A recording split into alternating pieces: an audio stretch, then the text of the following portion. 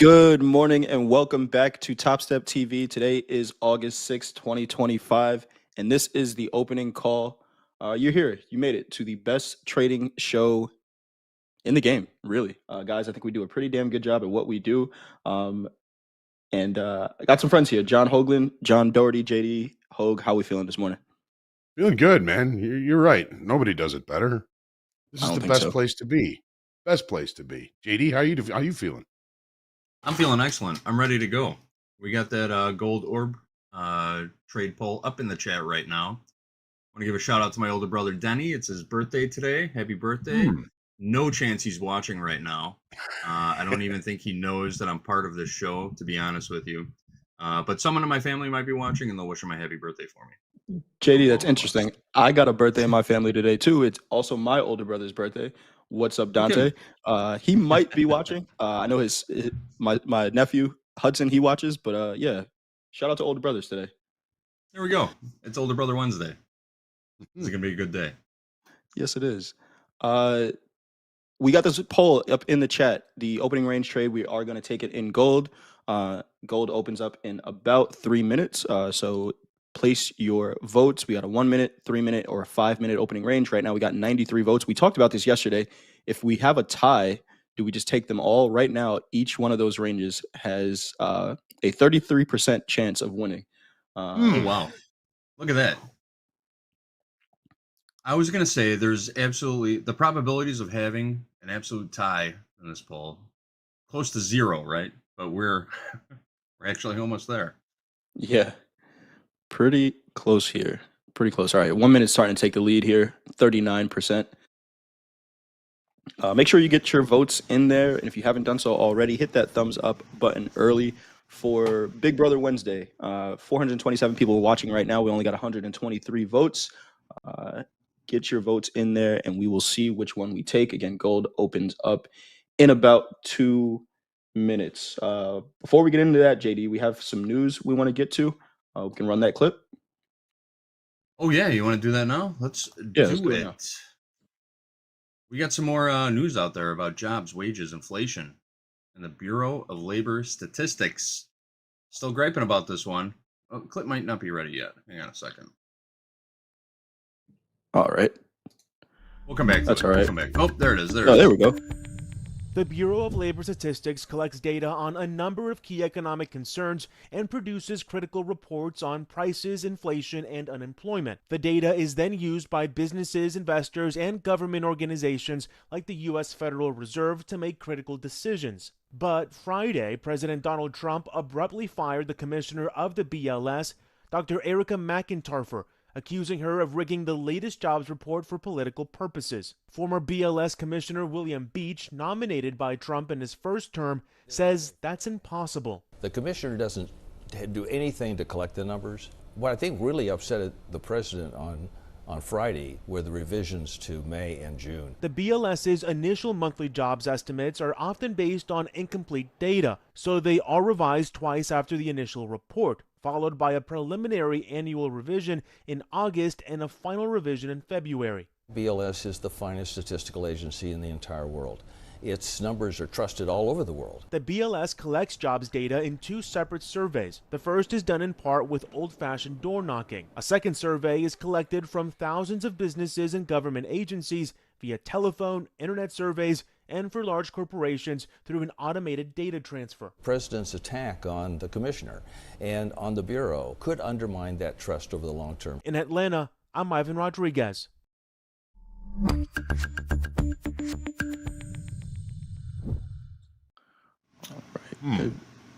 I love that one of the jobs they previewed there just now was an assembly line of workers dipping bottles of bourbon into wax. And it looked like Maker's Mark. Maker's Mark factory, yeah. The best they could do, huh? Yep. Okay, so gold is open now. The 5 minute did take the lead right towards the end there. 38% voted for the 5 minute opening range. So we will be taking a 5 minute opening range again today. All right, we got 5 minutes. We got a little pop in gold. I'm looking at a 1 minute chart right now. Seeing a little buying come in right on the open. As we usually talk about, Institutional traders still respect those old school pit trading hours, regular trading hours. Gold opens. Ding, ding, ding. The bell rings at 7:20 a.m. Central Time. And we just saw a pop in volume and volatility right when the bell rang. It's not a coincidence. Here Not comes at the all. volume.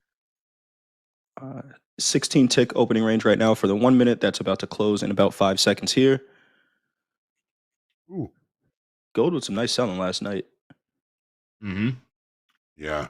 Overnight inventory is short, below value, but in range from yesterday. Pretty decent And up move yesterday. was 1 a minute would be a and short. added 1 minute open would be interest short. from Yeah. longs. 1 minute was Yes, it would. the 1 minute was short yesterday too, and it was the only losing time frame out of the three Mhm. we offer. So we pulled the chat for a 1 minute, 3 minute, and a 5 minute yesterday, same as we did today. The 1 minute triggered a short, 3 and 5 minutes both triggered longs. The 1 minute was the only losing opening range breakout trade of the three yesterday. I think even if you took a 15 minute, well, obviously if you took a 15 minute too, that Yep. triggered a long, you would have taken substantially more risk on a 15 minute than you would have on a 5 or a 3 though. There was a good example yesterday of a good chase. Would have been a good Yep. chase to try and get into Would have that. been a good case. Should just go to the market, right? I didn't want to chase it though. I didn't want to give up too much. Got a little too conservative on the entry, and we missed the trade. But, Sorry, guys. I mean, who knew that was going to happen yesterday? Why? Right? Mm-hmm. Yeah, why? That's the question. More buyers than sellers early. We're really in a kind of a third day of a 2-day balance overall in gold. Switch over to a 5 minute chart. Actually, I'm going to stick with the 1 minute and see what the 3 minute triggers. So the 1 minute is short. We'll have the 3 minute established in just a couple seconds. 32 tick opening range for the 3 minute. Mm-hmm.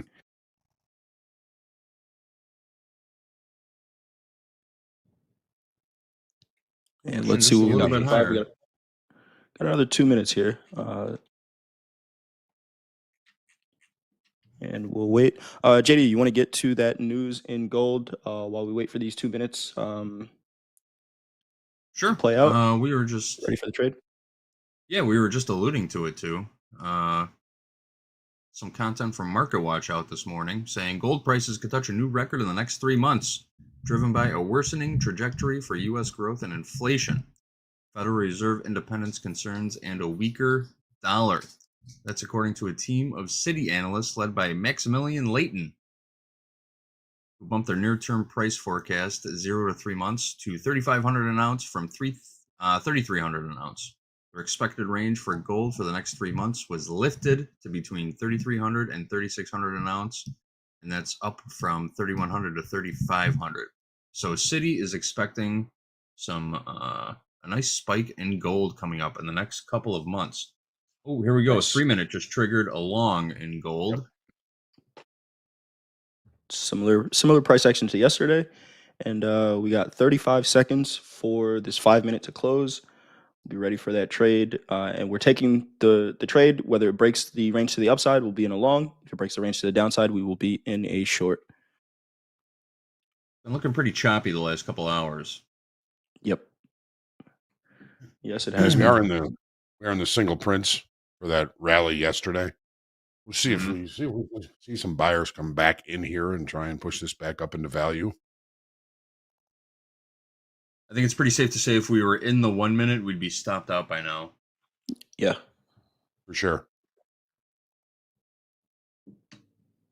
Here we go. Right. I got a high. There it is. We're in. Working bid. All right. House count long. 5. Micro gold. 34.1920. 34.1920. Long 5. Right. Right. House account long 5 micro gold 30. What was that price, JD? 34.1920. 34.1920. I've got a Awesome. CYA down below, down at 34.1420. So we're taking about $250 worth of risk on this trade. Good stuff. What was See that how stop this loss? plays out. COA again? 34.1420. 1420. Okay. Does that seem like a Yes.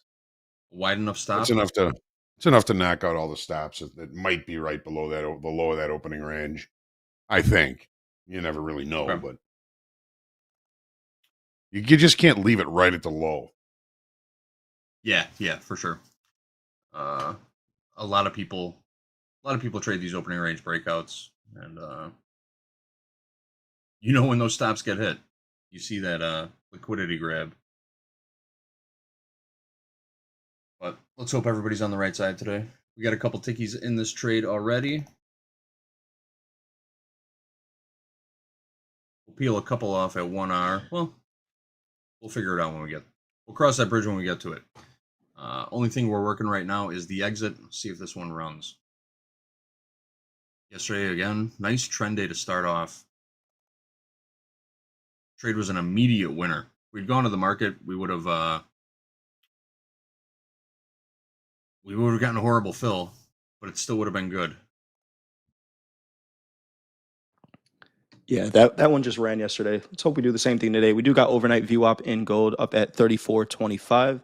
That'll be a nice target here. We have this pivot at 34.22s that we could reject that, but we'll see what happens here. JD, what do we have on the economic calendar for today that we might need to watch out for that potentially could give us some volatility in these markets? Yes, the economic calendar. We got a fancy new graphic too. Look at that. Hey, look at that. We had the NBA mortgage applications out today. They were up a little bit week over week. Last week, down 3.8%. This week, up 3.1%. Home purchase index up 1.5%, and the refinance index up 5.2%. So that's positive news for the real estate market, the housing market. Coming out later this morning, we've got the EIA petroleum status report, your crude inventories number, as always, on Wednesday at 9:30 a.m. Central Time. We've got a 10-year note auction, 12 o'clock p.m. Central Time. Then a couple talking Feds later this afternoon. Lisa Cook and Susan Collins will be out at 1 o'clock Central Time, and Mary Daly at 2:10 Central Time. So we will keep an eye on those throughout the day and keep you updated on headlines as they come out. As far as the rest of the week, tomorrow, as usual, jobless claims, 7:30. Productivity and cost, a couple more talking Feds, wholesale inventories, natural gas report, natural gas inventories, consumer credit coming out in the afternoon, Fed balance sheet, and we're rounding out the week, as always, with everyone's favorite number, the Baker Hughes rig count. G-Boss in the chat, thanks for showing up, bro. Don't forget to hit like and subscribe. Tell your friends. Tell your friends to like and subscribe. We appreciate you all. Good morning. Thank you for being here. Great way to start your morning with all of you traders in the chat. Hopefully we have a good day here. We got the house count long in gold. No 730 numbers here, so not much to worry about. We want to get into these charts? Yeah, just a note before that. We did have a long list of earnings today. The main ones early this morning, McDonald's beating on both earnings per share and revenues. Disney beat on earnings per share, but missing on revenues. Novo Nordisk beating on both. Shopify beating as far as revenues are concerned. Uber beating on both revenues and earnings per share. After the close, the majors would probably be AppLovin, DoorDash, and everybody's favorite Airbnb after the close day. But it is a long list without a lot of economic numbers to lean on today. Probably a lot of focus and digestion on those earnings. Still seeing a lot of green on that board. Overall, I think the earnings season has been very positive. So that's what we're looking at. So, yeah, we can dive into gold right now. It's been really some decent opportunities on the day time frame, but as we can see on the daily, been very range bound. Very range bound. For the last 3 sessions, however, We have seen open interest increasing 1, 2, 3. Another 6,000 additional estimated in open interest yesterday. So we've seen some decent buying coming in, but again, in the longer time frame, it is very range bound and more short time frame controlled, in my opinion. Look at those last two daily bars are a little bit wicky. Seems a little indecisive here. It's right in the middle of the range, almost like a coin flip here. It seems. Jay, what are your thoughts on the daily here in gold? Yeah, exactly what you said, Ho. These ranges are contracting on the daily. We did talk about yesterday kind of being right in the middle of this higher time frame range. The 20 and the 50 moving average still running in parallel. The low of the session so far is the 20 moving average down at 34.1080. Decision making area. I think the great opportunities we've had in gold over the past couple of weeks, we got spoiled a little bit and we were looking for them every day. Mhm. Markets aren't going to move the same way every day. And I think we're seeing a little bit of consolidation, a little more than we normally have, and that's okay. I think gold is going to get back to being the great market that it is in a couple of weeks, but right now it's a little choppy. Yeah, well, I mean, looking on this daily, we got lower highs, we got higher lows. The market is, closing in on itself, narrowing range, if you will. As we get closer and closer to the apex of these two trend lines, it's likely that there's going to be some sort of breakout one way or another. Uh, it's been a great trading year for gold since January. It's really been on a nice up run, and hopefully you've been able to take advantage of that. Let's take a quick look at the 30. Remember, folks, this is all about context, risk management, and patience. We're trying to take a look at these markets, help you put them in some sort of context that you can use according to your strategies. So here is the 30-minute chart. So, um, that nice rally yesterday, we were unable to close this previous gap that comes back from all the way from the 23rd to the 24th of June. Got about halfway through. That happens a lot, doesn't it, Jay? Getting about halfway through those gaps and the market has turned back. Overnight inventory is short. Here's where the market opened 5 o'clock last night. Here is where we are currently trading. So again, overnight inventory is short, below value on this platform. Value low is showing at about 34.26. Value high 34.42, and just eyeballing it off this platform. So opening below value, but in range. The buyers, this is where the buyers really started to get aggressive yesterday. We are in the long in that opening range trade. I like the fact that we've kind of taken a look at last week's high and seem to be somewhat rejecting that to the upside. We don't know, of course, what's going to happen. But I'm liking the fact that we have overnight inventory to the short side and the market is in short time frame control. If we don't see continuation to the downside, all those overnight shorts, they're going to get nervous. We could see price come all the way back up to settlement, which is currently yesterday's settlement price, 34.70. Settlement is a reminder, is the price that the exchange sets where all positions are marked to for margin or margin. So overnight inventory short. Let's see if we can get a nice move back up towards that settlement price so we can make some money on this opening range trade. Jay, what are your thoughts here? We've got, looks like 1, 2, 3. Well, I mean, inside the range from yesterday, we've got your 20 session, we've got VWAP, we've got 100 session and the 50 session, all within the range from yesterday. Of course, the 100 session lagging a little bit behind here, the 200 session, I should say. With all of these kind of banding together, it's showing range bound activity even here on the 30-minute chart. Jay, what are your thoughts? I'm looking exactly at that 200 to the downside, Hogue. If we don't find some buyers up here, I'm looking at that target. We talked about the NFP candle from Friday. We really haven't revisited that candle since then. That high is 33.9870. That 200 moving average is right there. So it looks like a visual target to the downside if we don't find the buyers here. So that's what I'm looking at. I love the targets that you have to the upside. I would start with VWAP, 34.25.6, and then settlement from there. But if we cannot find these buyers in the flow so far, since the overnight has been to the downside, I'm looking at the high of that NFP candle and that 200 moving average on the 30-minute. Right. So the profile from yesterday ended with a P shape, which would be typically a short covering profile shape, but we added 6,000 in open interest. Those were new longs, and in the position that this market is in, those new longs might be starting to get a little bit nervous. That's where all the volume was during the regular trading hours session. Overnight shorts might actually get paid today. Still in this trade, still haven't taken out the low of that 5-minute opening range. So we're still in a valid trade here. We're going to have to see how this plays out. What do you think about the overnight low here, Jace? 34.1170. We might see a sweep down below that, but if we reject below that, then we might start to see our overnight inventory starting to get a little bit nervous. I don't know. We're going to have to Agreed. see how Yeah. this plays out. Yep. Yeah, so- That's what I'd be looking at for that. If I was short here, Hoag, I want to see that Yep. reaction there because, like you said, if we run it and then see short start to cover, we could be right back up at VWAP pretty quickly. Let's see what happens here.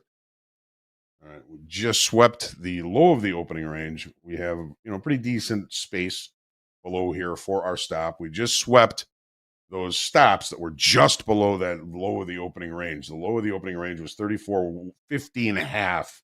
We just got 4 or 5 ticks below that. We just cleaned out those stops that were right below that opening range. Let's see if that's going to be enough to see some of these buyers come back in and see some of these overnight shorts get a little bit nervous. Anyway, that's what we're looking for in gold here. We'll see how this plays out, of course. JD, you've got some more news for us. Yeah, I got to tell you, I love reading the chat when you guys are going over the charts. CZX says, I took a short where these guys went long in gold. CZX, it just so happens, Hindsight Capital is hiring. Put your application in. Go to hindsightcapital.com, where everything that's already happened is in 2020 vision, right? Yes. Hindsight Capital. We'll let you know. Hindsight Capital. We will let you know. Get your application in. I promise you, I'll read it. All right, we got stock futures a little bit higher this morning. The Dow up about 0.4%, S&P edged up about 0.2%, and the NASDAQ currently up about 0.2% also. Pushing higher after that batch of earnings came out. And some more trade uncertainty. Overnight, stocks in Asia closed a little bit higher. We had the Shanghai Composite up 0.45%, the Nikkei up 0.6%, the Hang Seng up 0.03%. Stocks in Europe currently trading a little bit higher. The FTSE up 0.26%, the DAX up 0.1%, and the CAC up 0.3%. We've got the US dollar index sitting at 98.58. The VIX down just a little bit. VIX down about 0.4% to 1778. And the yield on the 10-year Treasury note up just a touch, 4.226% right now. Let's get into that S&P chart. Don't forget to hit like and subscribe. Tell your friends, everybody. Thanks, JD. God What do we bless got, the Hoag? chat. So, up and to the right in the longer time frame, just the way it goes. The short time frame, we're kind of entering day 4 of potential balance inside Friday's range, which was a pretty decent downside move on a high volume. So last week's low, I'm kind of viewing as the lower extreme of this shorter time frame area of balance, and yesterday's high, I'm kind of viewing that as the current area of short time frame balance. That last week's low 62.39 half, yesterday's high 63.77 half. Price relatively central inside the shorter time frame area of balance, as well as inside last week's range and even inside the weekly kickoff high and lows range, maybe a little bit higher, closer to the upside on that. Yesterday on the pullback that we kind of experienced maybe halfway back through Fridays, through Mondays extended our range. We added 13,000 in open interest. Now, again, that's an estimate. Sometimes they can be wrong with those, but overall, we have been seeing the equities, or the S&Ps at least. This would be first, second, third, fourth day. Well, actually, this would be the first day in 4 that we added open interest. All of these 3 days we're losing open interest. So maybe we drew in some shorts into the market yesterday. Just kind of looking at this as shorter time frame control, range bound in the short time frame. I don't think we've broken any real upside structure in the longer time frame. Jay, what are your thoughts on this daily? I know we've got your 20 session moving average in the range today. We're looking at the 50 down below here at 62.12. What do you think? What are we doing today, Jay? Yeah, that 20, we need to find some buyers above it. It's at 63.51 right now. It's kind of up near the high of the overnight session. We did have a high of 63.58, so we looked above it, but we couldn't find any convinced buyers yet above that range, Hogue. So that's what I'd be looking at. This daily chart, if we don't find those buyers, we haven't had a test of the 50-day moving average in about 3 months. So are we heading that way just for a bigger pullback in these markets? We will see. Yeah,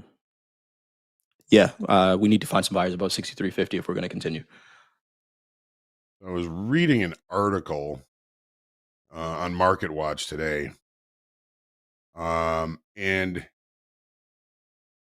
this was, from an institutional investor, and they were talking about how the retail investor is a little bit different than they've seen in the past. The retail investor finally has BTFD in their vocabulary. They're a little bit surprised by how the retail investors have been looking to buy the dips. And he also says, his name is Hackett, is that you don't bet against the retail investor right now. It's not to say that their power is unlimited and that buy the dip strategy might run out of steam, but now the retail investor is confusing the institutional investor out of what they're trying to do, out of what they want to do. So there's another article kind of enforcing, I don't know if that's the right word, the idea that the longer time investors, the big money, the adults have been a little bit perplexed by what the retail investors have been able to pick up on, and that is the BTFD. Let's take a look at the 30 now. It's interesting, Hogue. They're trying to figure out why people are YOLOing GameStop or buying American. What was it, American Eagle stock after the ad? It goes to say they say it goes back to really when the pandemic, the COVID thing came in, and people were home trying to find something to do. And we know a lot of retail traders and investors came into the market there, but they seem to be a little bit smarter class, I guess. They're able to, time the markets a little better. They're looking to buy breaks. Maybe everybody's finally got the idea that these equities have a natural upside tint to them.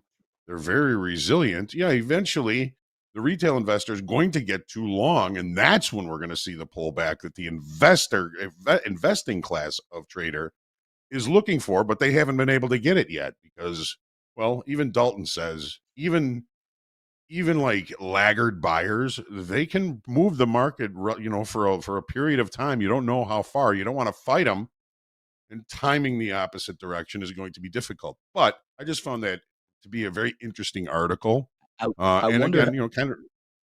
We Sorry? could talk about this all day. I wonder how much of that has to do with just the amount of information that's coming out in the space, right? Where YouTube has grown, and the amount of financial channels on YouTube that are giving out strategies and talking about, how to approach the markets. I wonder if that has something to do with it, right? We have more people educated on how these markets work, and we're seeing signs. in that retail investor that you talk about, Hoag. I would say that there's a pretty good chance of that, right? Yeah. I mean, and it's a good thing, you know. You don't Right. want people losing everything, of course. You know, these markets are, you know, free markets for free men. They used to have that on trading jackets for RB&H, free markets for free men and women, of course. Right. But you know, you want, you know, educated traders, educated investors. It's a, you know, it can be a dangerous space if you don't know how to protect yourself, and that's a good thing. Great thought there, Jay. All right, the 30-minute overnight inventory. What are we looking at? Long ish, a little bit. We looking like we're going to be opening inside of value, which usually tells me to relax a little bit. We have that NFP bar here, still pointed out here. We got to a little better than half of it yesterday during the regular trading hour session. But looking back, you know, this is 1, 2, 3, kind of 4 days in range and in value. So I'm going to stay patient today. There's very little very little change in the perception of value when the market opens in value like that. You know, I think it increases the probability of some sort of a range day happening. We don't have a lot of news or economic numbers coming out, so I think it might give the opportunity. It may give the market an opportunity to take a rest, think about what's coming down the pipe. Take a look at the earnings, but right now, opening in range in the center of the range from yesterday and in value. This thing could do anything. I like the fact that it found a little bit of resistance up above the late spike from Friday, Monday, Tuesday, from Monday. That's from Monday. I apologize. And, you know, we still have our all-time high in the overnight session from last week. So, you know, I believe that this market is pretty much in short time frame control, especially with no economic numbers coming out. So could we go test the IB high from yesterday? Yes, we could. Overnight high could be a nice little area for us to take a look. 63.58 and a quarter approximately. What about closing the gap down here, or excuse me, closing that 30-minute bar from the NFP that takes us down to 63.02? I feel like any of these are possible. Everybody will probably be hawking the news because that's all we got to lean on. There are a couple of talking Feds today, not till later on in the session. So we're going to be kind of freewheeling it here. I'm going to stay patient. Jay, what are your thoughts? The 200 moving average on the 30-minute chart, Hoag, 63.45 half. We traded up above it last night in the overnight session, but volume is still below it. I want to see how the market responds up there during the New York session. When we come in, we got value high up there as well, 63.41. I'm just looking at how the market responds in that area. Have we convinced some buyers? I know you did say open interest increased for the first time in a couple of days, but we had a down day yesterday. So Yes. is that shorts coming into this market and taking control? The reaction around this 200 moving average is going to tell me that, right? If we start to see some volume trade above it, maybe those shorts are covering. We're attracting new buyers. But 63.45 is that area that I'm looking at. Hoag, we got a question from Michelle in the chat, if you can, real quick. How do you determine value? Okay, so value is a volume profile or a market profile tool, right? So when we look at the volume profile from yesterday, market opened, and you know, this is the range. It traded from 63.71, 75. The session low was down here at 63.15 half. So you have, you know, 6 hours and 45 minutes of regular trading hours, where the market can kind of move around and you know, set up a range if it's going to set up a range. But what the value area is really, I think it's 67.5% of the volume or the time spent in a profile as it relates to the point of control. So we're really looking at where 70% of the volume in the volume profile was yesterday, and that's from about 63.42 down to about 63.20 approximately. There's nothing finite in futures trading. Different platforms kind of are maybe a little bit different as far as the value area is concerned. I set my value at 70%. It's just something I've always done. So, as it relates to the point of control, 70% of the time and volume were spent between that 63.42 down to 63.20 approximately. Again, great question. And so when we're opening inside of value from the previous session, there's very little change in the perception of value. Usually tells me I'm going to need to stay patient. Not all the time. Not all the time. Sometimes you'll see a market just take off from inside of value and move that way all day. Usually it's going to take some sort of impetus to do that. But where the market is, and it's really central in the current range that we're in short time frame, I'm going to try and stay patient. Great question. One of the last things I wanted to say about the 30-minute. Okay, so we have VWAP 63.37. We have 50 session moving average 63.39. We have your 20 session moving average here at 63.43. We have the 100 session moving average at 63.44 and change. And we have the 100 session moving average at 63.45, 50. Let's just say that. All of them are within $10 of each other, 10 points of each other. And they're right in the middle of the range from yesterday. Everything seems to be converging here. See, it almost seems like something has to happen here because it sounds like we need some pasta sauce for all that spaghetti that we got on the chart. Oh, it sounds like we need some pasta sauce for all that spaghetti on the charts. Not a lot of direction from those moving averages. All right, JD, we're coming around to the open for crude. I know you have some news for us. I sure do. That was a good one, Jay. One of my favorite things to do in the fall when it starts getting cold is to make a big pot of tomato sauce and just eat it with every meal throughout the week.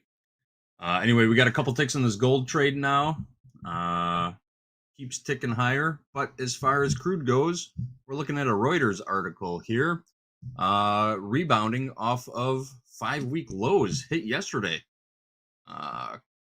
Oil prices climbing this morning. Brent crude prices up about 1.5% a barrel. West Texas Intermediate, which is what we trade here in the CME futures, up about 1.6%, $1.06 a barrel. Both contracts fell to and closed at 5-week lows yesterday, but we're seeing that propped up today.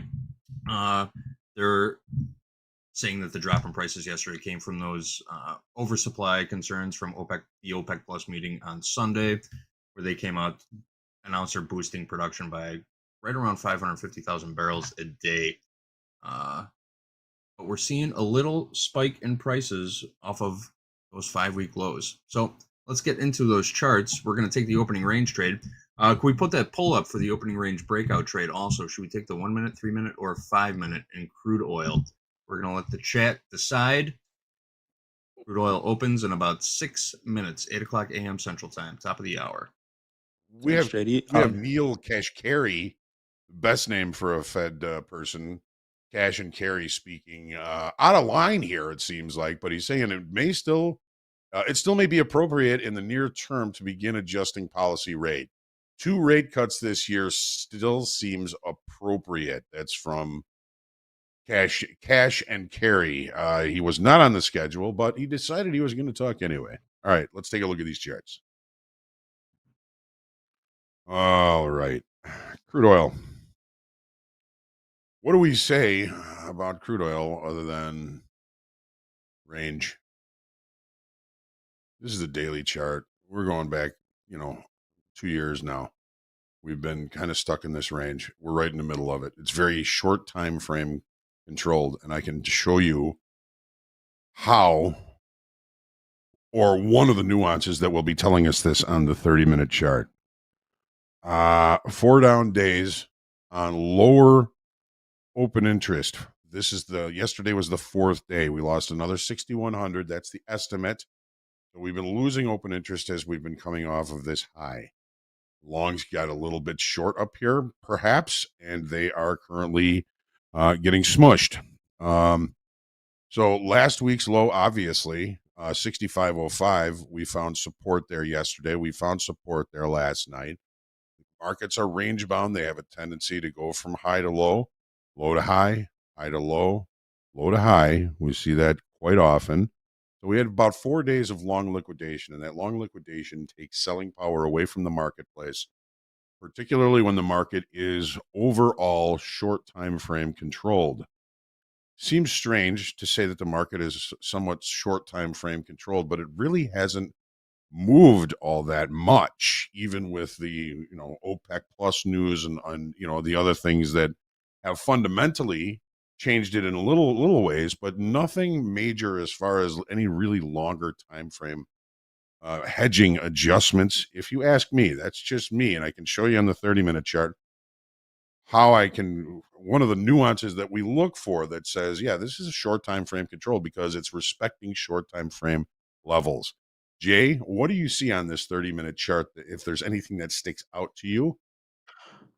So the overnight inventory, long hog, and us using that VWAP, what we had in gold and crude oil last night was what Coach Paul and I call an urgency trade, right? Where we established that first 30-minute range for the Globex session, and that VWAP left pretty early. That VWAP is leaving that range within 2 hours, and we didn't look back. So this looks like a pretty bullish day to start. Where might a target be here? The 200 moving average is up at 67.21 on the 30-minute. It's kind of far away from where we are, especially if we look to the left and we see a couple pivots. The overnight high 66.32 looks like if we look to the left, we're just making a series of lower highs. So are we seeing this range contract a little bit? If we start to see some buying above that overnight high 66.34, then I would look at that 200 moving average as a target 67.20. But so far, that overnight inventory long VWAP holding as a support looks like even a half an hour ago that was a great spot to look for a long. The question is just how much range is there available in crude oil today?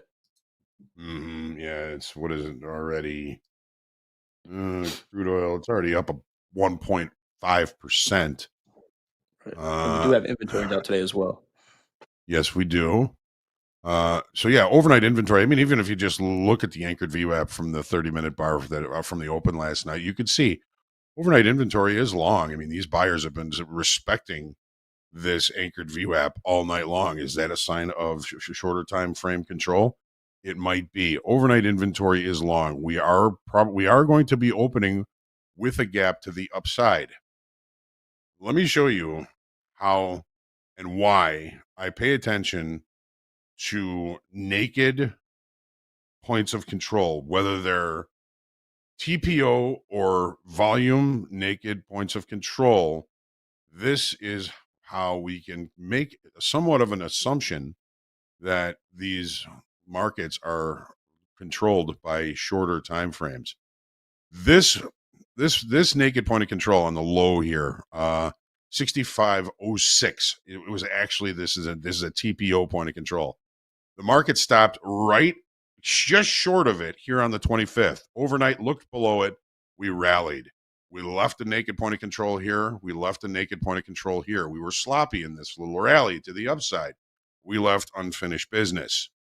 The market tops, head and shoulders. We come back down.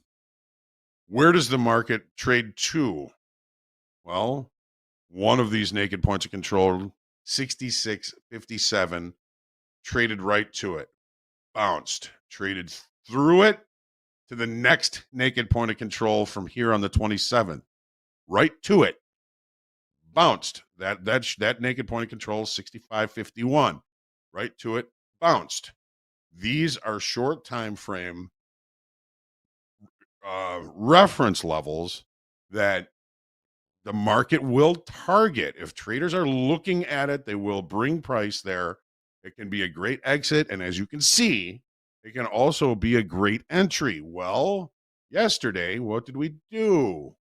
We traded all the way down to that unchecked one way back when, 65.06 in the regular trading hours. That one is now checked. So when we see the market respecting short time frame reference levels like naked points of control, we can then make somewhat of an assumption that overall the market is largely short time frame controlled. The longer time frame, if they have business to do, they don't care about any naked points of control or any shorter time frame reference levels. They're going to get done what they need to get done, how they need to do it. Overall, the market has been respecting these levels, and it's shorter time frame control. But as far as on the 30-minute chart, we are looking at overnight inventory to the long side. Another naked point of control here. We've got a 2-tick gap from the first to the third, first to the fourth, a 2-tick gap. Yeah, this is first. This was the weekend. This was Sunday night. This was the Monday high. 2 ticks short of Friday's low. 2-tick gap there, which would bring us very close to that 100 to 200 session moving average. Jay, go ahead. We do have crude open here, Hoag. We got a poll up in the chat. Which opening range trade are we taking? We could still take the 1 minute if you guys want to vote for it, but the 1 minute opening range is established. Right now, again, the 5 minute, everyone loves the 5 minute, is in the lead right now. Get your votes in there. Right now, the 5 minute is in the lead, 45%, 3 minute, 31%, and the 1 minute, 24% of the vote. Got 130 votes right now. All right. Sorry, I probably went a little too long there, didn't I? Oh, it's all good, Hoag. You were giving out some, who said it in the chat? Mystical Orb Trader said sauce. You're giving out the sauce on those naked points of control. So we appreciate it. It's not JD's Sunday gravy sauce, but it was sauce. I wonder how our shorts and gold are doing. My tomato sauce. Oh, that's how's that going? Pretty good. We ticked up to about 1 R. I'm working to peel a couple off at 1.5 R, just so we have a free trade, and we'll keep 3 for a runner if we get up there. Have not adjusted the CYA, so really nothing done. But we are on the plus side on the gold trade right now. No trade triggered in gold or crude oil yet. I'm seeing the micro high at 66.20, the low at 66.08. 12-tick opening range on the 1 minute. Wow. Overwhelming the 5 minute. Wow. People love the 5 minute here. Why? Why do you love the 5 minute so much? Tell us everything. I think the 5 minute is the only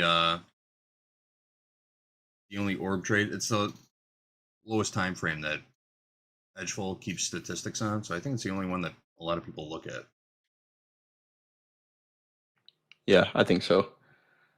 The 1 minute range might be the 5 minute range. Let's see here. We know crude oil likes to do this as well, right? Establish that 1 minute range and then not leave the range, especially on an inventory day. I'm thinking, how much price action do we see before that number comes out? But we'll see what we get. Oh, we just triggered along in crude for the 1 minute and 3 minute. Still got another minute. Of those gold now? Not yet. A couple more ticks. Almost. Crude triggered along. Mark that down. The 1.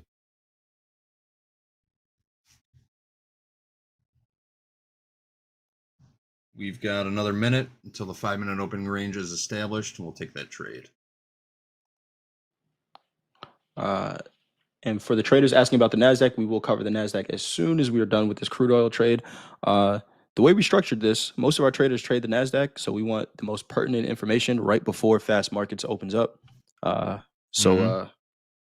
will talk about the NASDAQ in just a little bit. 30 seconds. NASDAQ 30 seconds. Gives me heart palpitations. For the people in the chat, what is a heart palpitation? I'm joking. Why do you need coffee when you have the NASDAQ? All right, 5 minute range closing here in a minute, in a second, 10 seconds. I've got a 5 minute high, 66.25. Right on the highs now. There it is. Triggered along. See if I can get him better. All right. We are long 5 micro crude, 66.25 house account in 2 long positions in crude and gold. Gold's pulling off just a little bit. Gold put in a high and is peeling back. We did not cover a couple. I was looking to peel a few off at 1.5 R and then hold 3 for a free trade. Didn't quite hit it though. Gold push up to that overnight VWAP and looks like rejecting there 34.25 20. Good entry in crude oil there. Yeah, I worked the bid. The ladder was a little thin, so I didn't go to the market on it. Nice. CYA? CYA 65.95. $150 worth of risk on the crude oil opening range breakout trade.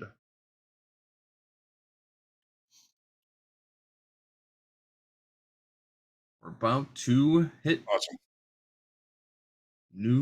we're about to take out the overnight high, it looks like, in crude right now. Let's go. Let's go. Everybody on the push. Let's leave it behind. Yep. Indoor e-gamer, every yes. time frame triggered along, The yeah. The range range trades have been overall profitable. Sorry. Go ahead, JD. Jay. No, I was just wondering if every time frame would have triggered along, and it would have. Yes. Yeah, exactly. All 3 time frames triggered along. So JD, your Sunday gravy, you put meats in there? You gotta, right? It's the flavor, Hoag. That's the flavor. It all depends on what I'm feeling, though. Maybe I'll make some meatballs. Maybe Nice. brajol. It all depends. Oh, on yeah. or what's in the fridge. You know, maybe a couple pork chops. It could be anything. Whatever you got available. JD, you sound Irish, but there's maybe some Italian in there somewhere. Maybe it's just from the neighborhood, but you got a little Italian in you. Yeah, ever since I was a kid. I do have some cousins are Italian, and when we go to parties at their house, like their grandma on the other side of the family was always cooking food, and I just got hooked on it at an early age. So I love to do it myself. Absolutely. We need a JD cookbook. Yeah, right. Andre's writing his book. We need a JD cookbook. That'll be good. This crude oil trade is looking pretty good here. A little pullback. Some traders in the chat talking about natural gas. Natural gas is just running right now. I don't know what happened there, but the market's just rallying up about 2% right now. Do we want to get into that NASDAQ chart, JD? I know we had some other news that we want to talk about while we let these trades play out. Sure. OpenAI. I was thinking about floating about 500 billion. Well, floating share sales at a $500 billion valuation. This is coming from a couple different sources. I'm going to read some stuff from CNBC here right now, though. OpenAI is in talks with investors about a potential stock sale at a valuation of roughly $500 billion. That's according to numerous sources. Talks are in early stages and will involve a secondary sale with shares sold by current and former employees. So they're going to let the employees cash out first. Thrive Capital, an investor in OpenAI, could lead the potential round, sources say. Bloomberg was first to report on this yesterday. But that'll be an interesting turn of events. OpenAI, with $500 billion valuation. That seemed to buy. Is it a buy? Yeah. Tough call right there. Ooh, we're getting another little pop in gold here. We might hit this target. Working a couple at 34.2670. Cover a few. Got an overnight VWAP at 34.2590. Like Jay said, we bounced right off of that. 3 ticks. We missed it by 3 ticks. Should have 25%ed it, or 10%ed it. 25%ed it. Should have 10%ed it. Close it now. All right, that trade looks good though. Trade looks good. Yeah, it does. Just get over that. I like both these. We just took out the overnight high in crude too, so we're looking good on both these trades so far. All right, stop. Older runner JD says Lefsa and Lutefisk. You are tickling my funny bone, right? I love Lefsa. I'm the greatest Lefse flipper you've ever met in your life. Lutefisk, I've tried it. I think you put enough butter and salt on anything and it'll taste all right. But Lutefisk, 100%. Lutefisk is not my jam. No. Hold the runner must be Norwegian. I would assume so. The first My time a wife is Norwegian saw Norwegian. pizza, he said, "Hey, who threw up on the Lefse?" Hey, Hey, bada bing. my wife's a Minnesotan, Norwegian, Minnesotan, I should say. So Nice. I've run through the gambit of Norwegian cooking. Lefse would have to be my favorite though. My dear old dad told us we were Norwegian our whole lives. Go to like Ancestry, none. None at all, huh? Where'd you get that from, Dad? He's definitely a storyteller. All right. All right, Hoag. Let's get into these NASDAQ charts. What are we seeing? NASDAQ. Let's do it. So it's going to read a lot and sound a lot just like what was going on in the S&Ps. Balance extremes have been established early in the week. Last week's low, 22,775. The lower extreme. Yesterday's high, 23,404. The upper extreme. 2, 1, 2, 3 days inside of that area of balance for the most part. So price is relatively central. The open interest. This is very interesting, Jay. Yesterday, the open interest in the NASDAQ fell by 200. 200. Nothing. Inert. Zero. Zilch. No change, really. I mean, overall, that's nothing. Brought us right back to the center of the range where we're starting the session today. What else can you say about the daily chart here, Jay? What do you think? I know your 200 session moving average. We got to get above that if we're going to see any buying coming in here. What do you think? Yeah, very very similar story here to the S&P, Hoag. The one thing I do want to talk about in the NASDAQ last night, actually when Coach Paul and I were doing At the Buzzer, there was a 1,000 lot on the offer after the market was already closed about 5 minutes before, after the market settled about 5 minutes before the market closed officially. There was a 1,000 lot at 23,105. That was we rejected there in the overnight session, and then we came back and kind of tested that area as a support. So trading the NASDAQ today, I'm just going to be watching out for size on the books and see whether or not there's some size moving around. We saw it in the S&P yesterday, a couple of 1,600 lots that were on the offer. I don't think many of them got filled and we sold off. But some interesting stuff going on just volume wise in this range. So I'll be paying attention to that. That price was 23,105. 23,105. So there was a Bigfoot lurking around in post close yesterday, wasn't there? Yes, there was. No fill on that order, but it's interesting how the market responded around that price. So I'll be watching that throughout the day. Awesome. All right. Well, that's important safety tip, folks. Watch out for big feet in the dome. All right. 30-minute. What are we looking at? Well, we can really just look at VWAP, right? VWAP is tilted higher. We've seen some buying coming in the overnight session. We got a little bit too long here, looks like. We've reconciled most of that overnight inventory, in my opinion, because we've had a pullback and a consolidation. Not really looking at a deep overnight inventory here. We are pretty much centered inside value from yesterday, excuse me. Value high 23,250 approximately on the upside. Value low on the downside, 23,119, 120 approximately on the downside. Trading basically at the point of chill, volume point of chill. We're seeing that on this platform here at 23,173.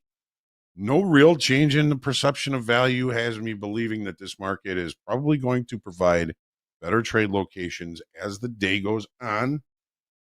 We don't know that. We don't know that. Something could change. Buyers could come in, sellers could come in, move this market away from value right away. Market's job is to facilitate trade. And if it's going to facilitate trade outside of value, it's going to facilitate trade outside of value. We've got all those moving averages inside the range from yesterday. Just like Jay said, we got a bunch of sketty here as far as these moving averages, even VWAP involved in that. Jay, what are your thoughts here in the 30 in the NASDAQ? Yeah, that again, that 200 moving average on the 30, 23 to 237, but it's probably the 100 moving average, 50 moving average, 75, and all of the above, just because we are consolidating here.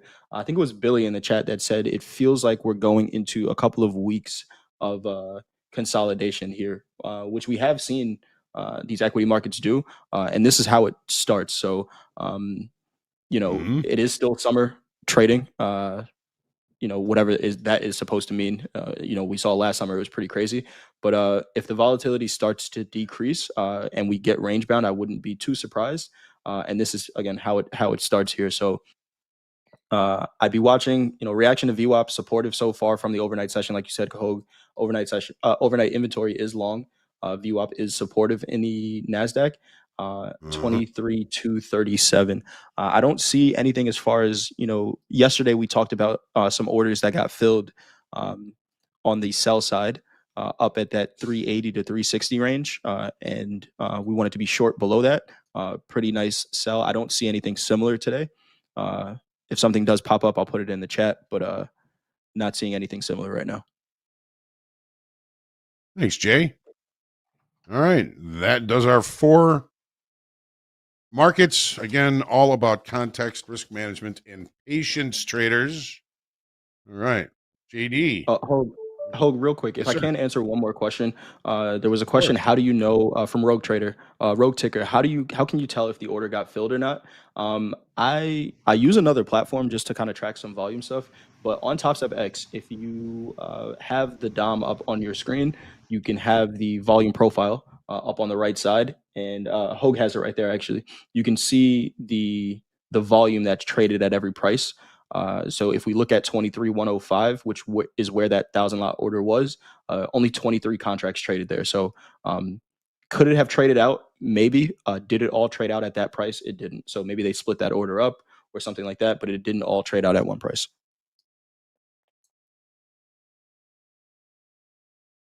Thank you, Jay.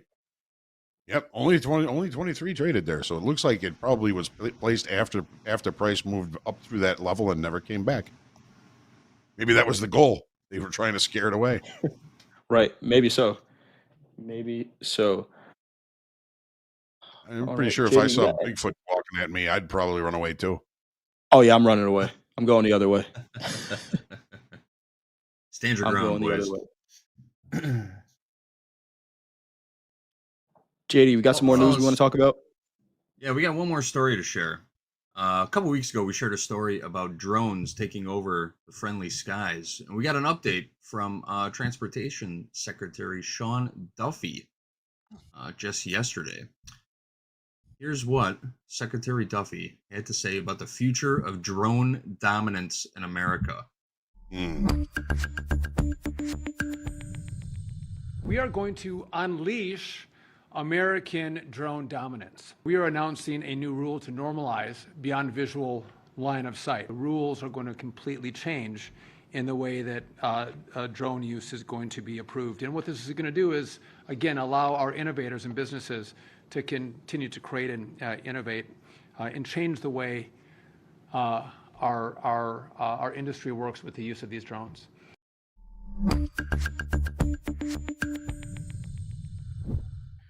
Was that the most vague statement you've ever heard? He actually didn't say anything, did he? Said nothing. Other than out of line of sight, so you won't have to watch your drone. You'll just be able to. I'm going to send a drone to your house, and I'm going to look at you through the window, JD. I want the secret to your sauce.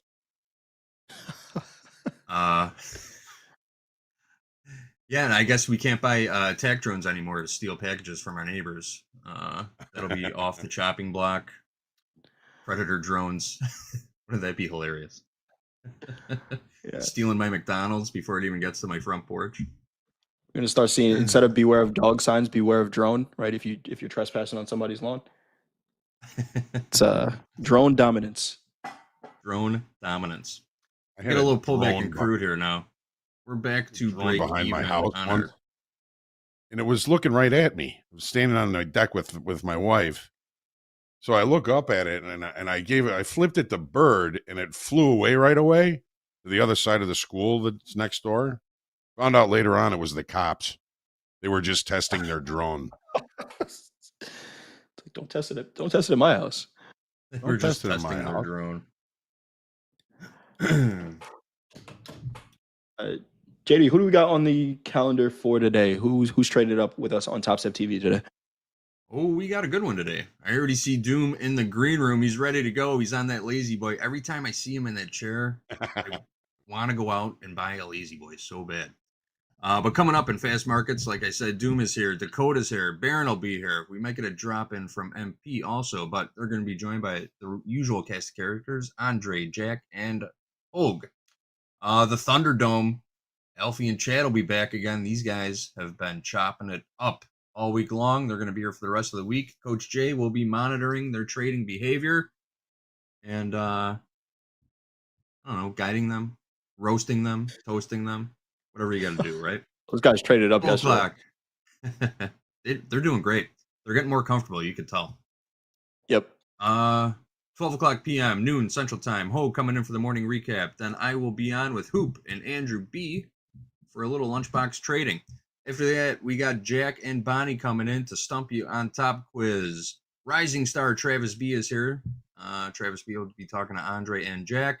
Then in Power Hour, we've got the Salt Lake City sniper, Mandy F, to carve it up in the closing hour. Mandy will be here with Andre and Dolby Time.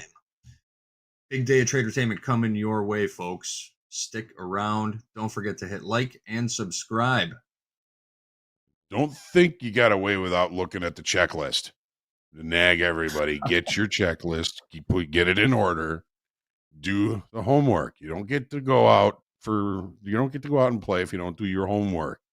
Market, well, we got a good trade on in gold. We took a look at gold, of course. Is it in a trend? No, it isn't. We know where settlement is, always. What about volume and open interest? Always something that I'm looking at. Your reference levels, know where those are. Make sure you get that morning routine complete, research, review, internet connection, trading strategy review, journal review, prep the workstation, and then your trade entry. When you get into a trade, you might want to think about using the emotional journal for this. Entries, how you feel, what maybe some of the parameters of the trade, how it came out, how all that made you feel. Post-market, review trades, update your trading journal, get plenty of rest, stay hydrated, don't overtrade. Don't trade out of FOMO. Don't trade impulsively. Don't trade angry. At the very least, don't trade angry. Remember, anything that can anger you becomes your master. Don't get angry. Let's have a good trading day. Jay, you're going to be back for Thunderdome today. Did you have fun doing that yesterday? Oh yeah, it's a great time. Especially, I mean, we had a 60-point range, and those guys figured it out, right? Both came out green. A lot of trades being placed, and I think that's the point of that segment, right? But yeah, it was a great time. Great time. It was a lot of fun to watch. It was a lot of fun. Yeah. Great job on that. Great job on that. Any last closing comments you want to tell our traders before? Yeah. Crystal asked a question in the chat and said, what did you guys research getting into your trading? There are a bunch of different ways to approach these markets. You're going to hear some people tell you that, the way you look at it is wrong. And what I would say to them is that they're wrong. There's no right or wrong way to approach these markets. It's only the way that makes sense to you.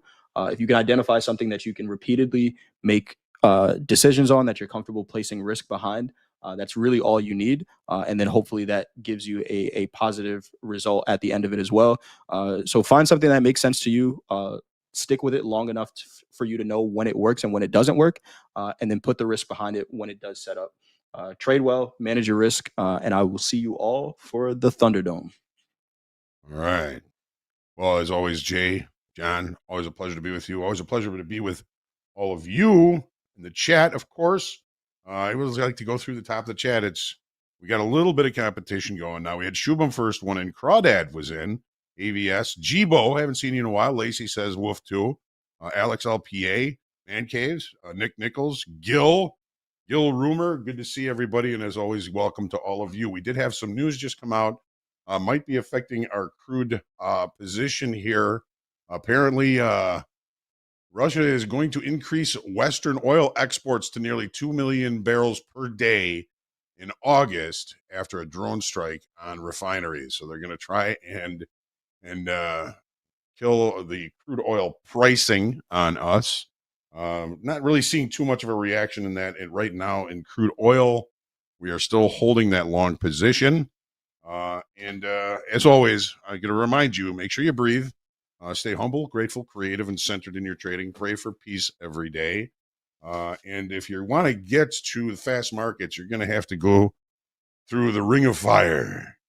I was watching Nemo last night. I always love that movie. So, ha ho wahi, ha ho ho ho, ha ho wahi, ha ho ho ho. Let's go to fast markets right now in 5, 4, 3, 2, 1. Let's get them.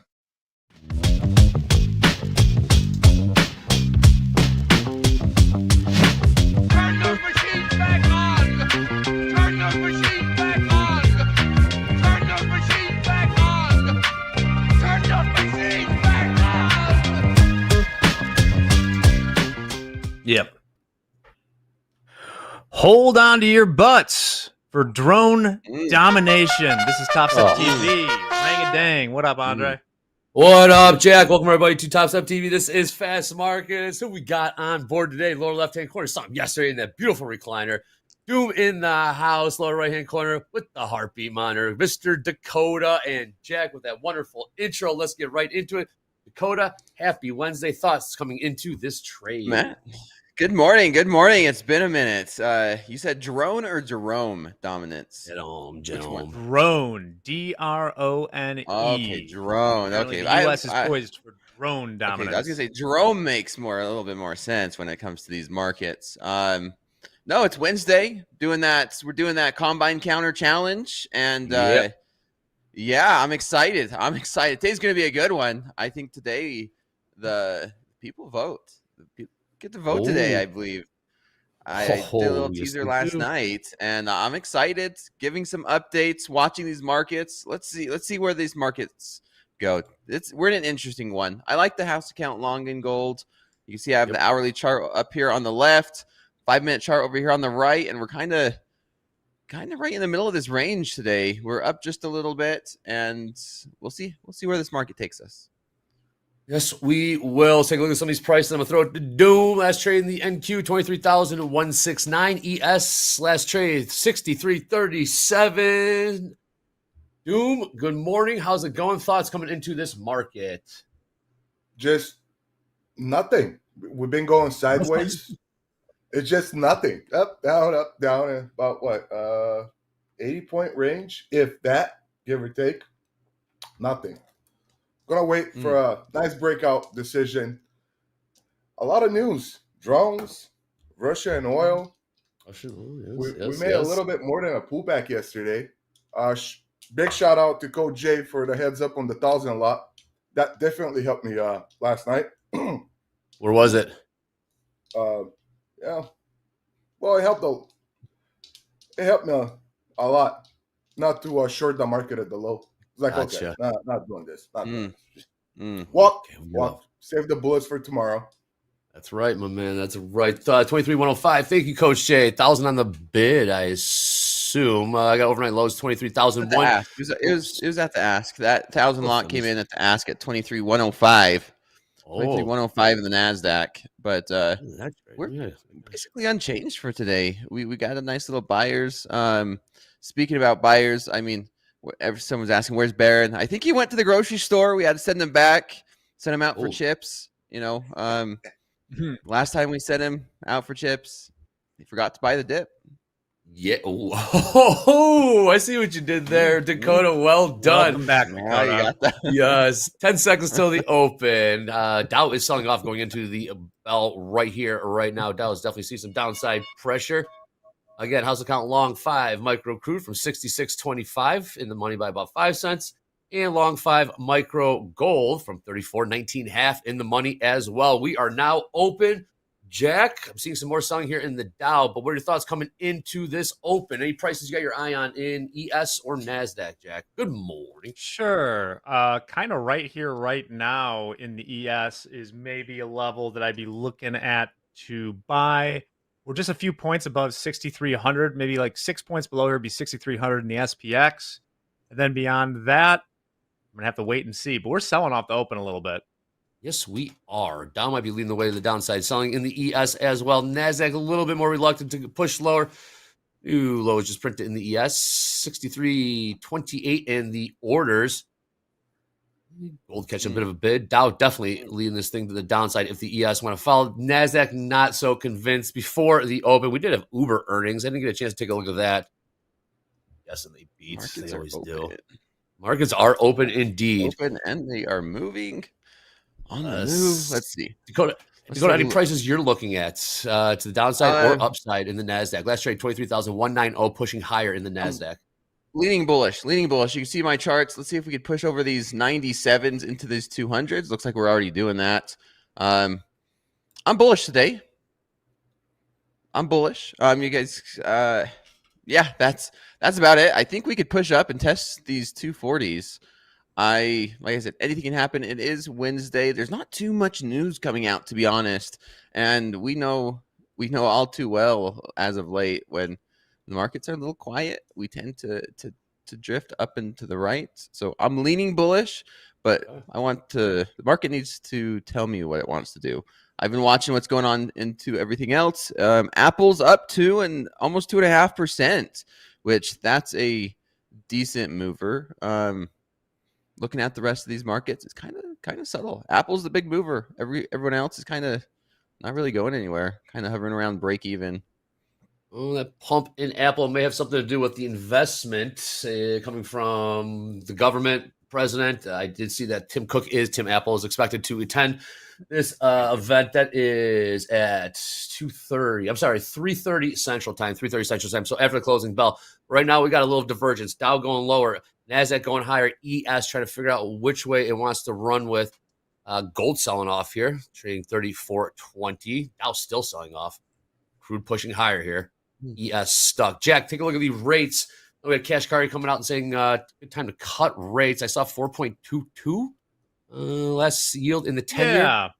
It looks like 4.22 in the 10-year. We've kind of been shuffling around down in the 4.25, the just below 4.2 range since the big not sell off, the opposite, buying of bonds after the unemployment number on Friday. So we've kind of established a new range here. And NASDAQ pushed through those 200s. NASDAQ pushed through those 200s. What's gold doing? Is gold reacting? Not really. Gold's getting a little wiki right now, but we got the. I did say Tim Apple. Dow is just straight down right now. Dow off the ring. Tim Cook. Dow down about 200 points. This opening bell just rang. Just put in new lows in the Dow, and we got Dow is getting cooked. Coach Jay. NASDAQ wants to push this thing higher. 76% long on the tilt in the NASDAQ I'm seeing right here. Average price. We see some heavy long tilts. 23,192. Average price of those long. Patience pays, and impatience will cost you. Yeah, for sure. It's in the book. Yes, it is. For sure.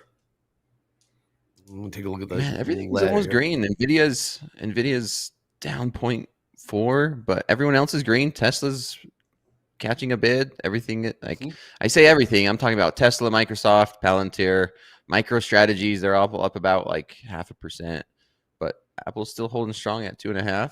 Which NASDAQ, right? We have to realize what we're trading.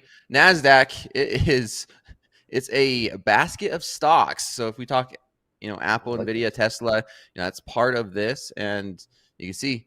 NASDAQ's holding up. We're holding into those 20s. If we can start to break out, I have the hourly chart over here on the left-hand side. I mean, can we see a leg higher? Maybe we come up and test these, 300s. I like it. I like it to the long side. I'm short one out 220 even. Just one micro. Get my feet wet a little bit. If it breaks out, I'll reverse it and probably add into it. Oh, yes, lower right-hand corner, you see the combine counter for Dakota up to 10 right now. We will check back in with that here in a little bit. Yes, Barrett is scheduled to drop in. I'll talk a little bit more about that. We'll get the voting underway. Right now, stay focused on these markets. Take a look at the schedule we have on tap. We got EIA crude inventory in about an hour. We got a 10-year auction at high noon central. Then we got Fed speakers in the afternoon. I did see Kashkari hit the wire and was not on the schedule, so we'll stay at high alert to see if anything does come in right here, right now. Also, pinned to the top of the chat, you got Topstep daily levels. Those are updated and refreshed before every New York Open. Click on that link. Have a little real estate on the screen for that. Or if you don't, click on that indicators tab. Top of Topstep X, type in Topstep daily levels. Boom, have them slapped, overlaid right on top of your charts. All right, Doom, trading 23,204. How do you manage this trade? You're in the money right now in the trade. Where's your stop? Do you trail it? Or do you have my stop is at 270, risking 50 points. Oh, wow. And, Okay. you know, it's just out there in case something comes up. I'm safe. But if it starts climbing back and show direction over 220s, I'll manually take it. Okay. I like that. All Trade right. small, have a wide stop, and give yourself room to be a little wrong, right? Yeah. Hey, 1 micro. Also, I'm looking at the 45-minute, but it's wiki. It's wiki. We back into about 30% of the previous 3 bodies, and also we're trading slightly above of kind of balance of daily candles, kind of at 170s, and I'm looking for that buyable dip. So better be Good cheap trade. than sorry. But while waiting, might as well, get the feet wet with 1 micro. I'm up 50 points here. About 50 points on this trade. I'm gonna trail it into the 45-minute high body. $63 in the bag. Whatever happens, happens. Can't lose on this one. Well done. These trades are good if, I feel more comfortable if I approach them with a very small size. Could have I traded this with a mini? Yes. But as I said one of the shows before, I work with what I got. I don't have that much capital to go wild with minis yet. Yet. Oh. Yet. Nice entry there. Doom short from 23,220. Last trade, 23,180. 180. Dow still pretty heavy. We saw that heavy long tilt in the NASDAQ. It was like 76%, 75%. And it did sell off from there. ES still. I'm out. Good trade. Good trade. Well done. All right. Nice. One little good trade to start the day. Yes, indeed. Way to get it going. What's your P&L, Doom? Nice trade. $79. I made $20 earlier. I took a long off 150-ish, I believe. 150. I made a couple of bucks on it. I shorted the euro, but that took too long. It was with 1 micro, it was up like $3, $7, $10. Like, I'll probably forget about this and it's gonna bite me in the ass, so I just closed it. You're always fading Europe. I love it, Doom. Scratch is the winning trade. Yes. I think I covered the commission and half a cup of coffee on the euro trade, though. Half a cup. Yes. Half a cup of espresso for the euro trade. That's I like a cappuccino. ES tapping on the lows there. 63.29. Now new lows in the ES. Dow going lower. I might have this a little bit, but if it's going to continue down, I'd rather see it push under the pre-market range low and show some initiative to the downside. We're right in the middle. And one of my mentors used to say, like, we're at the mean, like the center of the valley, that's where rookies kind of come up. Talking about half a cup of coffee, I went to the oldest coffee shop in Rome. My heart still bleeds on it. I paid 53 euros for a cup of espresso. How was it? 53 Wow. 53 euros? Yes, 81% short. 50 or 53 or something. A cup of espresso and maybe a small bottle of water. Oh, and the bottle. Oh my goodness! It made the wife happy. Made the wife happy. Actually, girlfriend at the time. There you go. Mrs. Doom. Yeah. Now she's Mrs. Doom. Trading sizes. Oh, well, hey, we got 81% short in the NASDAQ right now. 81% short in NASDAQ as it's up right here at overnight VWAP. We got 73% short in ES right now as well. ES trade 63.27. 81% short in the NASDAQ. Trading 23,160. Rejection of those 220s that you shorted, Doom. Looking good. We failed to break higher, and we were right back to where we opened the New York session. So a somewhat lenient, as a whole would like to say, but at the same time, when it's kind of getting wide and sideways, it's definitely one of those see money, take money type of days. yeah, Yeah. just watch it. Be patient. Yeah, We're I mean, almost there was a back to few settlement. softer earnings last night, including AMD. Folks mentioned the NASDAQ. AMD right now is down, about 6.5%. They actually came in with earnings that hit, but the expectations are so high at this point that you got to hit them harder. Or as they call it on Wall Street Bets, folks call AMD Advanced Money Destroyer. Wow. Indeed is. I've never traded it, but let me know I in the used chat to a lot. if you've been hurt. I used to a lot. It's making the M. If you have the pre-market on AMD, it's making a very ugly M, which does not necessarily mean a beautiful double top on the 5-minute chart. No, it's just ugly. Got my eye on this 80% short in the NASDAQ. 80% short, trading 23,164. We did see 76% long, up around I call 194, and the market did turn around from there. Let's see what it does this time. Take a look at crude, $65.37 last trade. House account up about 12 cents on there. Gold trading 34.20. House account long from 34 at 19.5. Last trade there. Upper left-hand corner of the screen, hashtag fast markets, hashtag power hour. Hit us up at TopstepTV on the X. Saw really cool. The pilots are getting involved. We saw a picture of a cockpit. We saw one of our traders outside of her airplane, her jet. But that was really cool.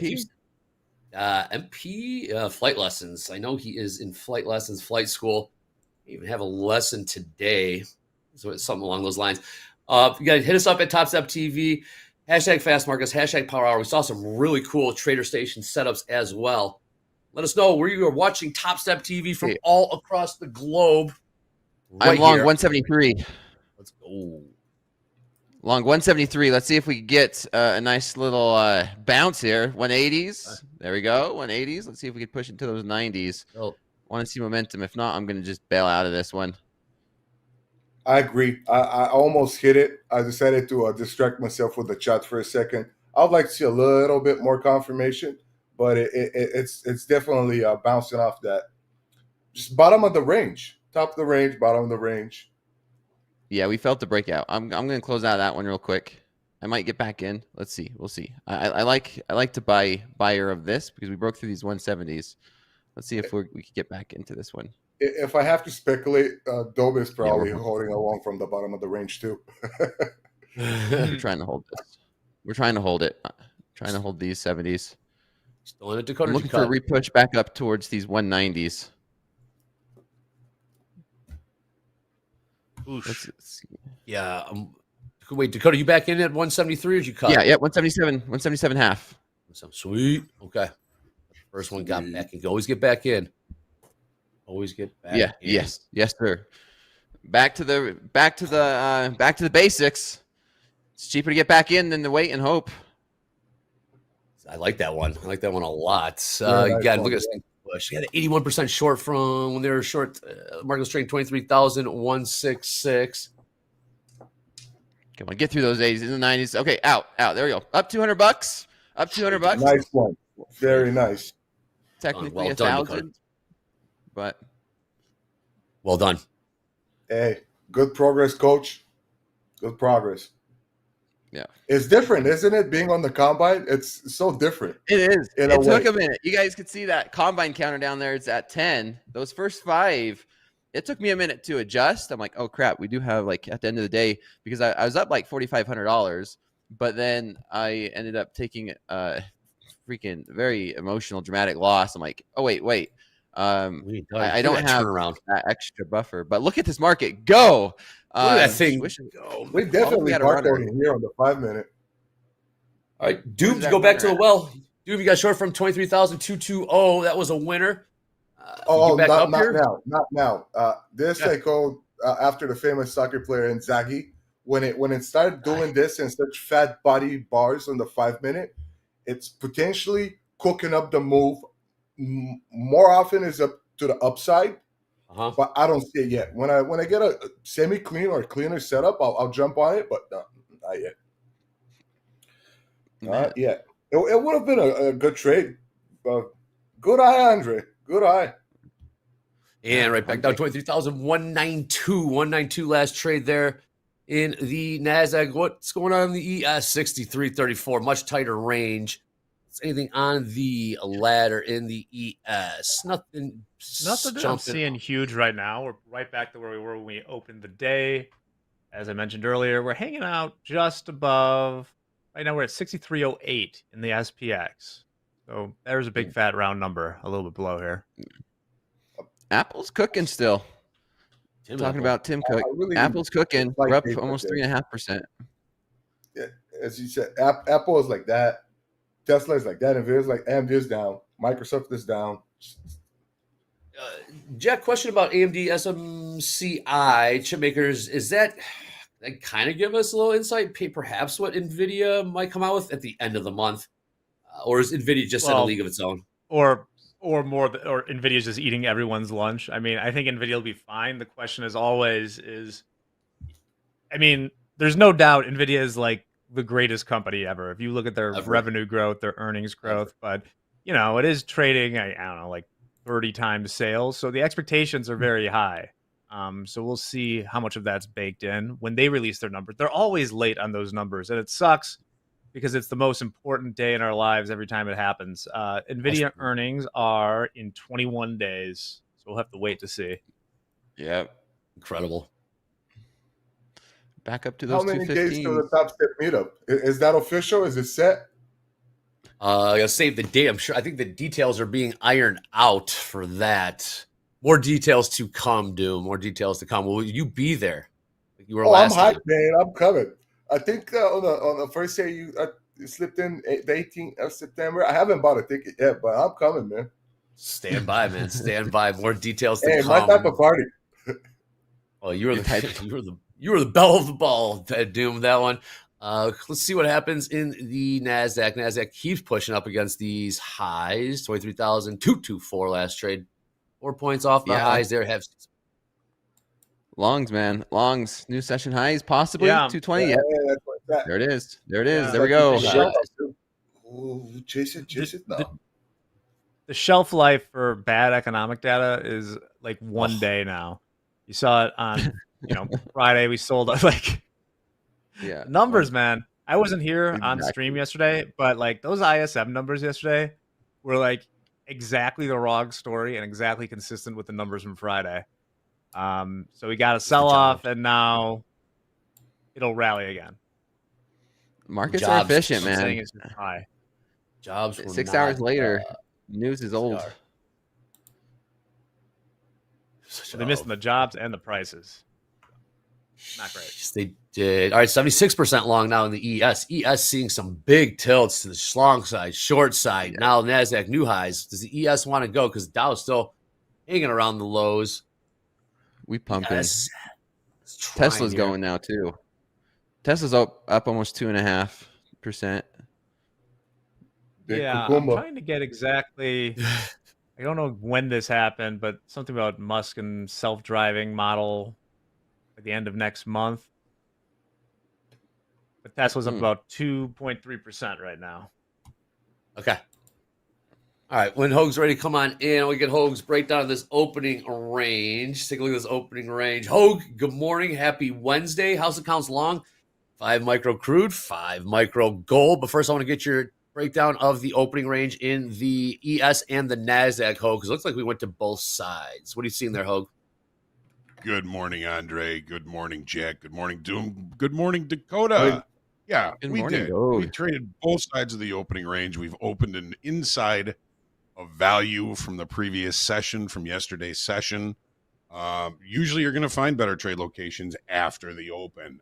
We've seen a pretty good push to the upside that traded pretty much right to TPO value high in the NASDAQ. TPO value high right now, as well as volume value high on this platform, right up around 23,243. We have yet to test to a value area low, which is all the way down at 23,122. Jack, I love what you said about the shelf life from bad news. It is about one day. We've been saying for years that traders and investors have very short memories when it comes to that. But there's very little change in the perception of value in the S&P and the NASDAQ today. They are inside yesterday's area of value. Stay patient. Better trade locations are likely to come as the day goes on. We swept the high in the NASDAQ. We've given that back. Maybe we're going to see a nice little rotation down near the 530 low here in the NASDAQ. I would call that 23,107, and then see if we find some direction outside of value. But right now, with the lack of information, with the earnings that we already have out today, this market may just find a way to kind of hang out and have a bit of a hangover day, perhaps, after yesterday's downside move. Just really trying to stay patient, looking for better trade location as the day goes on. And so far, best locations have been yesterday's value high. And in the NASDAQ, that's 23,245. We got just short of that. What about in the S&Ps? We got, well, let's just say 63.42, just short of that. We're coming back into the range, back to the point of chill. Value low in the S&Ps on this platform, 63.18 from yesterday. Let's see what it looks like over here. Yeah, 63.18 is the volume value low, TPO value low. The S&Ps 63.23. But right now, the market has just kind of come back into the opening range in both the S&P and the NASDAQ, and hanging out right near yesterday's point of chill. I'm long. I'm long too at 185. 185. Gold just popped about $7. $7 in the last 60 seconds. Dakota long from 185. Yes. Yep. 185 half. Looking for a push back above 200. Heads up on the gold here, Dakota. If this gold keeps pushing, might see some pressure to the downside on we just two contracts off in gold in profit. I think 34.2760 was that level. So we're currently long 3 with a tasty profit on 2 of them. Okay, flat up $500. Nice, Dakota. All right, times 5. Man. Well done. 2 trades, 2 winners right there. Nice job. And gold popped about $7. $7 in the last 60 seconds or so. Yeah, everyone's saying, why is everyone talking about resets? Why is everyone talking about resets? Well, stay tuned. And you got the competition between Baron and Dakota. First to get on back to funded. More to come. Baron in the green room. We'll bring them in when ready. But very, very exciting stuff. Man. If only I had a runner on that one, too. I look at what's going on with this. All right, gold's still not done. So, we're long 3 now? Yes. In the gold? All right. Yes. Nice to see. Gold popped. NASDAQ popped. Dow is just weighing down there. Does not want to go higher at all. ES looks like it's going to follow the NASDAQ here. There goes NASDAQ session highs. Why am I not leaving runners on? This is NVIDIA flipped green. Buying the dips. Yeah, this is value high from yesterday, right here in the NASDAQ. What was that gold pop about? We need $7 just like that. We need initiative buying to continue a move to the upside here. What does that mean, Hoag? It means people that are willing to pay higher. It's initiative. Instead of responsive, you buy it just because it looks cheap. You're buying at a higher level. That's initiative. That's stronger buying. But right now, as far as Delta's concerned, we don't see much in anything in the NASDAQ. It's 33 positive right now. So no initiative real buying aggressive trading. Yes, versus initiative reactive? buying is above value. Never heard that one before. Especially right here, right now. 63.43 has been a pretty clear resistance since Euro session. Okay, I'm long again from 234. That's initiative buying. There's a breakout.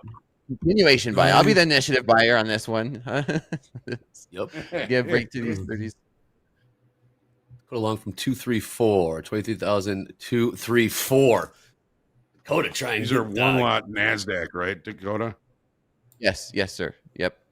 I'm gonna buy this one early. That one was an L. That one was an L. We Damn, Jack, those Knocked down pretty 43, those 43s, Jack. We poked above it, Yeah, and so that then was- just No initiative buying up there yet. not yet. It's all responsive sellers up there. I still want to keep getting in long. I just have a long bias till we get up to those 300s. So I don't mind double dipping here. I'll be a double dipper. here we go again. Stop loss was a better entry on Yep. that one. Yeah. It was.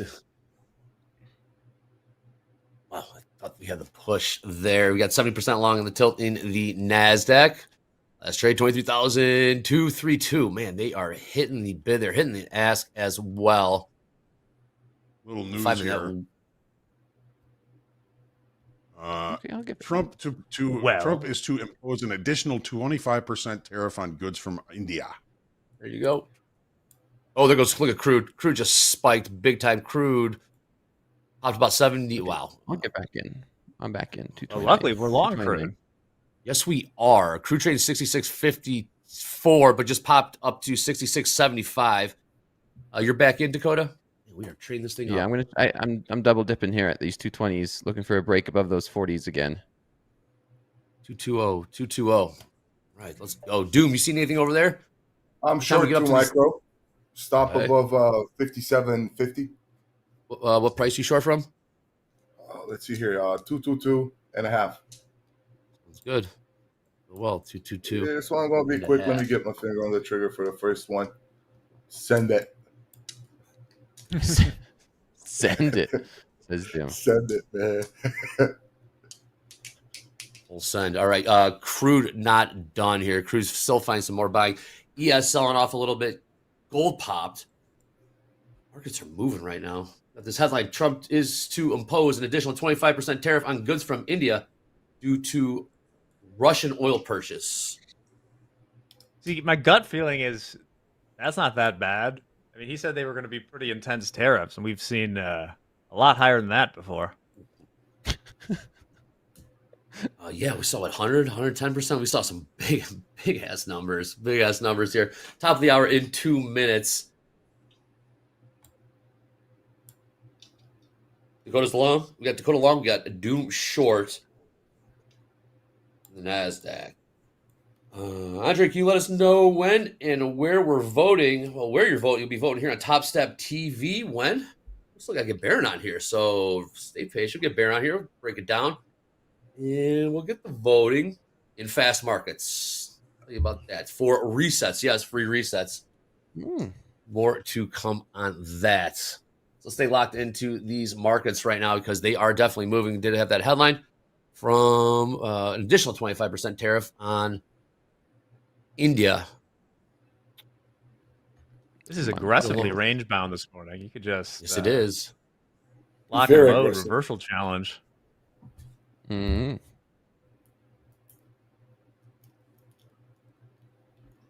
But it's highly unlikely that this remains the range for the rest of the day. That would be that would make me think we're living in a simulation. It will break out.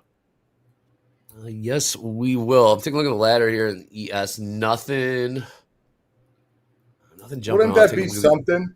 Stay within 90 points all day. Hey, we've done it before. It's rare, we? but those are not fun days. Okay, I'm out. Minus 312. Okay. Well, I got that one a little bit early. I like the cut. Still positive on the day. 23,202. What are you targeting downside here, Doom? You're short from 222. 20 points I'm in the keeping money my right eye open to take one at VWAP, but I might do it now because it's coming up to my level. Yeah, I'm gonna buy back one. There we go. Boom, at market. I'm not gonna put it at break even yet. Not just yet. Oh, well. Dakota, would you like to answer the door, my friend? Oh, you brought the chips, Baron? Yeah, how's it going, bro? Yeah. How you doing? Just forgot to buy the dip. Yeah, forgot to buy the dip. That was such a good seg. He said it twice. I love it. I liked it. It was worth it. I liked it. I'm back in long 205, but yeah, Andre or Jack, I liked it. It was funny. Hey, it was a funny joke. You get in here and trade. Baron, welcome aboard. Welcome to Fast Markets. Markets are moving right now in the NASDAQ 23,215. They want to get the voting underway. Just stay tight. Let's hang tight. We got these trading going. Baron, how's it going? How's the trade going? Any levels you're looking at? And then we'll get into the voting, how they get their resets. But what do you see here in the markets, Baron? Yeah, I mean, we're right at where we rejected from in PM yesterday. We did break out to the upside. I'd lean upside on this. Initially, I was leaning downside coming into this market because we were rejecting weekly VWAP. We rejected from this area in the overnight. We rejected from it in PM yesterday. So this looks like it could run to the upside. Yeah, I mean, every time we dip, we're getting a lot of selling, but we're not moving lower. So that typically indicates that, passive buyers are stepping in with those aggressive sellers. So I'd like to see this move to the upside. Right. All right. Competition is underway in the lower right-hand corner. You do see the combine counter. 10 combines for Dakota, 7 for Baron. No, we'll be voting we on? need to update that. We got to update that? What is it? Yeah, I'm honestly really upset with myself with how I've been going about this challenge. That is at 20 now. It's been 20. I've been trading completely unlike myself. I actually made a YouTube video. I haven't published it yet. Going through my stats and everything I've been doing wrong.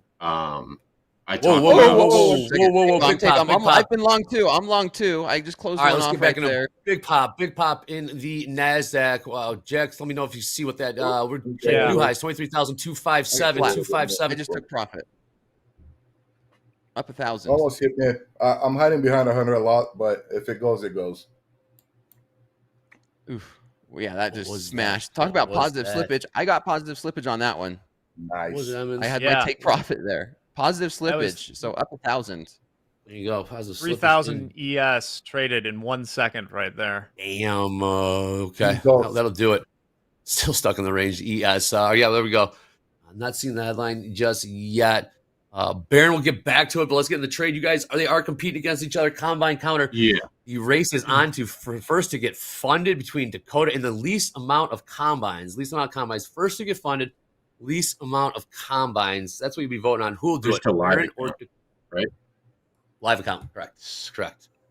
Who will do it in the least amount of combines? Will be Baron, will be Dakota. It's a marathon. Remember, chat. It's a marathon, not a sprint. Anything could happen. Trust me. Just what you're seeing now, the first couple of weeks, is just the beginning. You don't. It's hard to. Last thing you want to do is just this person's winning the first week and then vote for them, right? You just that's the incorrect way of doing it. Crude getting hammered now. It's a marathon, right? Because the race to $100,000, it might be till the end of the year. It might be for 1 or 2 months. You never know. And we're still at the beginning stages. Yeah. Anyway, back to what I was saying. I mean, I'm still in this long, but you are. Yeah, I'm upset with my performance in this. I made a 15-minute YouTube video going over it. That will be posted up today. I even talked about it in my Discord in July 22nd. I made a post saying, hey, this month's been really rough for me. I've fumbled a bunch of payouts, pretty much cycled accounts for the month of July. I spent like $12,000 in July on accounts, and right now it's the same thing. So I need to figure out it's not an issue with my system or my trading strategy. It's a lack of discipline. That's really what it is. I'm seeing my system set up. I'm seeing it play out. Seeing other people I've taught the system to take the trades that I want to be taking, but I'm just lacking patience and lacking discipline overall. Well, all right, well, you're aware. You're aware. So, Baron, how do we get you back locked in? Any thoughts? What have you thought to yourself? Who have you been talking to, bouncing ideas off of? Yeah, so I mean, I was talking to my two roommates. They both trade. I've known them for known one of them 6 months, the other one like a year and a half.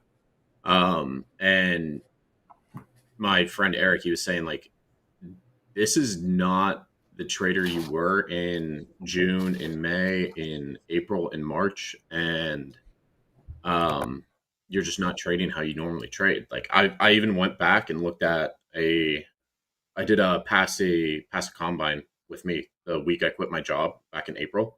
I looked at the stats from it. I had a 50% win rate, 2-to-1 RR, and I did it over the course of 6 days. And I wasn't going for $1,500 winning days. I was just taking what the market gave me and looking at those stats. I was like, and I was looking at other stats that I have from May, June on some funded accounts, and it's completely different from the stats that I'm seeing in the combines right now. I was looking at my stats, and it's just over trading. That's all it is. It's over trading. It's a lack of patience. It's a lack of discipline. So I was copy trading. The reason it's at 20 is I was copy trading essentially all 5 accounts. So I'm going to do the accounts one by one from now on, where I'm not going to pay for another combine until I pass this one. In terms of, thinking about how this is going, realistically, I've only spent $2,500. So I know I can get big payouts. I know I've been able to, once I've gotten into funded accounts, get large 5-figure payouts. So I'm not too worried about it. I just need to take a step back and slow down a bit. Maybe switch over to, I'm trading 10 micros right now. So switch back over to micros and just manage, just better management overall. Respect, man. Full transparency. Nothing can humble us like the market scan, Baron. So you got this. Everyone's asking, where can we vote? You can vote here on TopstepTV. But before we do that, everyone's back. Why is everyone back? Click subscribe, click like, click notify, that bell upper right-hand corner. Telling you, voting is coming shortly, but the markets are moving. Crude selling off, new lows in crude. I think the house count did get stopped out on that. Last trade in crude, $65.67. Voting coming up soon. Again, we're going to say who's going to get to a funded account first in the least amount of combines. Least amount of combines. Will be Baron. Will be Dakota. Get your votes in here. It's not looking too hot for me right now, Andre. What's your position? You're long 10 micro? What do you got? I'm long 10 micro from 23-10. That's good. Well, that looks good. Aaron, what's up, Hoag? You've determined the problem. You've got an action to combat that. Now it's just execution. You got to stick to your guns. You got to execute, right? Yeah. No, absolutely. Even I was going through price action yesterday, Friday, Thursday, like the past week and a half, I've seen at least one, if not 2 or 3 setups on a daily basis that I would normally take. They have good risk to reward, and I know that they're winning setups, and I just haven't taken them, or I have taken them, and then I've taken additional trades outside of it, and it's just killed my P&L. I've looked at all the stats. I'll have that YouTube video up sometime today on my YouTube channel, Baron Trades, where I go through all my stats and how I used to be trading, in the earlier part of the year. And it's something that I think my biggest issue has always been over trading, and it's just rearing its head again. So I just have to realize how I dealt with that in the past was really just lock the damn account. That's what it is. Sometimes easier said Going than back So to done. anyway, basics, right? Yeah, pretty much. You got this. Science. Go ahead, Dakota. yeah, it's just so anyway, we're pushing up here in the NASDAQ. This Dakota's so gold. anyways. Man, Dakota, you're ruthless, man. Yeah. Dakota's Back to me. ruthless, man. He did. Hey, he did the same thing. He did the same thing what that I did. I said anyway. Back to what I was talking about. Yeah, back to what I was Yeah, saying. you I got love that. it. You caught on to Anyways, that. anyways, go ahead, Dakota. So, anyways, No, nothing. I honestly, I said that at the beginning, right? I said this is a marathon, not a sprint. Anything can happen. Today, tomorrow, the next day, I might, struggle the next couple of weeks, right? It's not over till it's over. That's the point of this. Be able to show it in front of everybody, and yeah, I'm all for it. I'm 100%. I sent you a message in Discord, and this, Baron, is if there's anything that you need on my end, I'm willing to help. I had a phone call with you, Hoag, on Friday, end of day Friday, talking about the mentality, the psychological hurdle it is trading in front of everybody very and pleasant going one. through this in front of thousands of people. And yeah, if you need anything on my end, I'm all for it. I believe that competition breeds excellence, and everything that we're going through now and that you're going through now is only going to make you a better trader. I see it. I see it. I've seen you trade amazing. Yeah, Now I you guys appreciate can- that. okay. And Coach Jay also reached out to me last night as well. Good. He was like, "When was the last time you took more than 2 days off of trading?" I was like, "I could not tell you. I could not tell you." So he was like, "It could just be burnout." I mean, I was even trading while I was moving. So that Like I while wish you I were kinda carrying just a took- box. no, not while I was carrying a Just box, Jack, but I don't know if you during the whole process. like that's burnout behavior. Yeah. But yeah, It's a big family, man. We're a big family. Coach Jay, me, Hoag, Andre, the team. We all want to see each other succeed. We love this competition, but we're all in this together. down to it, we have each other's backs. Yes, we do. Okay. Well, let's see if this. Hey, Doom, you take another trade? You still in this short from 222? Yeah, I took one short. Got kind of prematurely took it out and rejected our level. I re-entered just now with 2 micros again. What price? And, keeping an eye on it. 257 even. 257. Barron's long from 210. Kind of early 210. to go tops. Early to go tops, but this is that we extend it really quick. That's for that retrace, so called. And if the chickens get scared and nobody buys that top, it might revert a little bit lower than some would consider. I'm in for the win. Looking for a 500 tick VWAP. Exit at 228. Let's call it 8. I got out of that position, Andre. I got out at like 70s. So that was Nice like job. $1,000 trade. Nice job, man. Back to the basics, taking what the market gives you. I like that. We got the voting coming Looking up. to get Sorry, long we got again, though. you back in.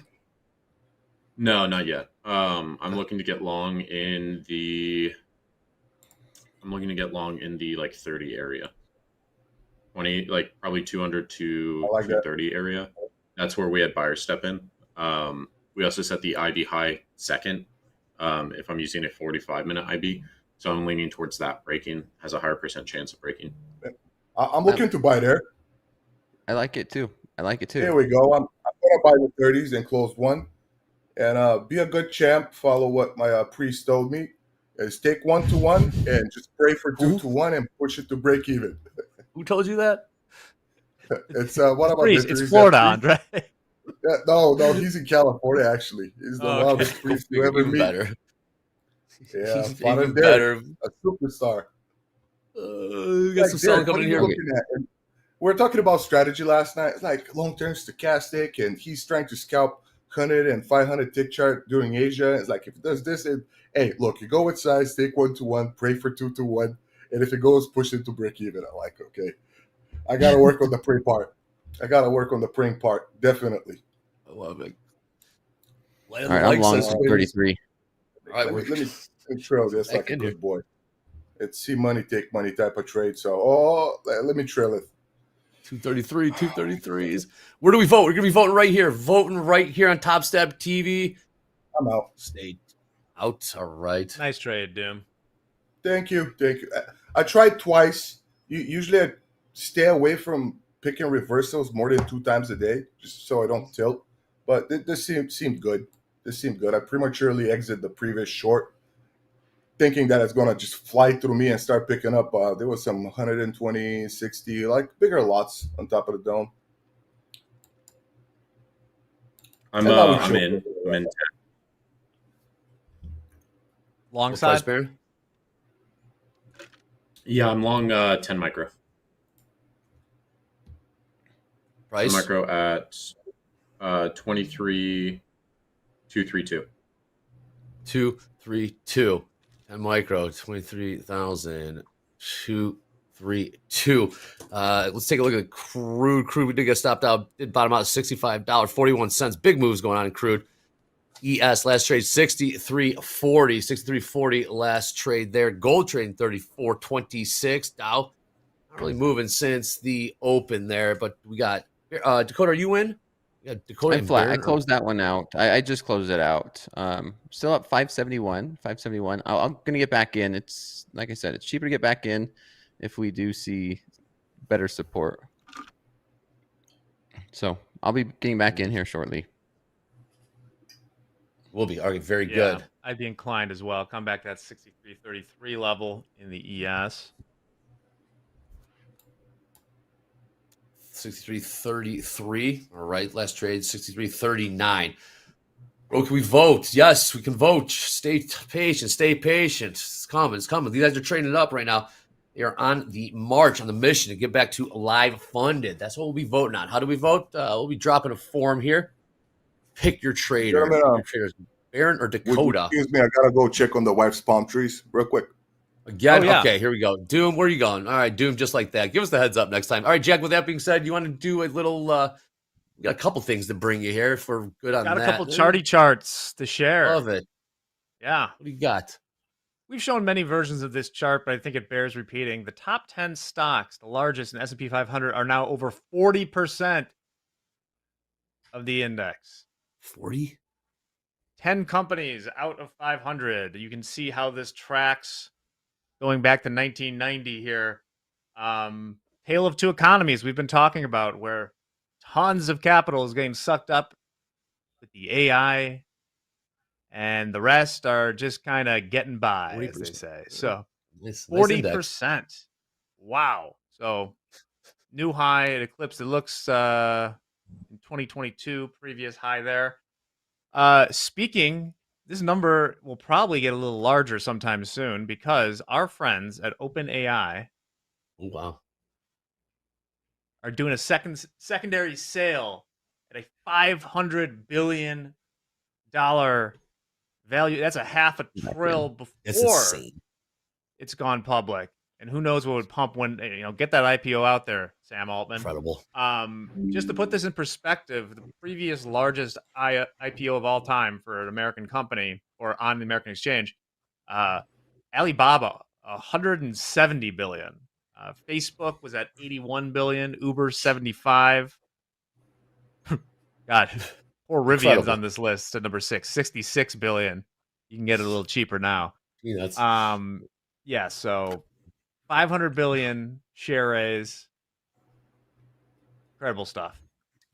I'm back in 215.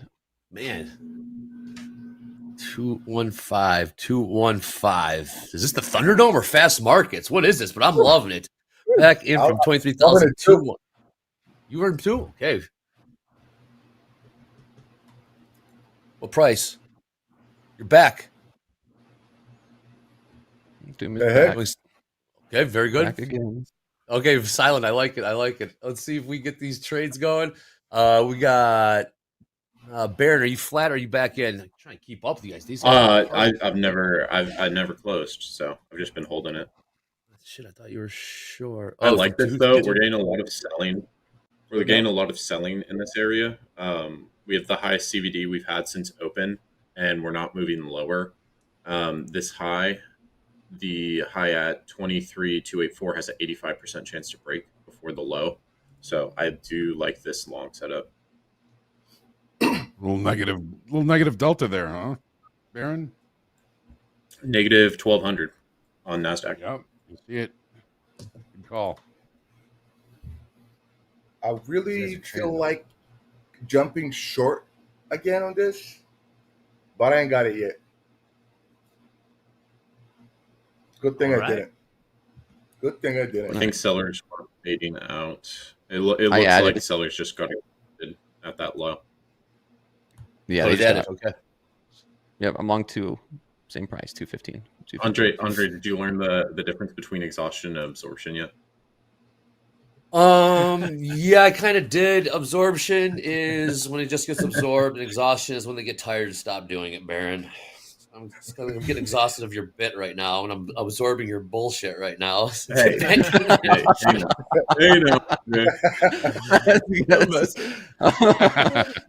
messing with you, man. I'm messing with you. Yeah, I did. I actually talked to Hoag about it, and more clarity on that. I did indeed. Dre, you should write a book like Trading for 5-Year-Olds. It's in Cran? Trading for 5-Year-Olds. Well, that's kind of what I'm here to do is do the 5-year-old stuff. You always have like the most easiest to understand definition of anything traded related. We have the book. I do have the book. We'll work on that. But we do. Okay, this is I was talking about learning stuff. I did learn about the BLS, right? We were talking about the jobs numbers. Obviously, the person got fired for that. But I want to bring this in. Voting's coming. Hang in there. Voting is coming. I can assure you. Vote on Baron or Doom. Who's going to get to a live fund account first in the least amount of combines? Baron or Doom? Baron or Doom. Baron Dakota. The Doom. The other D. Dakota. My bad. Thank you. Baron, I knew you were listening. Anyways, bring this in. This is very interesting on how they actually do it and why the criticism of this happens. This is good stuff. The Bureau of Labor Statistics collects data on a number of key economic concerns and produces critical reports on prices, inflation, and unemployment. The data is then used by businesses, investors, and government organizations like the U.S. Federal Reserve to make critical decisions. But Friday, President Donald Trump abruptly fired the commissioner of the BLS, Dr. Erica McIntarfer, accusing her of rigging the latest jobs report for political purposes. Former BLS Commissioner William Beach, nominated by Trump in his first term, says that's impossible. The commissioner doesn't do anything to collect the numbers. What I think really upset the president on Friday were the revisions to May and June. The BLS's initial monthly jobs estimates are often based on incomplete data, so they are revised twice after the initial report, followed by a preliminary annual revision in August and a final revision in February. BLS is the finest statistical agency in the entire world. Its numbers are trusted all over the world. The BLS collects jobs data in two separate surveys. The first is done in part with old-fashioned door knocking. A second survey is collected from thousands of businesses and government agencies via telephone, internet surveys, and for large corporations through an automated data transfer. The president's attack on the commissioner and on the Bureau could undermine that trust over the long term. In Atlanta, I'm Ivan Rodriguez. Fascinating. Old-fashioned door knocking. No wonder they got problems with these numbers. Old-fashioned door knocking. I get it now. There might be some validity. There might be some validity to they are the finest statistical institute, though. Did you hear that? Like door knocking. What's with the revision? Old-fashioned door knocking. Yeah. I did get also Ivan Rodriguez, great catcher. Me too. Pudge. Great catcher. Indeed. Okay, we got still some more movement here. All right, let's what do we got here who's in trades right now? Baron, you still in this thing? Short from Nope, I'm flat. No, I got no. Flat. Okay. Yeah, we took a 6-point loss just in that news story, holding the 633, just a tight stop. So flat down to 303. 303. All right. Very good. Very good. Dow continues to sell off. Dow getting smoked to the downside here. Hoag, what are you seeing? Any markets catching your eye here, Hoag? Gold keeps pushing up to the upside here. We did get stopped out. Yeah, gold's looking good. It is looking good. Any levels you got here in NASDAQ, ES? I mean, we're still inside value from yesterday.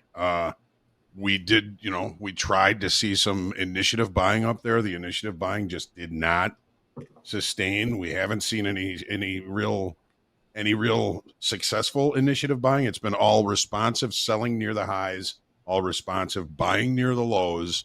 We're still in value. Here's the NASDAQ. Let's take a deeper look. So yeah, we've had value high up here. Let's just call it 23,525. Okay, we've taken one good look. This would be initiative buying, but those buyers just didn't have the bullets to keep going. Responsive sellers took over and have taken price back into value from yesterday. I'm trying to stay, my thought today was stay very patient. And patience has certainly paid. The best trade location of the day might be at those highs. Okay. Aaron, did we take out that 45-minute initial balance high? Question. No, we did not. So now it's a 1 hour. Okay. All right. So we get near the lows here. This could be a cheap long, because you said that's like kind of what I'm looking at. It's going to take 85%. It's going to take out the high of the initial balance because it came in second. Yeah, and we're sitting right at that overnight VWAP. I kind of want to try it just with 5 micros, with stop at low right here or low of session. All right, here. Tilt right now. Crude number, bottom of the hour. Crude number, EIA inventories in 3.5 minutes. 3.5 minutes. We also got another thing coming at you in about right after that. How about that? Right after that. When can we vote? Sit tight. Sit tight. Let's get those likes up. Let's see if we get to 1,000 likes before we're going to pick Barron or Dakota. You reminded me. Got to put my like in there. There you go. Put your like in there. Yes, very good. Thank you. I'm a little biting my heart for not jumping at that short, but it would have been a trade of assumptions, assuming. Patience. Yes. Yeah, I'm longing this just with stop at low 5e. All right. If it hits that low, then it invalidates the trade. Yeah, I like that. I mean, Apple's still holding up. Apple's still up 3.5%. Tesla's up 2%. Microsoft's down 0.5%. But Palantir's up 2%. Palantir's been dumping. Figure Palantir is just I remember looking out. at that stock when it was back at IPO price, and I was working with them at AT&T on some AI models. I was like, this should not be a $16 stock. Oh, You're working with what should it be? Palantir? Yeah, so at AT&T, I was working on some of their Gen AI inside of the data space. So I was a data analyst, and I was also helping Palantir make a AI model to essentially replace my job. Wow. Really? Wow. No kidding. Wow. Yeah. Training your replacement, huh? That's Gold's still not done. Just my replacement for myself and other people as well. Just kind of crazy to think about. Gold's still pushing here. Dow's selling off. We got the crude number in about 90 seconds. 90 seconds. Hey. What we got here? Watch this number. Expected. Oh, the vote's not over. It's coming. I can assure you it's coming. You're going to be filling out a form. Yeah, we'll be tracking the progress between these two guys, Barron and Dakota. We'll keep an eye on that. We got this crude number in 60 seconds. 60 seconds. I'm liking this a bit more, this long a bit more. There's buyers stepping in now. We just had I like this. Buyer for 370 volume at 23184. I might add into this because it looks good.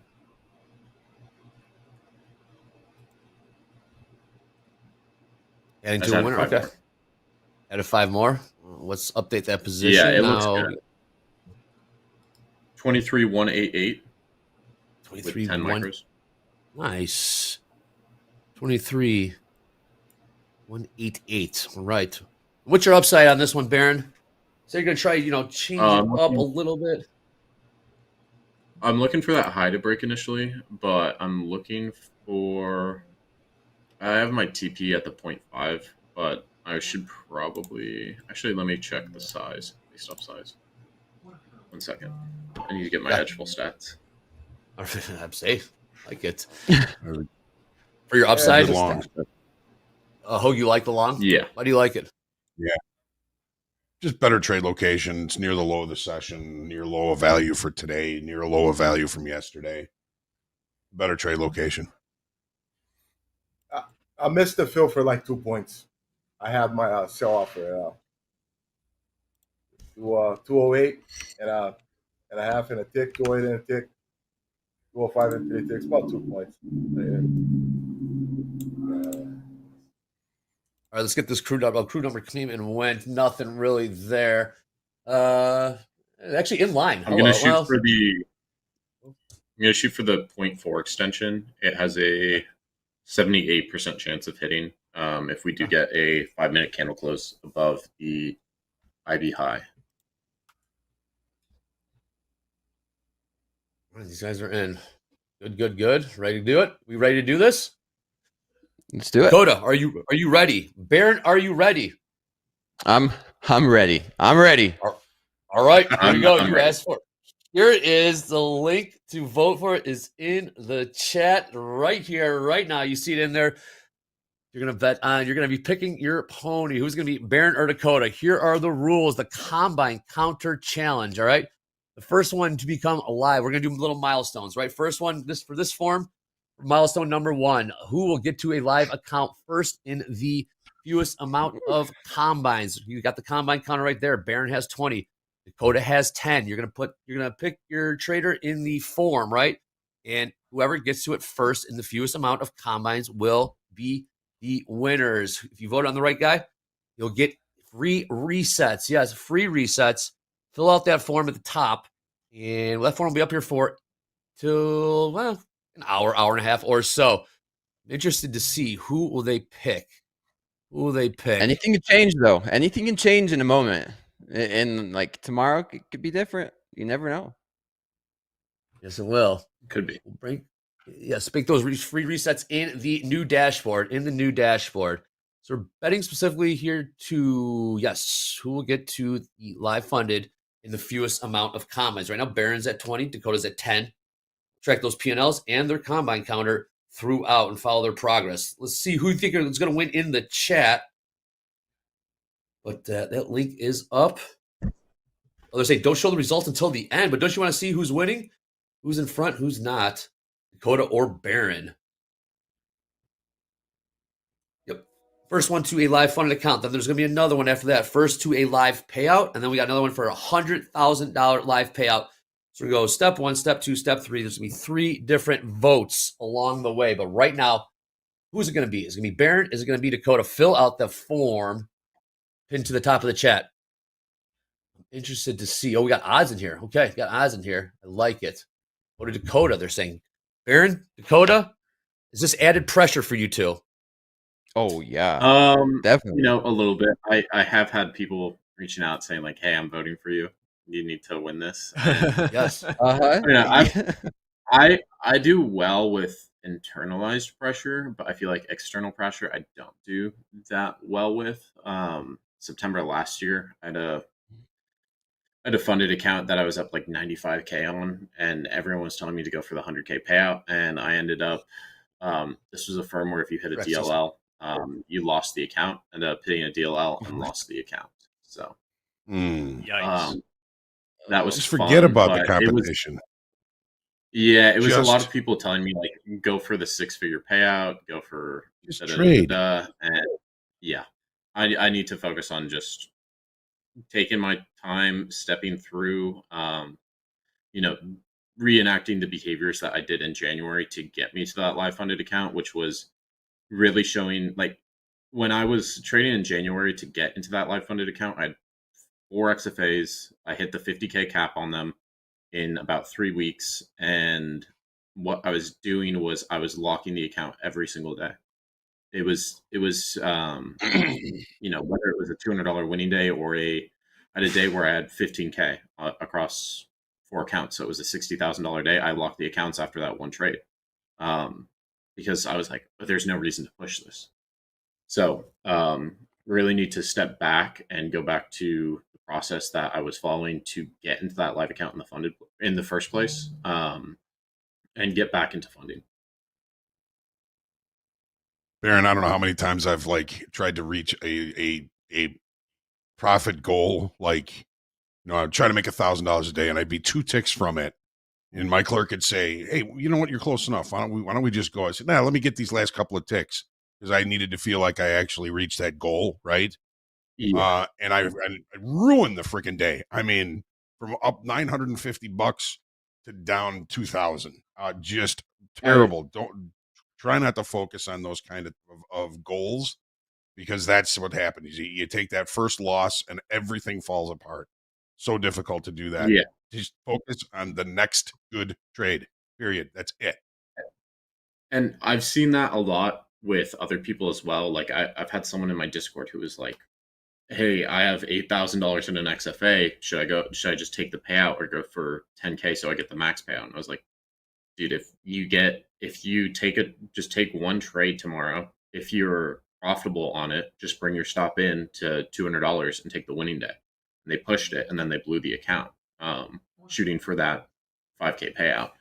And I mean, I've done it before as well, where in the month of April was the only month this year I haven't gotten a payout. And what was different about April is I set a monetary value on my monthly goals. Instead of just setting I want 3 payouts, I want 5 payouts, or whatever it was. I said, I want to have $50,000 in payouts for April, which that's what I've been averaging the rest of the year. But when I set that monetary goal on it, I didn't get a payout because I was shooting for that. Here we go. This is looking good. Language. I can relate to this so much and so many times. Too close to the sun. Have a good day. Give back what you made and then some from the day before. I love the lockout feature. Saved me so much. So much. Yeah, so much. Yes, sir. Until you learn. Until you go through that grinder, and it's only you in the way that kind of slip you. And you recognize the patterns of yourself where you fail. And I still take like dumb days. Man, Friday, I tilted so bad. Oh, God. But here we are. I'm not at the end of markets. Still alive. Still some capital to be in business with. Jab, jab, jab. That's right, my man. That's right. Absolutely. All right, that form is pinned to the top of the chat. Who will get to milestone number 1 first? Who will get to a live funded account first in the fewest amount of combines? Will be Baron. Will be Dakota. That form will be up until for another 90 minutes, 11 a.m. Central. That form will be up. So tell your friends, tell your family, tell your neighbors, tell your enemies. Get in here and pick your trader, Dakota or Baron. I'm voting for you, Baron. Baron. Your neighbors and your enemies is crazy. And your enemies. Bring them all. Everyone. Bring one. I voted on behalf of my wife. Or Baron, though. Because I'm voting for Baron. Because I skipped dinner to watch slow market. I haven't voted yet. Oh, I'm voting for you, Baron. I'm going to hedge against myself. I'll vote for you, Dakota. I'll vote for you. We'll vote for Baron, each you have other. a target for this? We don't win, we get our own reset. Yes. I'm looking for the 0.4 extension to hit. That has a 78% chance of hitting. I could go for the 0.5. It has a 71% chance, but I like that 0.4. Just additional edge on it. Okay. Great trade. You just bought the value low and you're at value high right now. Great trade. Yeah, and on Bookmap it looks like the buying's coming in. We did have our CVD down to negative 2,000. Now it's sitting at negative 900. So, so far positive buyers coming in. I liked how we made new lows on the CVD and we didn't make new lows on for price in general. There's a divergence between your price and your CVD. Yeah, that's typically what I like to see with these like reversal setups where you have a divergence with your CVD versus your price. Typically, they're very strong setups. Who likes it? Okay, very good. 50-50 on the tilt. We are seeing 72% long in crude right now. ES trading 63.44. Are seeing these moves, strong candles, upside, downside, but we are in a range. I guess lower end in the ES 63.26. Upper end, call it around 48s, 49s. You see a bit of a move, and the Dow finally woke up. About time. What do we see? Jack. Off to the races. I know. What were we long from? Loading. Lower than here. I had to check real quick. I like that. Yeah, it's in Lower trade than right here. there. Nice. Yep. 35. Form pin 35s. Go figure. Form pin to the top of the chat for the who's gonna get to milestone 1 in fewer milestone 1 is live funded accounts between Baron and Dakota. Would you like us to tell you how the voting was when we close this at 11 a.m. Central? Would you like to know right now? You would like to know. Okay. Yeah, it'd be interesting to know. Very good. I'm interested to see how it changes on each of the milestones because those milestones are very different, everyone. Yes, it is. For milestone 1, live funded. Milestone 2, payouts. Yes, and then milestone 3, $100,000. $100,000 live payout. Long, We're back in. long two. We got Doom. Micro, 255 and a tick. I got the ascending wedge and an uptrend on the 1,000 tick chart. 255 and a tick. Went up, going down. Oh, my stop is in the boonies. It's always in the boonies, right? Yeah. That's the thing about micros. Let it wiggle. Love it. I kind of feel like like golf tournaments and stuff where the fans, the patrons will yell, "Hey Bryson, I picked you on FanDuel." Like, no, Bryson, I bet on you. And just added pressure. I need you to get on in 2. Well, you talk about a moral hazard there. I saw online there was some site that was offering odds. How am I going to tell this story on TV right now? Just do it. Throwing of what color the next object of a certain sexual nature would be that's been being thrown on the WNBA courts. And I saw this. You saw this, I saw someone who was like, I could buy a seat at a WNBA game for $225, get a $15 piece of silicone, throw it on the court, and put like $5,000 down. And his odds, he would make like 75 G's if he did all that. Wow! Didn't someone do that the Super Bowl too? Well, someone would you? Yeah. Because like you see those, usually they have limits on those bets for that reason. Like wasn't there someone bet on like if there'd be a streaker someplace or something? Yeah. And so somebody just got naked and did it to win their own bet. On himself. Yeah, he bet on himself. And yeah. That's why usually those bets are fun and they just have small limits, but don't throw things on sporting fields, courts. Obscene things. Talking about wild bets. What was it? What were they throwing on the basketball court? A piece of silicone. A piece of silicone, Dakota. Why would they throw silicone? Dakota. People are weird, man. I love you. I love you, Dakota. I love you. Let's take a look at these prices here. Take a look at the schedule. There we go. They were throwing Shrek candles on. There we go. That's as close I as just I read can. the chat. Okay, wow. There we go. Good luck to our that's different. Again, voting form pinned to the top of the chat will be up for I didn't even know that one. Another hour and 15 minutes. Guess what, Andre? Dakota. I found a new word that YouTube chat automatically grays out. What is I don't think we've ever seen that word in the chat before. Now we've seen it 400 times in the last 2 minutes. Yeah. There we go. How about it? For those joining Topstep TV for their very first time, welcome aboard. You don't know what's going to happen, but we are all in this together. Please click like. Right. Please click. Well, at least now I don't have to Google it. No, you don't. That is what. Longer than I anticipated. What's up, Doom? Doom, talk to me, man. Talk to me about the trade. Usually it's more explosive. It doesn't take this long. I took a penny loss, like $14 or $16 in this, but I'm not holding it. It's it was there and now it's gone. No setup, no trade. Okay. My vote's for Dakota, they're saying. My vote's for, where's the voting at? Pin to the top of the chat. Pin to the top of the chat. You should fill out the form. We will. I mean, yeah, I don't monitor blame him for voting for Dakota. I'm at 20 already, which is just honestly like I've Hey, already said all the mean anything things could myself change, man. that Anything I could have. change. Because Well, I here's- could get an True. XFA, I could struggle in the XFA and go back to combines and right back to square one. Like it's And just what the beginning of a if- marathon. What if you don't Baron? All right, you're at 20, right? So you get funded, live funded, and the combine counter stays at 20. And so then Dakota knows what he has to get to underneath. Like you're kind of the leader of the clubhouse for the time being. Then maybe that turns up the pressure on Dakota. It doesn't feel like being a good leader, though. It feels like being a bad leader. I know. Yeah. But I told my slow markets, I said, as long as I get like my goal is to get to a live account in less than 50 combines. Mine, If we could just yeah.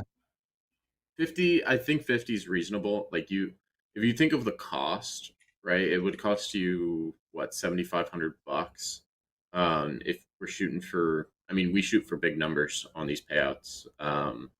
So $7,500 to get into a live account and potentially have a starting balance of 150K. The ROI on it is kind of crazy. correct. Yeah. Oh yeah, I mean, otherwise you could take that 7,500 and put it into a brokerage account, and now you're swimming with the sharks right off the bat. So, I mean, these markets are. Someone says, why would it take 50? I don't think it would, but like that is like, okay, there's going to be something majorly wrong if I can't do it within 50. I'm struggling. I'm in a combine for a reason. I don't just go back into a combine and say, wave a magic wand and say, boom, everything's fixed. I'm amazing. I could just go from combine to, XFA again. I still have crap I need to figure out in my own trading. And so I gave myself, I'm like, okay, 50. That's reasonable. I'm working with my VIP team. Our first meeting's Thursday. And for them, it's 2 resets a month. And then, if you're doing 5 combines, right? And it's reasonable, right? It's not putting too much pressure on myself. I think that's too wrong of me to do that. And it's giving me a little bit of wiggle room to be like, okay, it's okay to make mistakes. I can make mistakes. And I don't have to have that fear to do so. And yeah, I honestly think that's reasonable for me. I don't think I'm going to get there, but anything can happen. What, Dakota, specifically are you looking at in terms of your trading? What are you reflecting on? How are you going to approach this? The comeback, the jab, jab, jab. You obviously know how to trade. What are you going to try to tweak, or what have you noticed? Maybe looking at your numbers. I remember coming into the beginning of the year 2025. In December 2024, you're kind of struggling, trying to recalibrate your strategy. You got back to the basics, and you're able to, get back on the horses. They say, what are you looking to do this time? Yeah, I talked to Hoag on Friday. End of the day on Friday, I was a good 30-40 minute phone call with Hoag, just talking about the psychological side of trading on air, forcing trades for entertainment purposes, right? Because when we're on air, we're watching these charts, and when you watch charts, it's very tempting to just place trades, right? And I asked my audience last night in slow markets, like, hey, I asked them, I said, how can I make slow markets better for you? And so many just came in and said, more trades, right? More trades, less talk. Show us execution. I'm like, I'd love to, but that's not real trading. There's not always a trade. Exactly. Quality over quantity. And so I don't mind if you want to practice and test something out, I could switch to like a demo account and we could go over strategy, go over execution. But when it comes to legit trading, true placing a trade, following my account, it's going to be more selective. It's going to be much, much more selective going forward. And that's what it has to be. Dakota, don't you think that that's actually better education instead of just taking trades for the sake of taking trades because you're on screen and everybody wants you to show them the real reasons why you would take legit trades?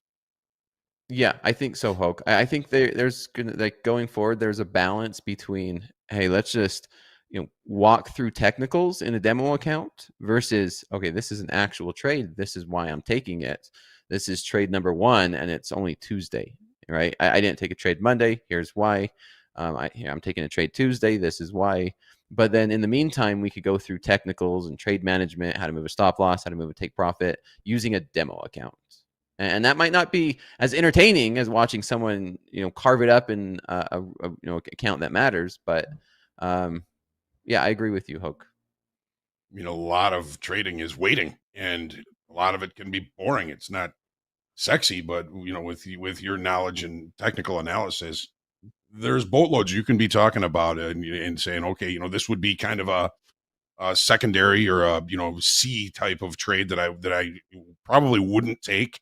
Here's why I would. Here's why I wouldn't. We'll do it in a practice account, just to kind of show your A game, your B game, your C game. This is a C game trade, folks. I'm not taking this in an account that matters, but we can see how it plays out in a practice account. And there's always something to learn from everything you do. Correct. By the way, no, Dakota, I agree.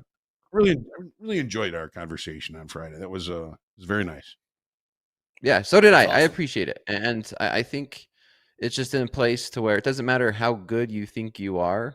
Everyone needs, to step back at some point, or to be able to have a conversation with a fellow trader that may have more experience in different aspects. And I could say, maybe I have more experience, trading on the screen or scalping, the NASDAQ, but you have much more experience when it comes to the psychological. You've been, you know a thing or two, because you've seen a thing or two, like I say.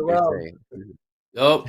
Well, you always want to be. We always want to be able to listen, and there's always more to learn. Even after 40 years in this industry, I'm always seeking new information, new things to learn, because you can't add water to a glass that's already full. Your glass is already full. What are you doing? Nobody knows everything. You gotta be able to accept information. Love it, Hogue. Just the way I look, the way I look at it. I agree. Love it, Hogue, you have 10 times the amount of experience I have. What is like one piece of advice you would give to me in this? Slow down. Like, what's the?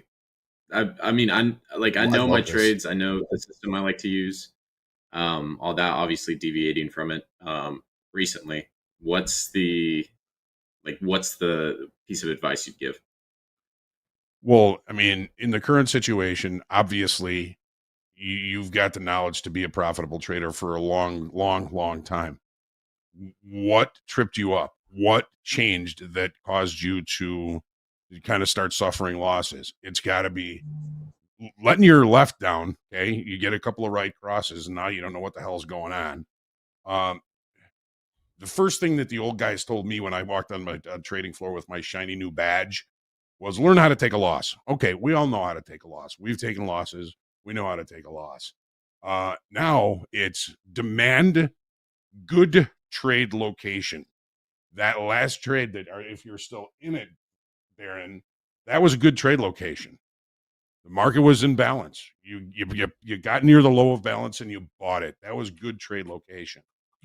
The one before that, not so know much. What the trade locations are going to be until afterwards. The market could have continued to move lower, but in the current context, that was a good trade location. So demand good trade location. Take your A game trades only. Take your A game trades. The trades that you will take every time you see it. Just take those. Trade a little smaller. Be patient. You're going to get there. And you know what? Sometimes slow is fast in this. You try and get to the successful trading combine in 2 days, and you end up getting 10 trading combines, and it takes a month. If you would be patient, look for your A game trades, you might be able to do it in 2 or 3 days because you've been patient. So slow is fast in this business. It's, we could go with all the cliches. It's a journey, process over over profits. All of those things matter, but look for your A game. Love it. Look at that. I like to put things every day in my journal. Just like I have one thing that I put at the top of it every single day. Usually it's something pretty personal to me, but I'm going to put that demand good trade location at the top as well. You miss it. Get it stuck in my head. And how often is the stop better trade location, huh? I've been saying that since December. Hey, that's been the recent case. I run a Discord server, and sometimes I'll alert the positions I'm in, and I'll get stopped out, and people will enter where my stop is, and they end up winning the trade. So Demand good trade location. You can even look at where your legitimate, real, probable point of failure is on the trade, and then base your entry off of that. yeah, and I typically do that using like the information I pull out of Edgeful, whether that's retracement stats or even on this trade, it was, I'm just setting my stop at the low of day because it invalidates it. Yesterday there was they also have a power hour breakout stat, so it's the likelihood to make a new low or new high of day. Yes. So yesterday, we were sitting right near that low of day towards the end of the day here, and it looked like good longs. And if it breaks that low, it invalidates the trade completely. So same thing on this, where I just set my stop at the low of the IB. If it breaks, that's invalidating the trade. Saw some stops pop there in the ES, 63.54 last trade there. NASDAQ gunning for new highs on the day, 23,283. High day, Nice 285, 285. There you go, ES pushing here. Look at that. You're still long, Nvidia Baron, is still from down. way down at the bottom? Yeah, I'm still holding this. Very nice. Just took out the IB behind the S&Ps. NASDAQ's next. Although it didn't it already go past your 45 IB? Because it's the same as the. No, it just hit it. So the 45 and the 1 hour ended up lining up today. Same. They're the exact same. It just looked above it. Good stat. Yeah, well, was it 85% of the time it's going to take out the high before the low? Yeah, that was based off 6 months of data. I would assume it's a little bit lower percentage than that with 1 year. With 1 year of data, it's 80%. So a little bit larger sample size. Okay, top of the hour in 3 minutes. 3 minutes. Dow pushing higher here. We got crude trading 65.85. We saw some new highs in the ES and the NASDAQ. And pin at the top of the chat. Pin. What's up, Dakota? No. My black eye is still here. What happened? I got in a fight, man. Got in a fight. I've had a black eye since. What's that? Market. Yeah, it's got in a fight with the NASDAQ. I don't know. You can see it. You can see it here. I don't know. What's the other guy look like? I love that good. one. NASDAQ's holding strong. We're going up. That's what the other guy looks like. That was the five. That was for the first 5 combines. We're going. Love it. We got the combine counter up. The pin to the top of the chat. Pin to the top of the chat. Get voting. Who will reach milestone 1 first? Who will get live fund? It will be Baron.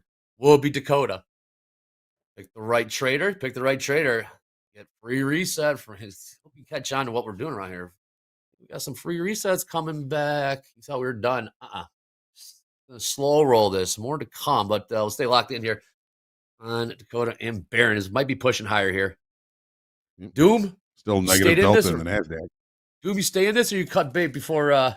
Well, I cut it. The setup slipped, but I zoomed it out for a second, just listening to John Hoagland and Baron talking about the psychological and the behind the good strategy part of trading, and that's how I fell in love with the show, just because of that real trader talk. It's not like when you start in and you're a rookie and you're trying to know, it's like, oh, it's finding the best strategy, the holy grail. Almost no strategy works, but that little part, it somehow is where us humans kind of cuts us short in this business. And a lot fail. I've slipped before. I've wrecked good money quick. So if you don't learn from it, the door. It takes time. You saw Lance on here last week saying this takes time, months, years, couple years. I mean, really get. Yes, it does. Trading. I'll tell you what, Andre and Hope, competition is wild. how much It is. when people enter into college, they have an understanding like, hey, this is going to take 2 years. Or if you're going to go and get your master's or doctorate, you're like, this is going to be 5, maybe 6 years. And they understand that. And then we're traders. We can make more than a doctor in a month, in a quarter, in a year. But yet we don't have that patient to understand, and put in that same amount of time and effort to get that education. And I explain that. I mean, it's true. Could you imagine going into this and saying, I don't mind taking 6 years worth of education to go through the ups and downs of learning how to trade, because at the end of it, I have that possibility to make, 7 figures, seven figures plus, more than what a doctorate degree could possibly earn me, as we make all-time highs here in the NASDAQ, or not all-time highs, session highs. Session highs. Yep. Yeah, I was gonna say, what price? I'm used to it, man.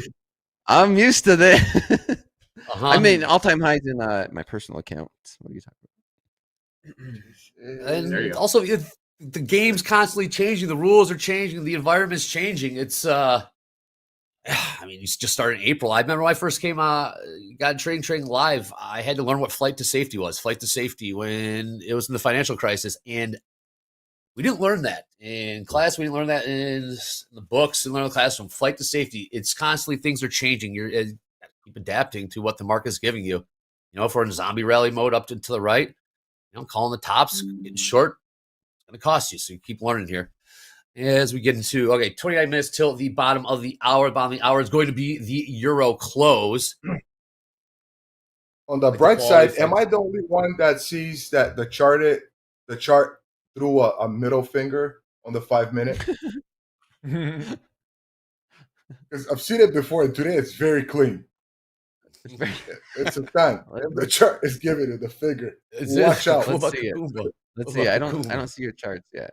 I can kind of see it.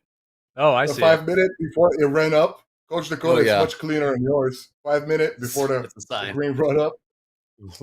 I mean, sure. I'm gonna take my position off here. Yeah. And just reload at the load. If we did back down to that VWAP. Here's my picture conspiracy of the day. Where are the P&Ls at? Hey, where are the P&Ls at? How much more do you have to go to get funded? Are we going to see this today? We can see I'm at 18,995. 995. Okay. Right. Dakota, where are you at? 55. I'm gonna wait. I might even wait till tonight or tomorrow. We'll see. I'm practicing patience. I like that.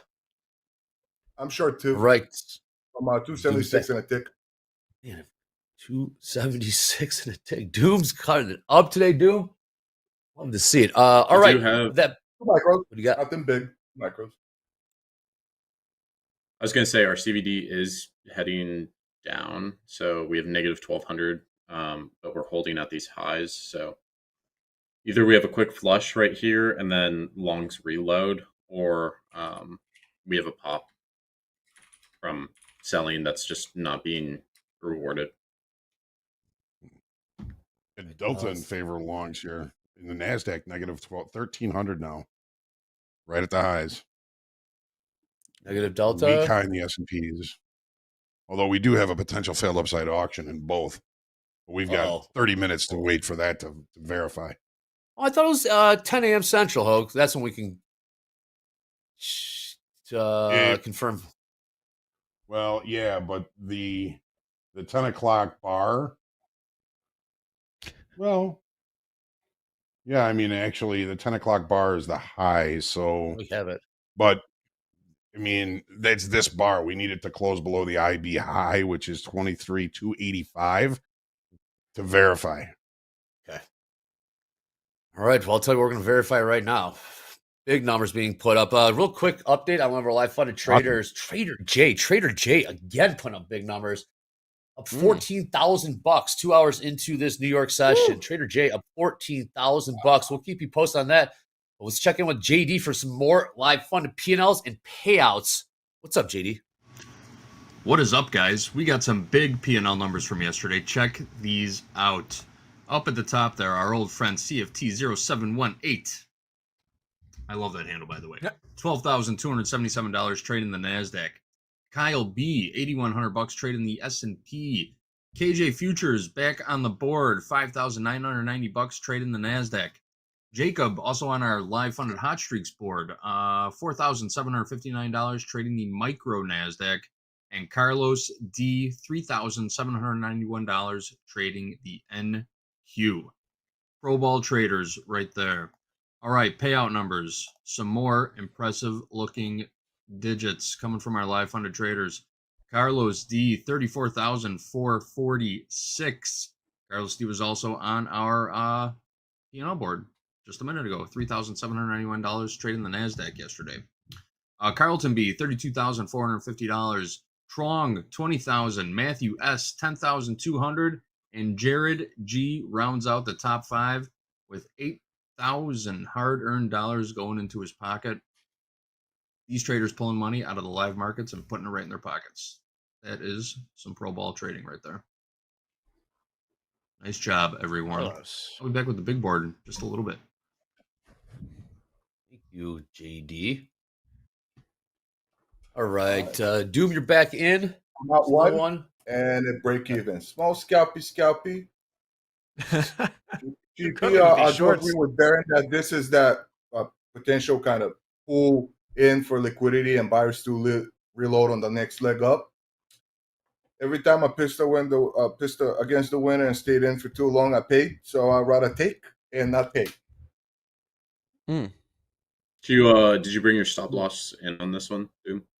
Yeah. Is that what I'm seeing? Just cover commission. If it goes, it goes. If it doesn't, not a day on the markets. Taking little bites.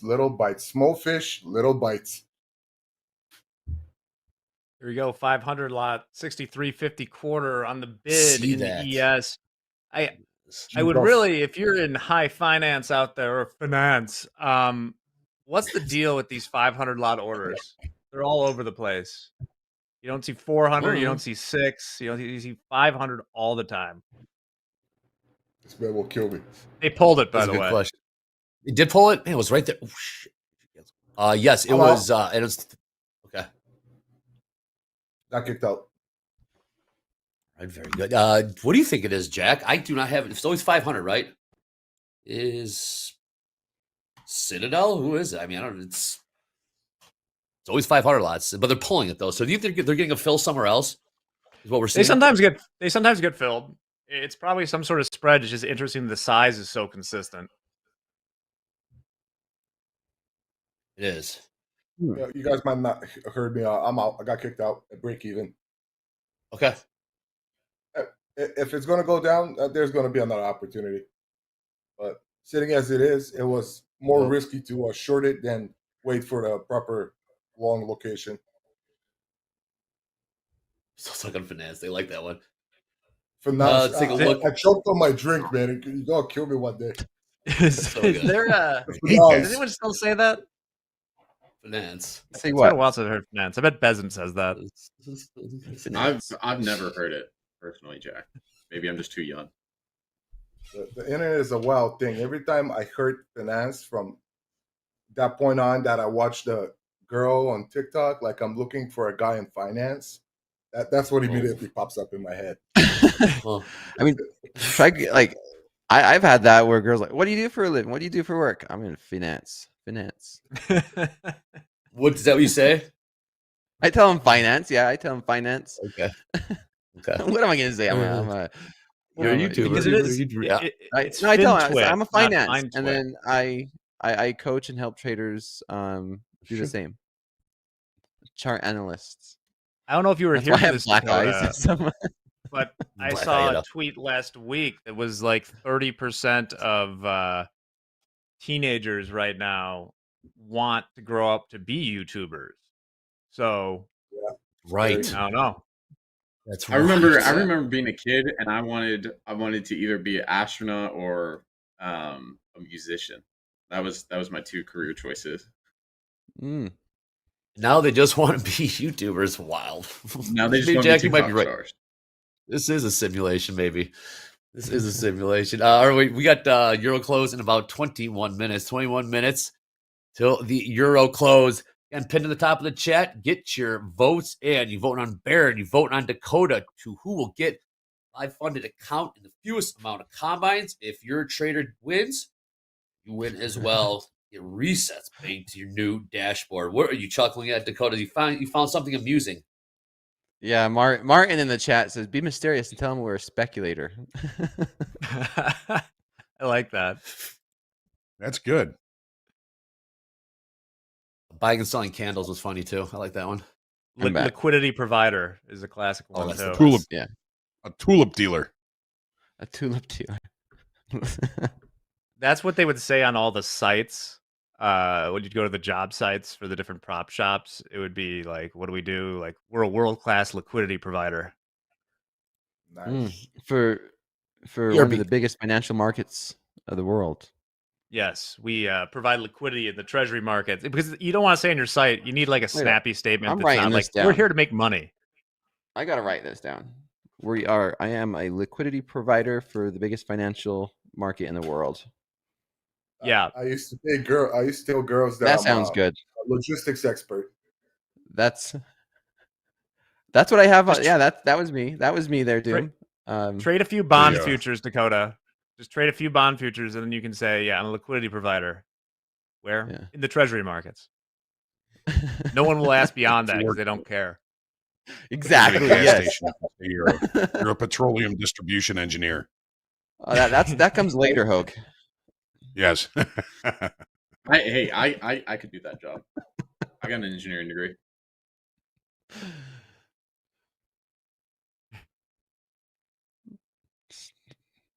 So anyway, all right, and a little bit of pullback here.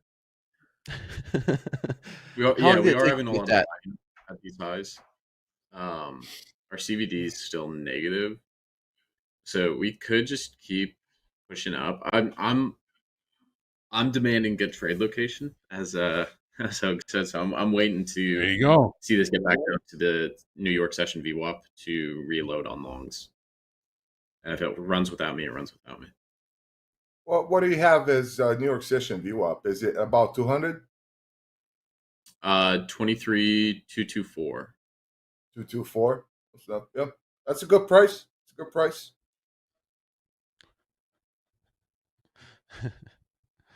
$63.50. Andre's away for a moment, grabbing something for a little fun thing we might be doing shortly. Okay. What that fun thing is, you'll just have to wait. Is he grabbing what they threw out on the WNBA court, or what is it? A Trek candle? Probably not on camera. Hey, Baron, you're the one that was real quick with the $15.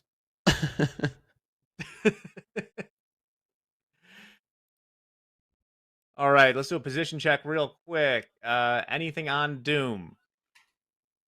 I got cut off for a second. Me too. Cool. I'm me flat. as well. Flat. Nothing. Nothing doing. Baron, I didn't know you were an engineer. Did you find that to be a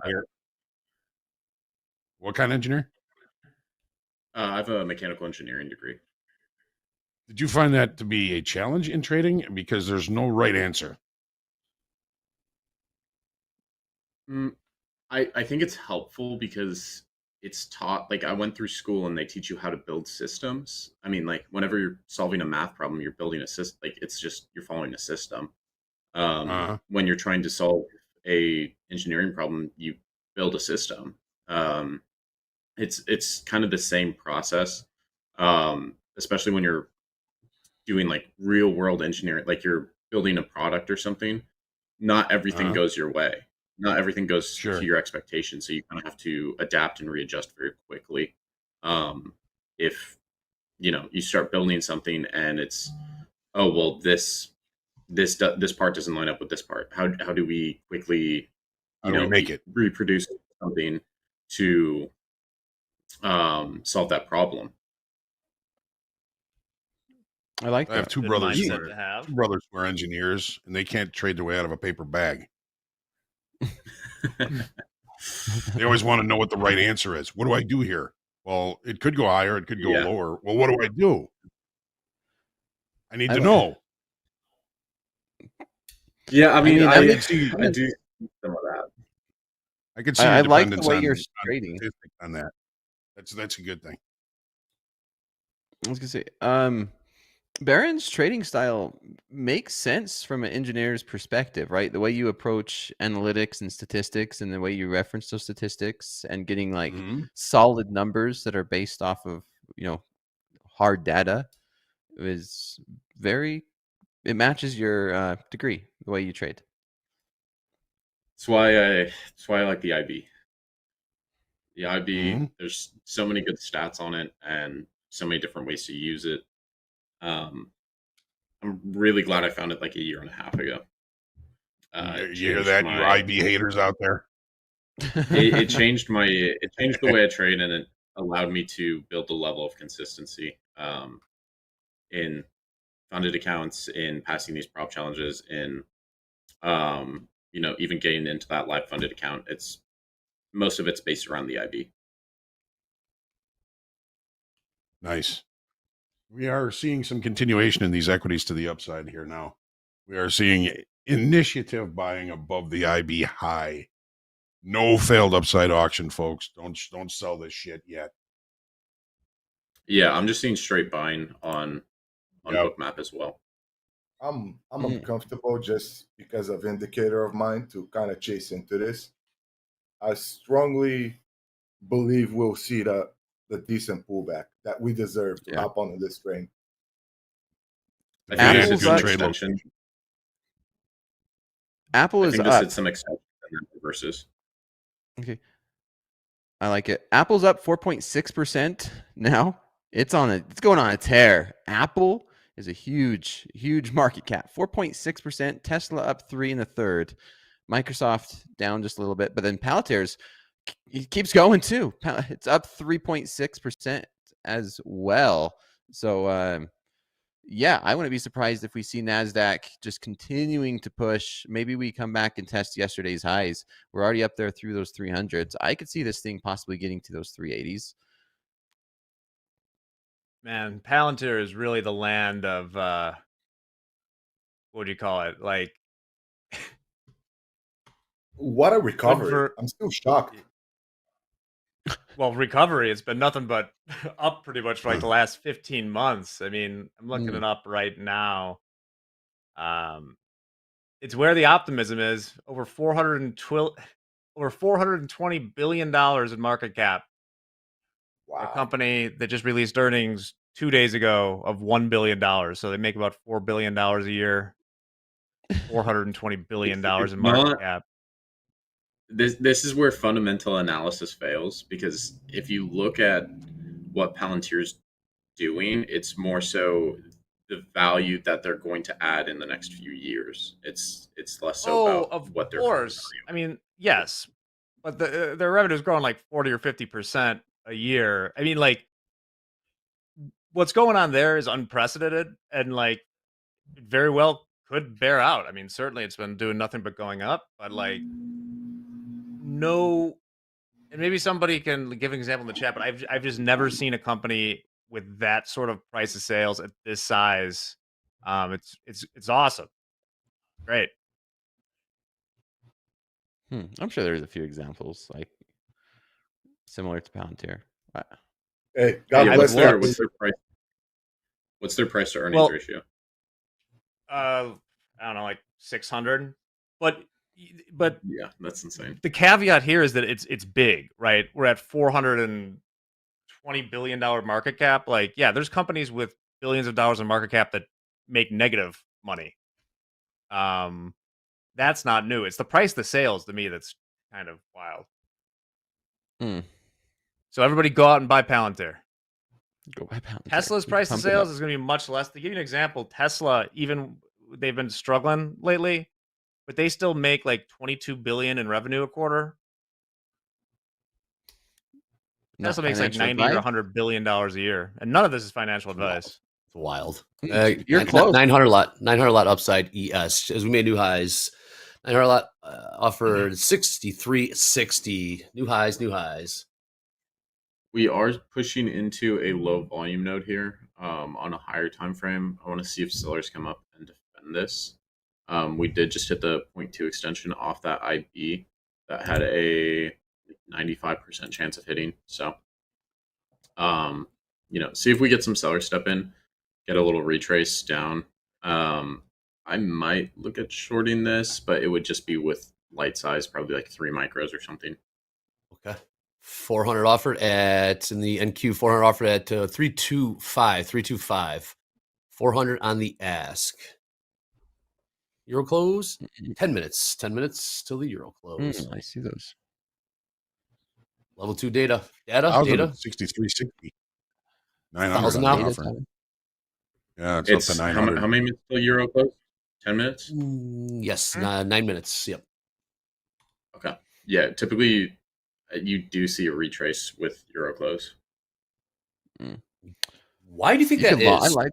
Why do we think that is? Because we were talking about that yesterday as well.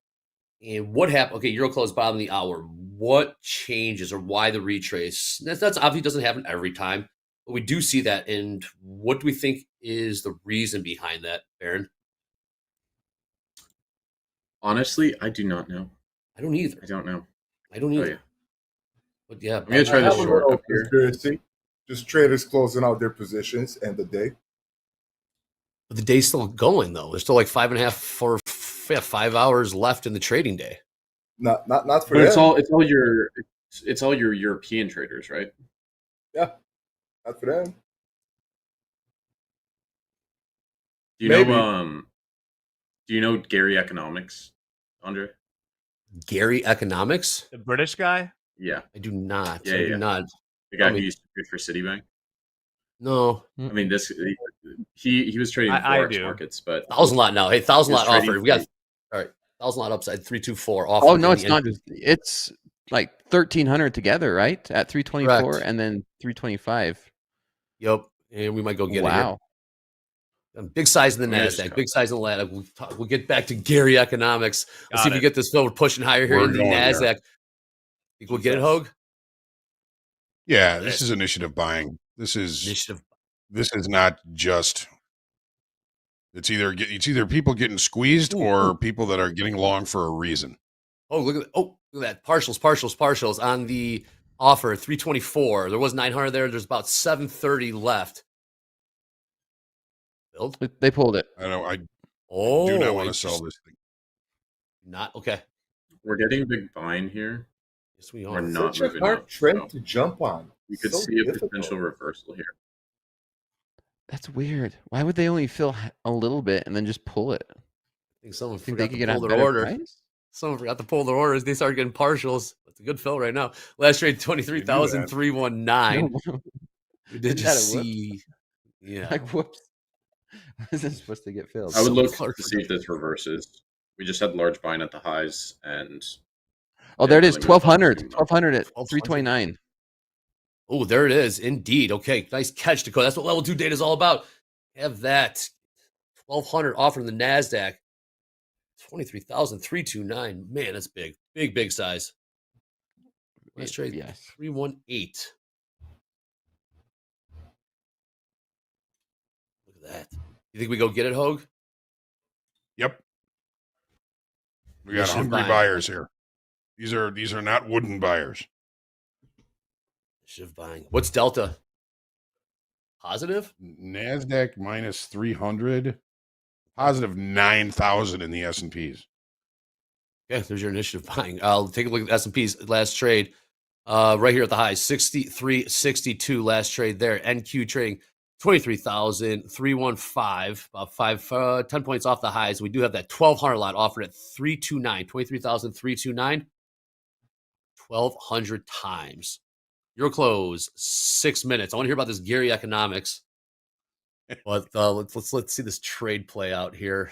See if we go get it. Yeah, so he was a trader at Citibank. He was trading Forex, but having crazy positions on, like moving billions of dollars of market capital. I think he was the top trader at Citibank for a few years there. But according he to him, trading. yes. Yeah, according to him. But do you have a little insight on that, Jack? Go ahead. I don't think I have enough insight to. I don't want to cast dispersions. I mean, Please do. I've only seen a few. I've only seen a few interviews with him, but I mean, he's a big trader out of London, so that we're talking about European close, right? Like some of the big traders are out in London. Oh, of course. All right. I am there's eyeing a possible reversal. We did get a lot of buying up here. We're not pushing too much higher off it. we still have that 1200 contract sitting at 329, and then we have 200 just below that at 328. So I shorted one micro, 315. A little foolish. Just a little bit. I'm getting a somewhat exhaustion on the 15-minute. Somewhat. Under 5 minutes till the bar closes. So if it doesn't smoke me right through, it might pull back. If I see large sellers, then I'm gonna hop in a short here, but I'm not seeing anything so far. 319, 320 now trades. Again, we got that 1200 lot up there, about 9 points away. Will they keep it? Will they pull it? We got help. We got a 200 lot in front of that at 328. Looks small compared to that 1200 lot. Euro close, 4 minutes. Anything above that? We got a 500 lot above that at 23,335. Look at that size on the ladder in the NQ. Level 2 data will get you. You can see the orders, big size orders up and down the ladder. I don't see any reversal patterns happening here.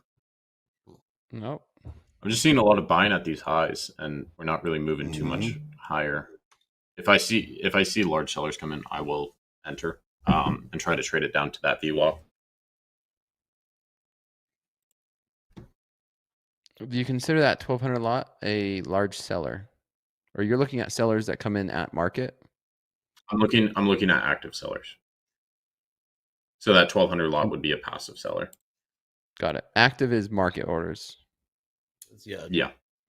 Okay. Stuff. Let's see what happens here in 3 minutes. Jack in the ES. I don't have that ladder up right now. We're trading 63.61. You'll never guess there's a 500 lot sitting at 63.64. Sweet 500 lot. Will it be full? Let's see. Out here. They're grinding this thing higher in the NASDAQ. We're getting closer. Here we go. New highs in the NASDAQ, closing in on that 1200 lot. There's a 200 lot in front of them. Sellers are trying to front run this thing right now. For a moment. Local. For a moment. Oh, they're going to be. Is that 200 lot? In front of a big broker with a big order. Here we go. Ooh, 200 lot filled. 200 lot filled. Yeah. 200 lot filled. And it's 1200. Oh, come on. Oh, 500 now. Okay, it's up at what is it? 349. Up at 349. Yeah, there's 500 at 335. There's 500 at 335. 563.64 as well. They did not pull it. It came within 2 ticks. Do you think they're using that big order to track the price, and they're just filling right before that? Because there's that 500 now at 335. As soon as they pulled that 1200, that 500 at 335 came in. Sure did. Apple News. It's gone. They pulled that one. Now it's at 45, 345. 49. 500 lot at this ladder.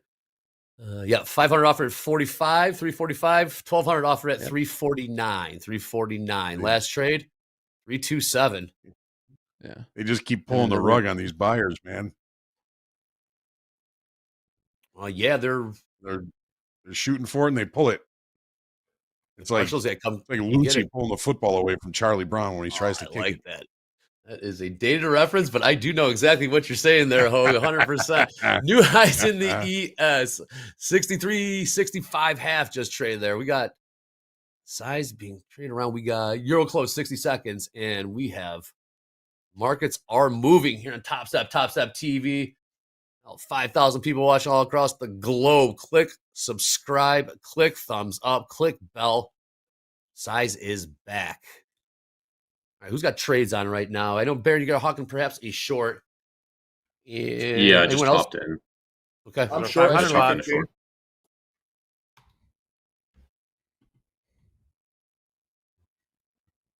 I'm short get that it's 5 likely- from 23.24. 23.324. 324. Okay. What do you got there, Jack? You're I watching get that that it's Dan mentions that they're like delta hedging options. I never worked at an option shop, but what's interesting to me, and I don't know what the other leg of this trade is, if you were delta hedging options as this is going up, like I'm not sure why you would have like an ask order in the ES just sitting in the market. They're putting it there for Who a knows? reason. They're keeping it there 'Cause for a reason. as it goes higher, you would need to buy more. I'm out of this.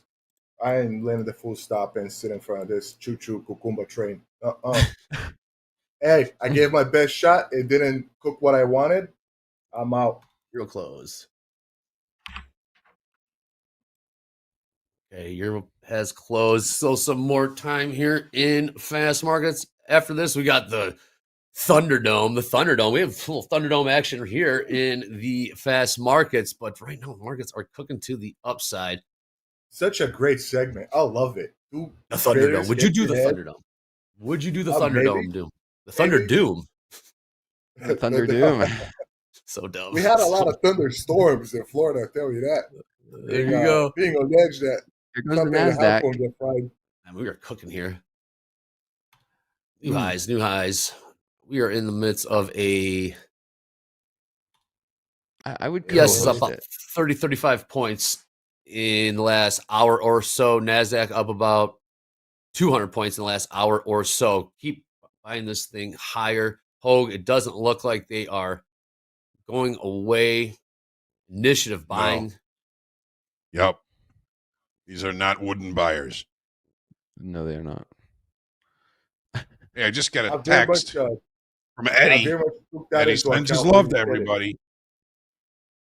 Oh, wow. Good. Oh, thank you, Eddie. You Miss watching? him. Eddie, Miss click Eddie. like, click subscribe, click bell. Who's Eddie voting for? That's the real question. Great question. Great There you question. go. Whoa. Okay, they're still buying this thing up. New highs, ES, new highs, NASDAQ. Dow pushing higher here. Crude not doing too much, and gold's a couple bucks off the highs there. But right now, buyers are in control. And Watching the Dom. You see those 500 contracts sitting there at 345. You see 100 just below that, and then there's that big one at 1200, or that 349. There's 1200 contracts. So let's see if we can get filled. Filled is this volume column right here on the right hand side. You can see how much volume was filled at those specific prices. So this is how I like to watch these orders get filled. Figure I could zoom in for everybody and they could watch it with me. Here we go. like that, So- Dakota. Yeah, I always used to get that question, like, how do you know it's filled? It's like, well, this for me, if this price goes up through 345 and you can see there's volume of, say, 500 contracts, then you know 500 contracts has been filled. And then you can watch them pull it. Right? Mm-hmm.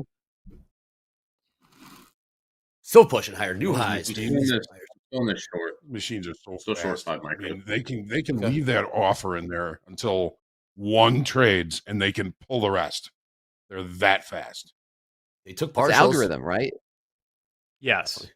Definitely. It could be like, pull if one gets filled. Something that's so simple. You're taking the risk if it's in the market, though. What they can't do, like, yes, if it gets nibbled, they can pull it. But if you have 500 on and I say, well, I'm going to take them all, Yeah. then I'm taking them all. There's another push. Here's where we buy the pullback. If you might want, is this the pullback? 2 points pullback in the ES. Is it the pullback 63 or is it the retracement? Retracement back to VWAP is what I'd like to see. Or a reversal. We're gonna need the Absorption. Absorption. Exhaustion. Yes, exhaustion. Top pickers. That was so good.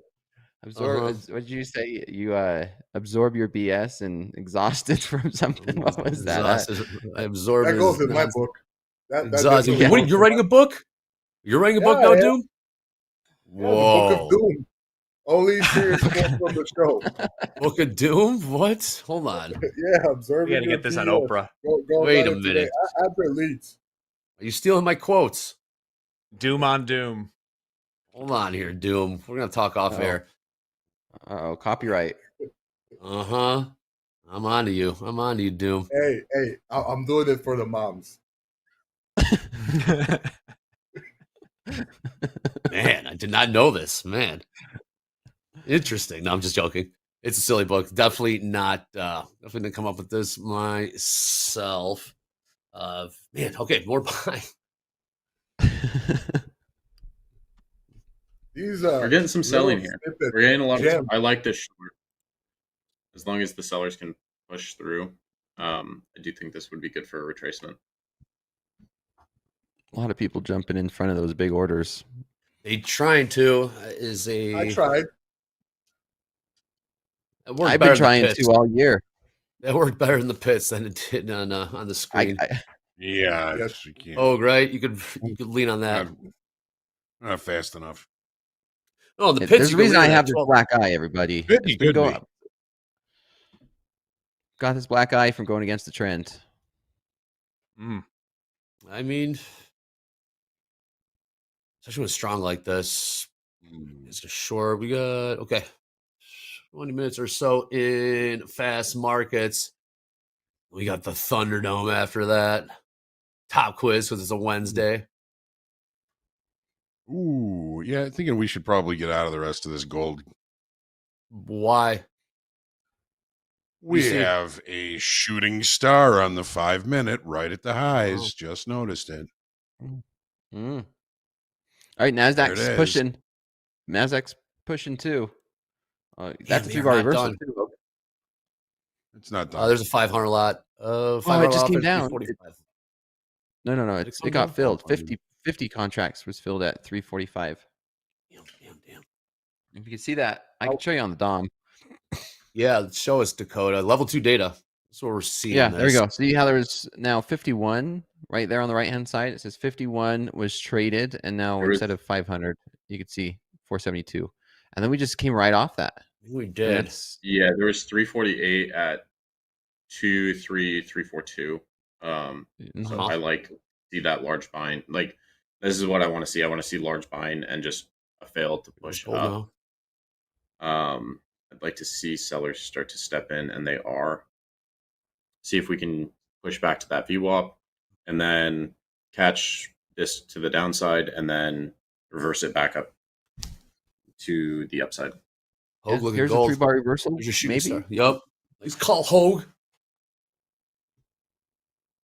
I was told that when the trend is like really tight as it is, that potentially institutions loading up a position.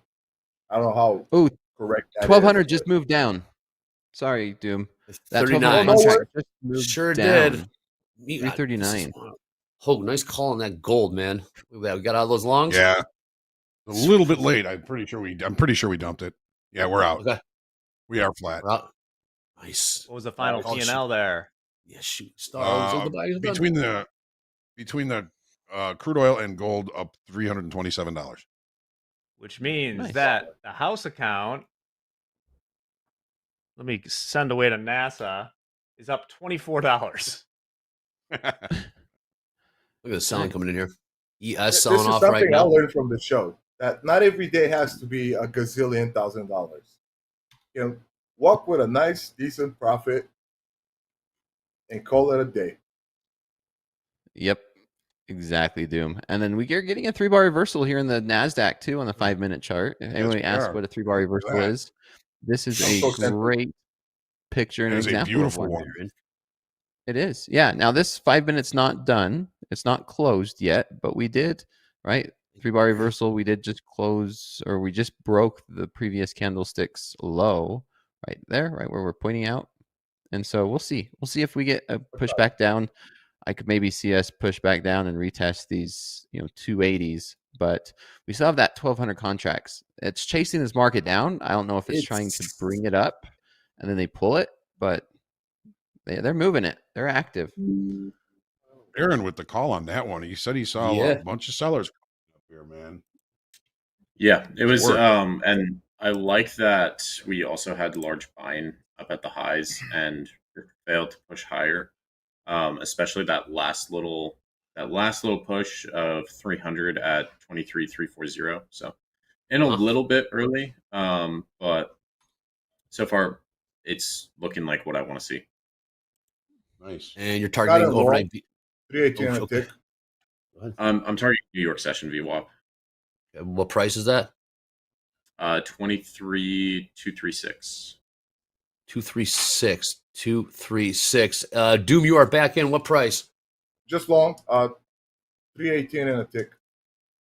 We got big movement in the Less than 12 points. bonds too. One micro. What we got, Jack? Relative. We got bonds selling off right now. Oh, damn, man. Things are happening right now. Yeah. Mm-hmm. Pull up that 10-year. Oh, yeah. Whoa. Yes. 10-year got absolutely smoked it down. We have a 10-year auction, noon central.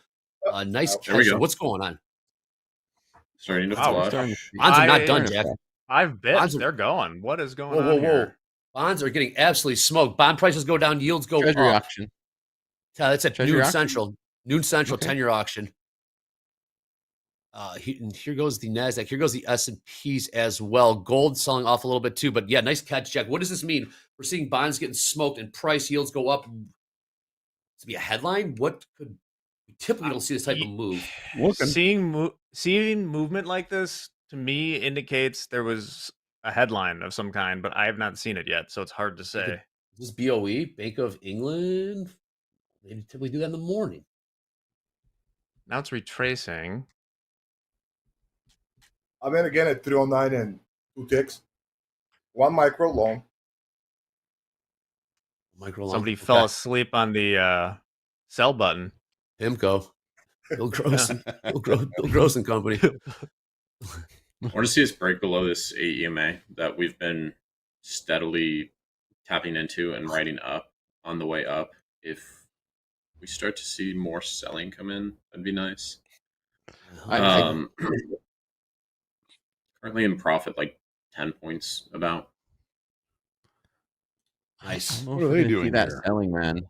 Apple's up now 5.5%. Yeah. I somewhat had Apple's it in up my 5. mind that by the next day they bomb and see how it goes. Yeah. 10-year right back. I don't know if we're going to see that selling. Apple's up 5.5%. That's huge. Tesla's up 3%. Damn. Jack, what did yields move? Yields moved about, so in the 10-year, yields moved, oh goodness, like 6 bips. Damn, like really? 30-year moved close to 8 bips. Ooh. And now it's coming back. Like, that's an unusual move. The volume in there. It's institution. That's not. Yeah, that was a 225,000 yen have traded in this 15-minute candle. And like to give you an example, like it's been around 20,000 trading, so about 10 times the volume. All right, NASDAQ pushing closer to that 1,200 lot. 110,000 in this 5-minute, Jack. On the volume. I'm gonna hold this. Yeah. My stop is at 23,350. It's my stop. That's okay. It's too. Can we fill it? I'm only 5 micros, so it's 250. Apple headlines hitting here. What's the Apple headline? Again, there's an event, an investment announcement after the bell today. Markets are alive right now. Huge volume so trading close in to the 1,200. I want to see this 1,200 lot get filled, man. We're right there. We're within a few points. I'm watching it dance around. Almost there. There's your 1,200 lot, 35s. 1,200 lot offered at 335. Are we gonna get it? We're 4 points away. 4 points away. 23,000, 331 trades, and the sellers try to front run it again. Front that 12. I have it up on the DOM. All right, yeah. You got it there, Dakota. So what we're talking about? You got there. It is. 5 even. 1,200 at 5 even. Man. Ooh. Sixes. 1,200 at 5 even. Nothing higher. 1,205. I know. Oops, as I say it gets pulled. I say it gets pulled. Let's see it. I'm watching. I watch this volume to see if it's going to get filled. We're right there. Here we go. Partial trade. No, Oh. gone. Oh, then it moves down Gone. 1,600 off into the highs. All right, they're playing games around here, Now man. You got us. They know Topstep TV's watching. They know we're watching. We're watching the size. They're like a little carrot. They're digging a little carrot in front of us. Like we're good. Yeah. We're just Watch these guys. They'll get all excited. We'll Yeah, pull like it. whack-a-mole. Watch them get excited. yeah. Look at The these. chart did give us the finger though. Yeah, it's like Lucy pulled the football again. yes, they did. She did. Get a load of this. Everyone huddle around the desk at Goldman or said, "Watch this." Look at Yes, these yeah, guys watch on this. YouTube. Look, if we go to my screen real quick, we can see like what what a weird bar. Like these are 15-minute bars in the ZN, right? And here's that last 15 minutes right there. Look at the size of that move. Wow. Seemingly That had to be out of moved or nowhere. something. That that's finger. huge. That doesn't look manipulated at all. And it's so much Not bigger. even You can see watching the it. difference. Look at the difference between like that move was more muted in the equities. I mean, look at this volume anomaly right here. Yeah, it's I mean, it knocked gold around too. It was something. It had to be the Bank of England. I saw something see this BOE, but the size in the on the. You want to see about size? You want to see liquidity? Pull up a 10-year ladder, 2-year. What's on there Oh, right that now? back to the highs now. That Yep, was bizarre. Yes, it was. Yeah, Hoag. Let me get that off. I'm still long Interesting. from Gold putting in 950. too high.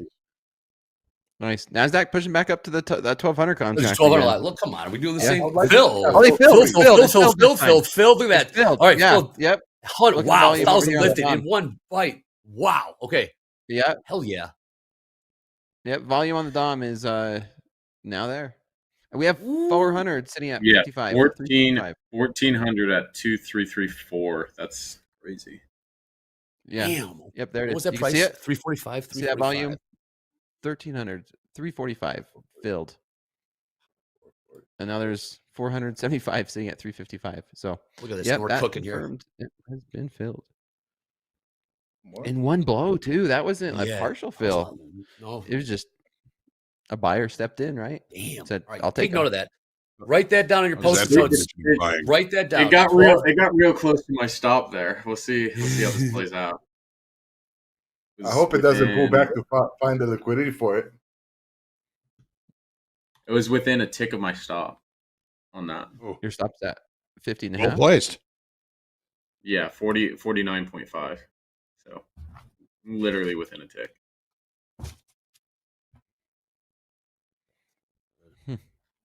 Wow. Okay. I'm gonna hold it. Wow. I'm gonna hold it. That was insane.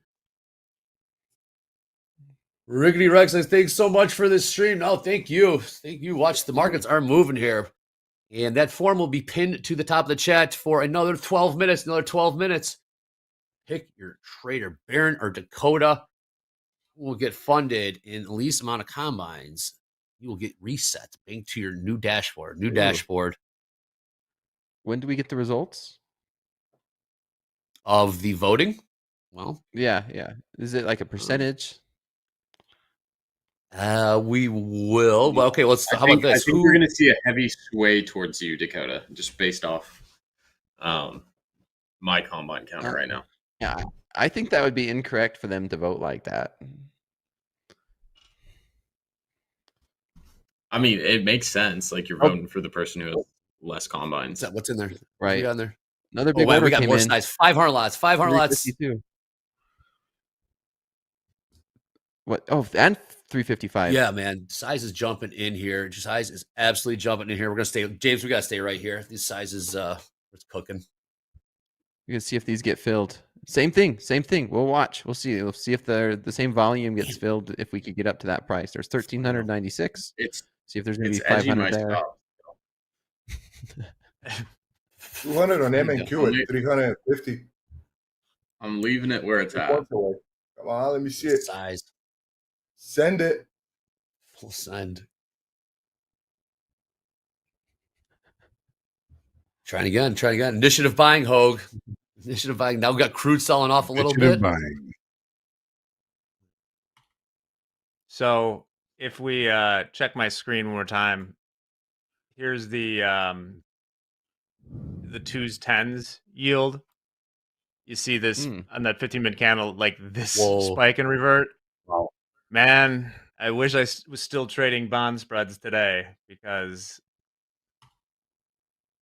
a couple of them got blown out, but a lot of them made a ton of money right there.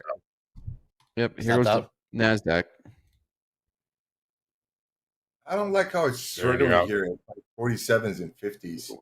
Let's see if we could get these filled. They are trying to put. Wow, man, they are not done buying this thing. What happened to the 10-year? What happened with gold there? Crude still moving. ES and NASDAQ. That was another fill. Wow, they are filled. They moved it. Filled. Yeah, that one's filled. Yep. Oh, yeah. They split it. It was 200 together, and they split it. It's I think you might be right. Yep. That one's filled too. So we see the volume on both of those. 500 at the 352, and I still like basically 480 at 355. Right to the. We did hit that A lot of volume up here in the S&Ps as well. What are you seeing, Hoag? Just a lot of volume up here. One of the things that I was talking about on the opening call was, I mean, we're kind of in a 4-day range. The S&Ps, the upper end of that range is 63.77. Okay. We are getting pretty close to that, and the upper end of that range in the NASDAQ is 23.404. We're getting pretty close to that as well. It's kind of this week's high is pretty much what those are. Man, oh man, NASDAQ's pumping. We blew through those orders, and absolutely. Gold popping, NASDAQ popping, ES popping. Look at the NASDAQ price, 23,369, 1,000 lots, 500 lots on the ask. Doesn't mean anything. They are lifting every offer in sight. That form will be up. The form will be up for another 9 minutes. Get your votes in. But right now, we're making highs in the equities. Crude selling off now, $65.52. We got Thunderdome coming up next. I cannot wait to see how that goes. Man, markets are cooking right now. We got the volatility. We got volume back. We got Baron, Doom, Dakota, Jack, Hoag, all in the house. JD. And we got we'll bring big boards. What's up? Look at this. I'm up 60 points here. Sheesh. You know, trades like this, I wish I have a mini in, but capital preservation, safety, and proper risk management. Absolutely. Is that in your book? Or should I also put it in my a little book? bit of chicken, you know. Well,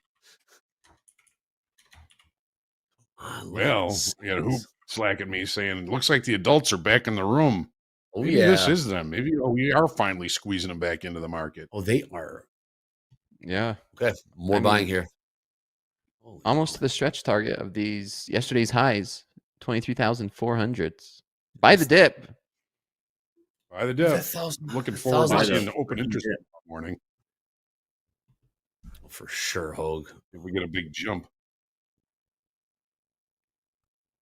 Again, ES up. ES is printing new highs here. 63.74 quarter. NASDAQ printing new highs. 23,375. Can we get to the 400s? 23,400. Crude selling off. New lows in crude.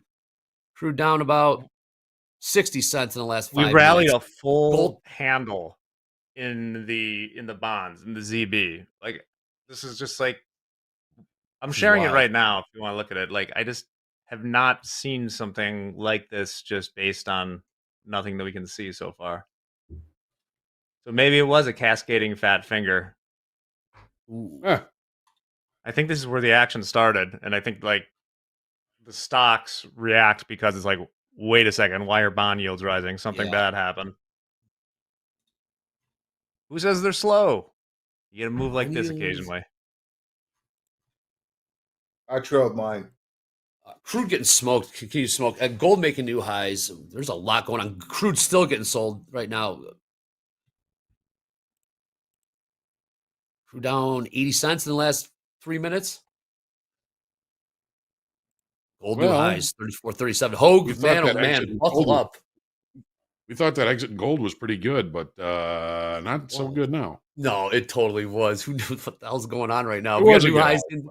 This is Something wild. changed, Thunderdome. something did change, and we got to get to the bottom of this. But I'll tell you what, Topstep TV, Topstep will be all over and give you updates throughout the day. Make sure everyone stays locked in. This is, yeah. Trump's on the phone. That's such a fine line when you take the exit. Such a fine line because at the time, it's like it's right here, it's right now. I'm taking it. And like literally 30 seconds later, completely different story. Okay. All right, guys, we got to wrap this up because we got the Thunderdome. We got to wrap this up. We got Thunderdome coming up next. Baron, Dakota, thank you so much. He's out here. Doom, Jack, that was awesome. I'm going to make this short and tight because we got Thunderdome coming up next, making highs in the equities, lows in the crude, highs in gold. Topstep TV, let's go. Thunderdome next. With our new profile management system, you can easily update your personal information and your account preferences so that everything runs smoothly on Topstep X, and we will call you the right name when you end up on the big board, perhaps.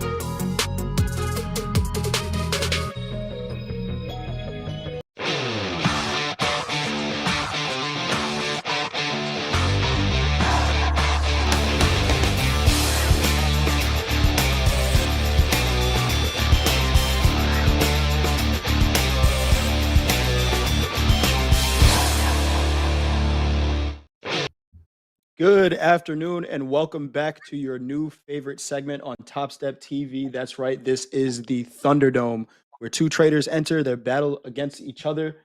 And the prize is free resets for the chat and hopefully some profits for these two guys. You guys know me, I'm Coach Jay. We got Alfie and Chad back here for round 3 fight. How we doing today, guys? Alfie, how's it going? Yeah, going good. Apologies for the audio switch up. Just last minute issues with the PC. But yeah, feeling good. Looking for this 5-minute range to close, and then we're going to see what we can do. All right, good stuff. And Mr. Fun Shirt over there, how we doing? Doing good. Dakota got me all like pumped up in that last segment. So his energy, and I'm glad I probably wasn't trading it because I would have been short and it would have been ugly. Got you.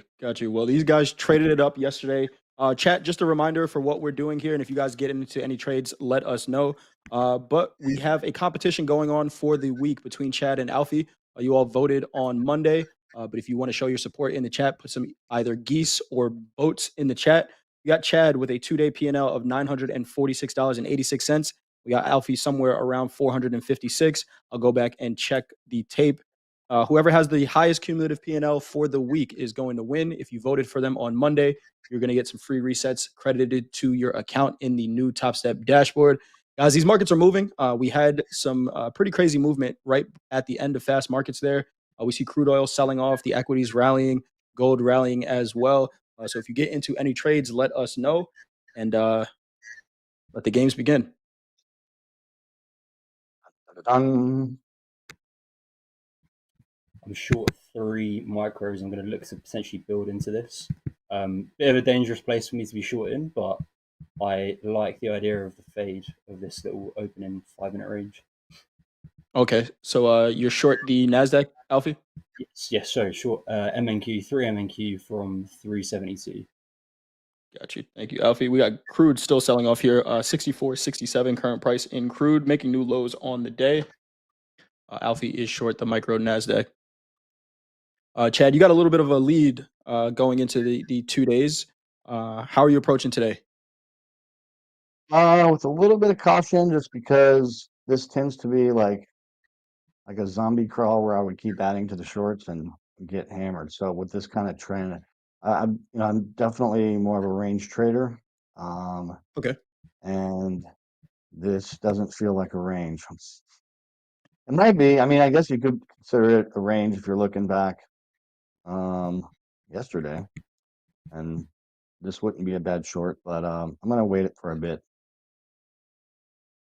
We saw some patience early on in the session yesterday, and then it really got going. I think both of you took maybe 6-7 trades in that hour segment in a pretty tight range here, or pretty tight range yesterday. I think the interesting thing about this segment is that we're going to get a different market every time, right? We are seeing the equities pretty strong rallying. I'm taking a look at the headlines. I'm not really seeing anything. But we did see some interesting movement in the bond market, and then it looks like it kind of trickled over to the equities and gold, with the NASDAQ making new highs of the session. Currently, there was some size trading up there as well. A couple thousand lots that did get filled up at the highs here in the NASDAQ.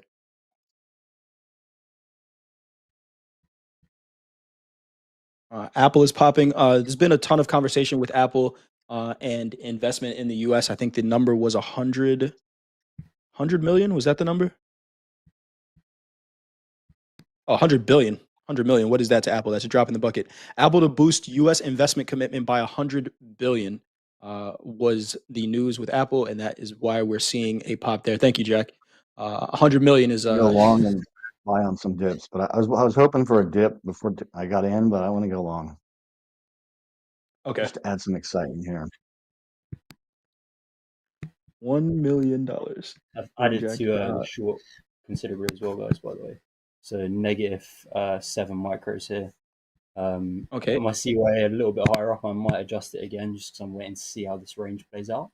Because we've had a slightly bigger opening 5 minutes than what I was anticipating. I think it's within around 20 points. So I suppose within range, but we'll see. All right. So we got Alfie short 7 micros. Chad, you're long. How many? 3 micros. 3 micros. One of Always us. 3 to start. I like One this. of us is going to do well with this. I like this. I like this. We've seen the past couple of days. A lot of times, you guys are in the same position, right? Looking at the same trade, maybe some different position management or different size with the trades, and it leads to different P&L. But I think this is the first day we're seeing you guys be in opposite direction on these trades. See how it plays out. We will see how it I plays out. normally would be short on a setup like this, which is why I'm not, because I've gotten just eaten alive over over my trading career on these new highs, love new highs, Yeah, trying to call the top before it turns. Tough. I get you.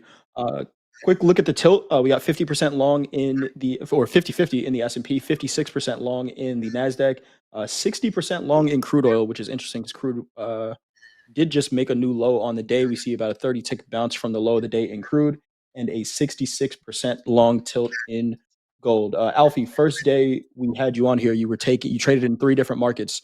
Yesterday, just the NASDAQ. What is it going to be today? We got a NASDAQ trade on right now. Are you have eyes in other places, or we locked in on one? Yeah, I like gold. Gold was offering some really good opportunities the last few days, but I think you've got to give gold a little bit longer than I would give the NASDAQ. So the reason for the short here was I think there's like a 65 to 85% chance of a double break of the high and the low between 5 and 505 for me. So the high probability trade was just this trade back into the opening range, which is $270 on 7 micros. But I'm going to see if 1 plays out and 2. If I can hold on to it, right, because I'm behind at the minute. Gotcha. Some stuff. I might think of trading crude oil. We'll see. Micro crude. Interesting. We'll see. Chad mixing it up a little bit.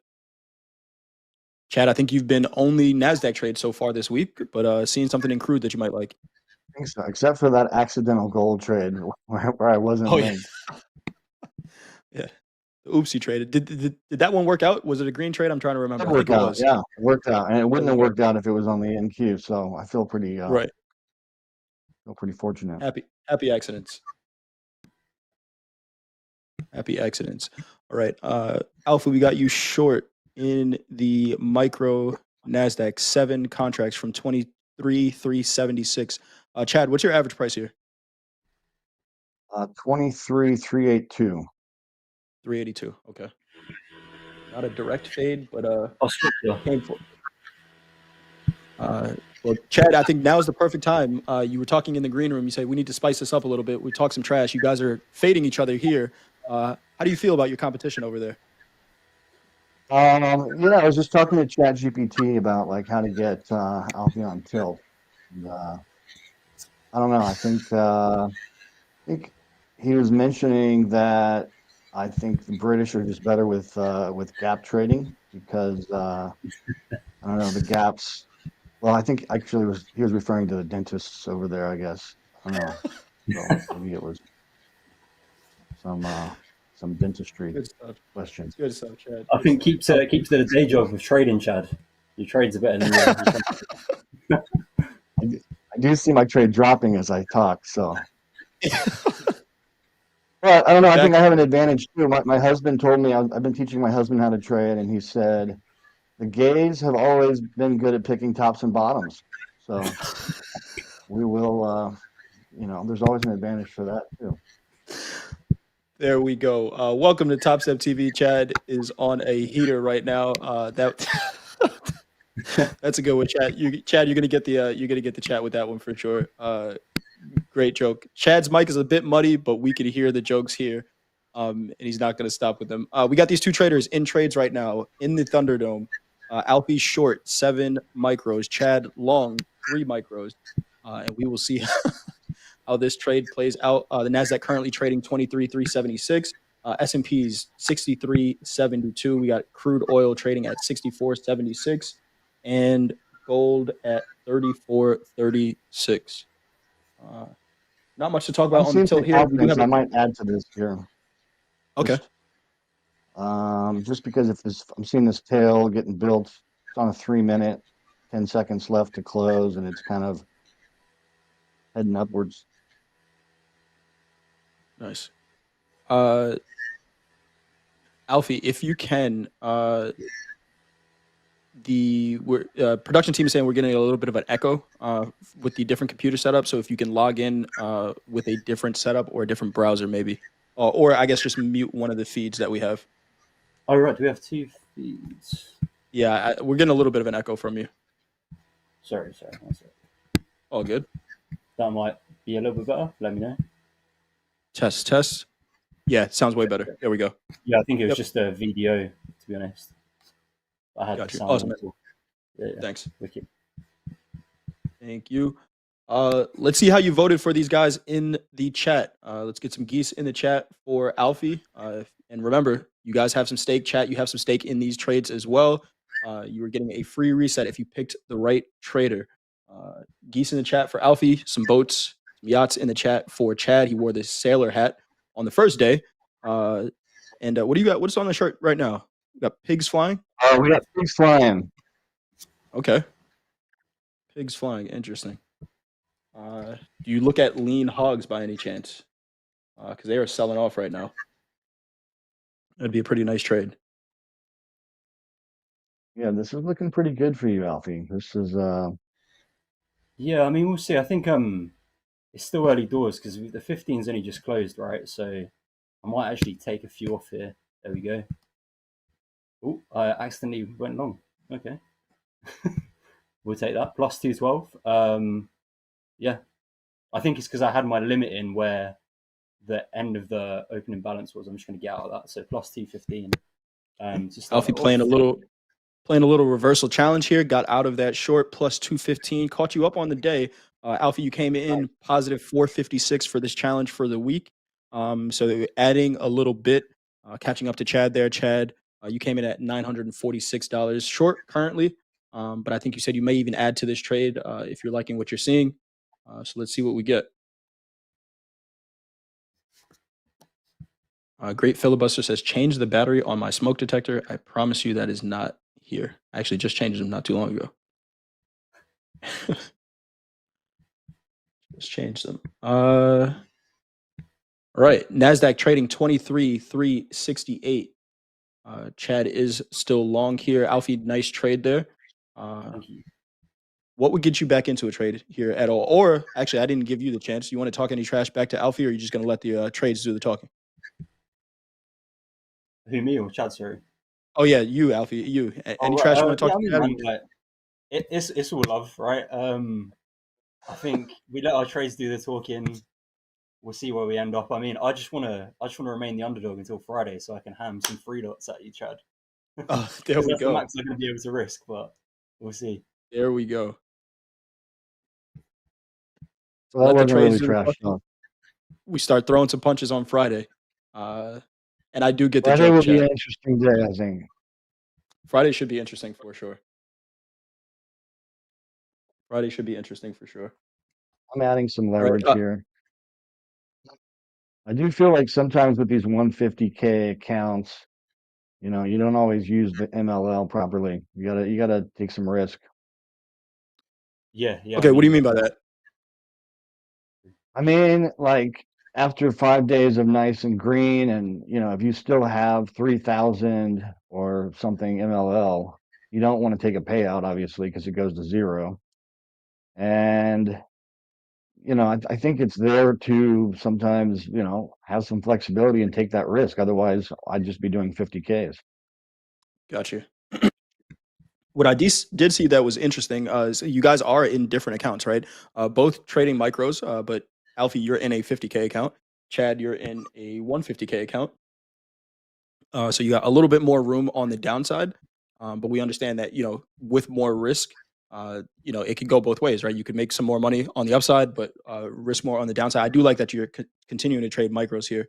Alpha, we see you looking at gold now. What are you seeing over there?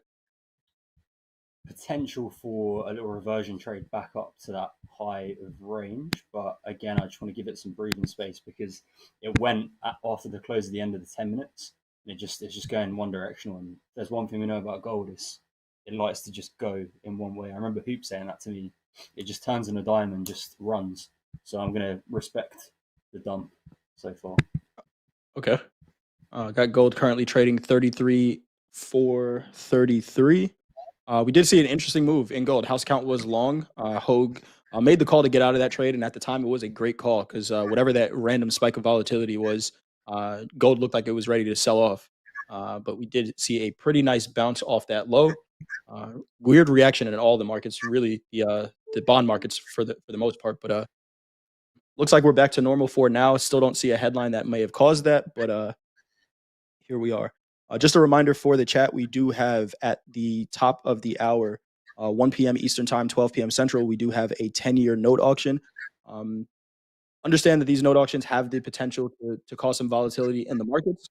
So just pay attention to when those auctions do drop. Again, that's about 45 minutes from now at the top of the hour when we're ending this segment. All right. Let's do some housekeeping here. Gabe, if you're ready, August 6th, we know it's my older brother's birthday. Happy birthday again, Don. We got JD's birthday, but what else happened on this day, Gabe? Man, on this day, we are kicking it back to 1962, to August 5th, of course, or August 6th, excuse me. But it is Jamaica's Independence Day. After more than 300 years of British colonial rule, Jamaica gained independence on August 6, 1962. The road to independence was long and hard, but with prominent and instrumental figures such as Sir Alexander Bustamante and Norman Manley, Jamaica gained its freedom for self-governance. Becoming independent, Jamaica's locally drafted constitution came into effect on August 6th. But happy Independence Day to all my fellow Jamaicans. And yeah, I'm going to pass it back to you there, Jay. Awesome stuff. Shout out to Jamaica. My first time ever in Jamaica for that wedding I went to, of course. And I can't wait to go back. I cannot wait to go back. Beautiful place. Mark Lloyd says, I had a heart transplant 13 years ago today. Shout out to our medical professionals and helping you out with there, Mark Lloyd, and glad that it went well. RTR 112, your birthday is tomorrow. Happy birthday tomorrow. Chad, how's it looking in this trade? I know you were talking about potentially adding to it. I did add a bit. You just wanted to add a little risk for some little tradertainment here, but it's green, not super green. If we got a pop out of here, that'd be great. It's also tempting because it's like right at the highs. It's tempting to maybe shed some, but I'm gonna hold for now. All right. So now we got Chad long 9 micros from average price 23,372.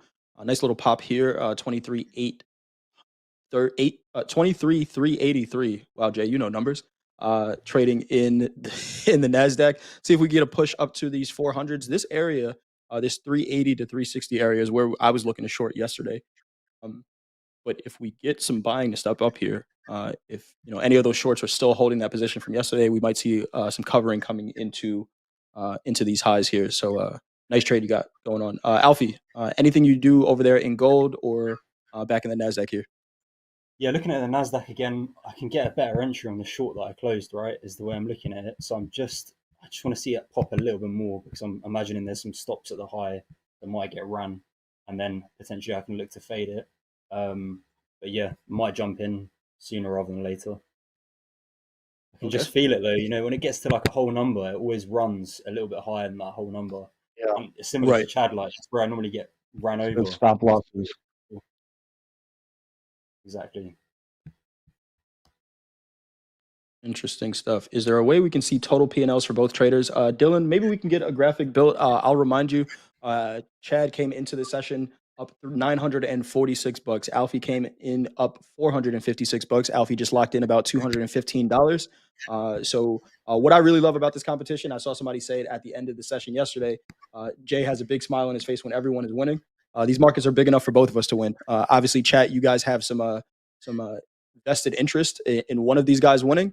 But if they can both end the week with green P&Ls, and then the greener P&L gets you guys resets, that's what I'm here for. So I jumped in short as well, by the way, Jay. So I'm short from 5 micros from 382.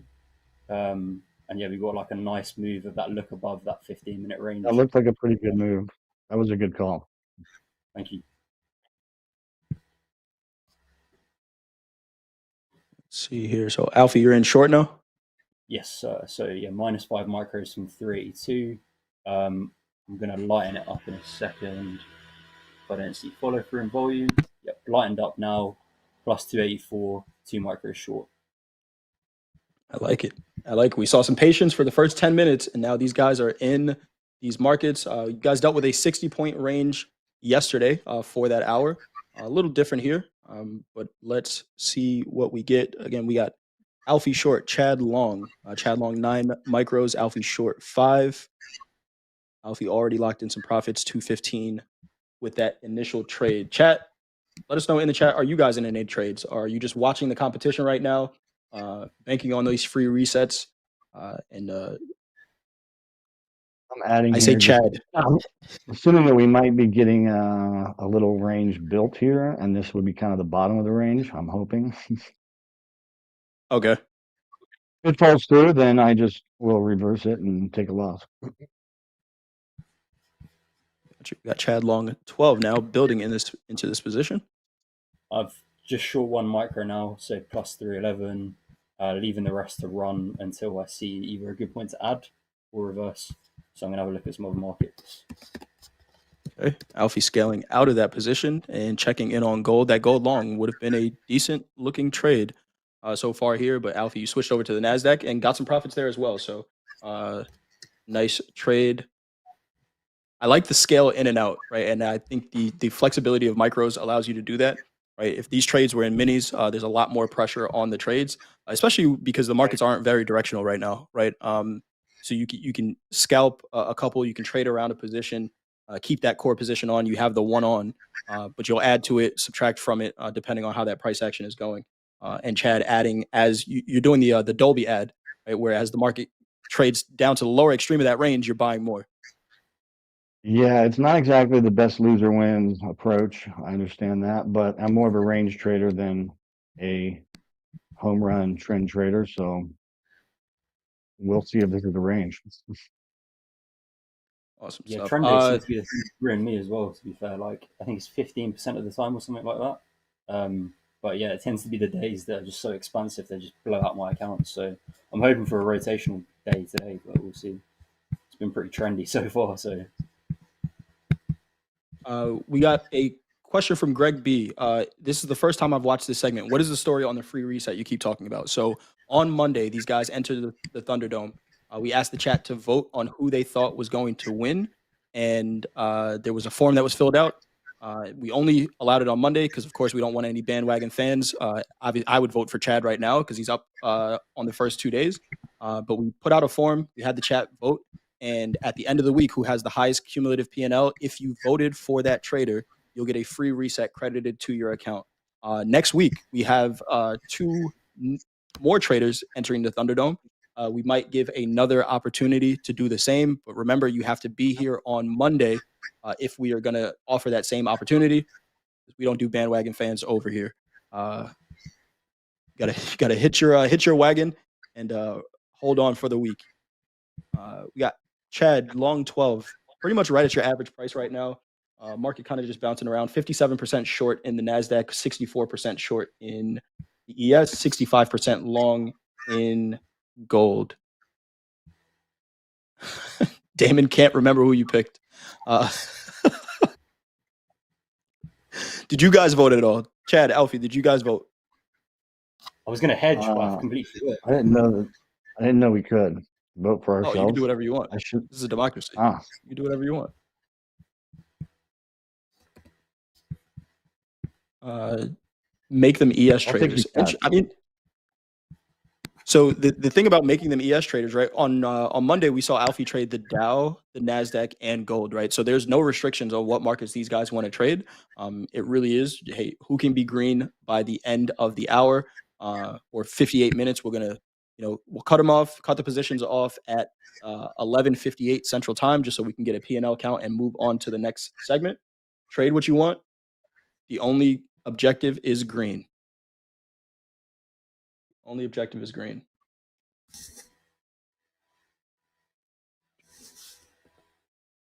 Alpha, you still holding that one lot?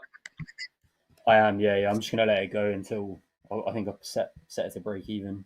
So, yeah. I mean, why not, right? I think if I'm not mistaken, Chad's still in the opposite direction, so it's a double win, right? If it keeps coming in. Got you. Tippity Top says, "This is clickbait for views." I mean, we put on a show here, and hopefully, the idea of any show is to be entertaining. This is usually a slower period of time, but what we've seen also, and I think if you want to learn something from this, is that there are a bunch of different ways to trade these markets, right? This hour is usually a pretty range bound part of the day, unless we get some news that is leading to a trend. We've seen both of these guys be profitable on this week so far, trading range bound markets, which goes back to the point of there's not one way to trade these markets. Bunch of different ways to approach it, and you can make your money I'm flat as well, or lose it. Say that one more time. I'm flat now. So you're flat. Okay. P&L update real quick, Alfie. Plus 345, and I can take a payout now on this account. So that's another. Hey, there we go. That's the real goal. That's the real goal. Get some money to take a payout. These guys are both trading XFAs, so again, these accounts do matter more than just that free reset. They want to be able to take payouts. Chad, I know you trade a couple of accounts. Have you traded your other XFAs today at all? Yesterday, you came in with a $3,500 balance in one of those XFAs. Yeah, I took a payout yesterday. I've taken quite a few payouts this last week. But nice, man. On that one, I haven't traded that one yet for the day. So I'll probably trade it pretty carefully. Just once I get in that 5K range, I'll take this fifth day pretty carefully. Got you. Nice. And speaking of that fifth day, right? You got 4 days. It doesn't have to be today. But reminder to everyone, Topstep changed the program last week. Chad has 4 profitable days in that account. And if you look at one of those, you said, hey, don't we need $200 to be profitable for the day? Chad, you ended at $199. We changed the rules. $150 counts as a profitable day. Topstep just making payouts that much easier. So great trading over there, Chad. Abs Phoenix, we need to be able to see. Looks like I traded one last night, another XFA. That's new. So this is the one I took a payout of. So it's halved. So, this is where it's kind of tough because you lose your MLL, but there's sometimes if you don't take the payout, the account can go against you. You wish you would have. So took a nice payout there. There you go. King Caesar says, love Topstep. King Caesar, we love having you here. Let's take a quick little break. We do have Chad in this long still from 372, long about 12 contracts. Alfie is flat. Let's take a little break for some news, and we'll come right back to the trades. We're ready. Here we go. U.S. Special Envoy Steve Witkoff met with Russian President Vladimir Putin in Moscow on Wednesday. The Kremlin reports through Russian state media that the 3-hour face-to-face meeting was, quote, constructive and useful. Russia's ongoing war with Ukraine was the topic of discussion. The meeting followed a Kremlin request that Witkoff visit. People familiar with the matter said it was a last-ditch effort for Putin's Russia to try to avoid potentially punishing new sanctions. President Donald Trump has threatened those soon if Russia does not agree to a peace deal. Witkoff did not share his expectations ahead of the talks. Trump earlier said that he would wait until the talks conclude to decide whether to impose new sanctions. Awesome. Thank you for that, Gabe. And back to these markets really quick. We are seeing some of those, the talks out of Russia affect crude oil prices, especially. I think we've seen a lot of movement in crude over the past couple of days. Crude just made new lows about a half an hour ago, currently trading 64.90. NASDAQ trading 23,361. Chad is still long in the NASDAQ, I'm assuming. We have the S&P long 63. Added more. Okay, so Chad is long 15. This might be the biggest position we've seen in the Thunderdome this week. Chad showing some conviction in this trade. We will see how this plays out. Alfie, any more action on your side over there, or just sitting on your hands right now? Sitting on my hands a little bit. I was a little bit early on the out, so I'm cool with that. Rather be early than wrong. Okay. So yeah, I have to sit on my hands for a little bit, see where it settles. But yeah, maybe I've looked at gold. SK says, I'm the Stephen A. Smith of the Topstep team. If I could start yelling on this just yelling about random shit on this on the stream. We could do that. Dial it up a little bit. I think I'm a little too calm for that, but it's a good comparison. Stephen A is a versatile dude. Can do a lot. Chad, in the green room, you were talking a little bit about your coding. I don't want to distract you from your trade here, but you're building some stuff with the Topstep X API. Tell us about that a little bit. Yeah, so basically over the years, I have a company called nashtech.xyz. And if you go there and check it out, you can get a quote for anyone who's wanting to build out their like, whatever their plan would be to build it out and trade, algo trade. Every time a momentum hit this or RSI hit this, blah, blah, blah. I'm waiting for Topstep API to build out a few more algos based on built. I don't think it's available in the API yet, but I'm wanting to use that data to build out. And I've got pretty good experience with Python and coding with the Topstep API. It's pretty simple, really. So go to nashtech.xyz, hit me up to get a quote for that kind of work, and I'll happy to help you out. Awesome stuff. I know, we probably have some traders that are going to take advantage of that, that, might look into automating something, but don't really know how to do it themselves. I know for me, anytime I've tried and you play around with some things, I've never felt comfortable enough to put real risk behind anything that I've built. But I'll go to Coach Robert and say, hey, can you help me out with this? Because he's our tech guy over there. So if you're interested in speaking with Chad on that, I'll put the link in the chat to that, nashtech.xyz. I know you were here before, Chad, talking a little bit about building some stuff around using biometrics and your trading rate, tracking your heart rate and things like that. We see Dakota with the heart rate monitor on while he's trading on the show. Some interesting stuff there. Yep, that is still in development, and I definitely am curious to see. That's just going to take a lot more back testing, like over time, because you got to be trading live to really get those metrics, right? Right. Yeah, because you're tracking emotions and physiological responses and things like that to your trading. So you have to have some skin in the game in order to get real results. In terms of the $150 profit, I believe it is for all traders, regardless if you're on the new or old dashboard. It is for the program in general. Someone please correct me if I'm wrong, but that is my understanding of that rule change. Alfie, how's it going over there? Sitting in these profits, plus 345, making some progress on the day. How you feeling? I jumped back into a short and then got out of it pretty quickly just because the order flow just changed in an instant, so it spooked me out a little bit. But I managed to take $10, so can't complain too much. Okay, so adding a little bit there, plus 357. Chad is still long. We got 100 lots sitting here up at 369.75 in the NASDAQ. Right before we ended fast markets, we saw a ton of size trading around these highs. Looks like they pulled that order there. Don't think it got filled. Let's see if that gives us a little bit of a push to the upside here. We got a couple limit orders up if we get a pop, just to get out of some of these. I jump back in short here just to see if we get those same sellers stepping back in. Minus 3 micros from 372 again.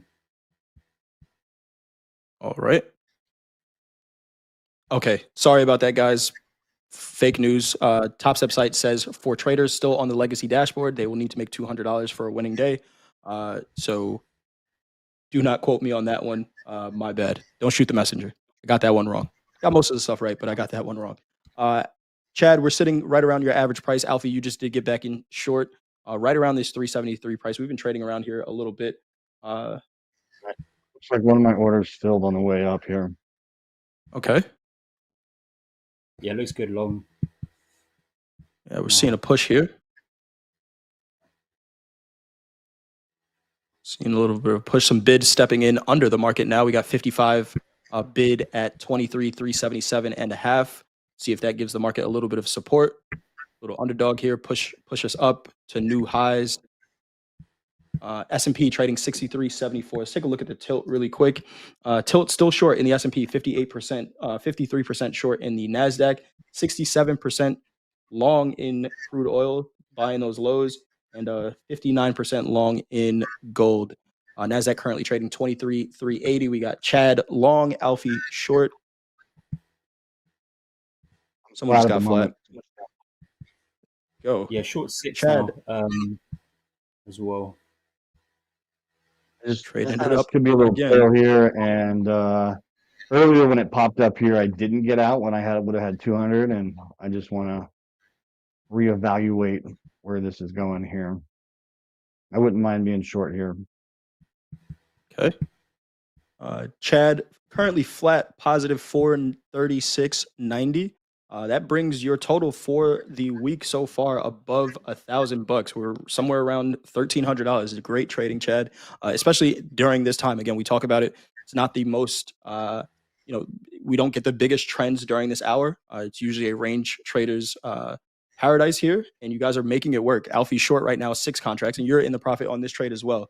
These guys are just throwing punches left and right, and yeah, I'm short taking as some well. profits out of these markets. I love to see this, man. Back down to just 1 micro NLJ, 385 plus 425 on the day. Man, you guys are seriously making the most out of this, right? I don't want to keep talking about it, and we still have a whole week to go. But we might see you guys both pull $1,000 plus out of this range, out of this segment in the week. And again, knock on wood, there's still a lot of trading to do, but you guys are figuring it out, and this is pretty awesome to see.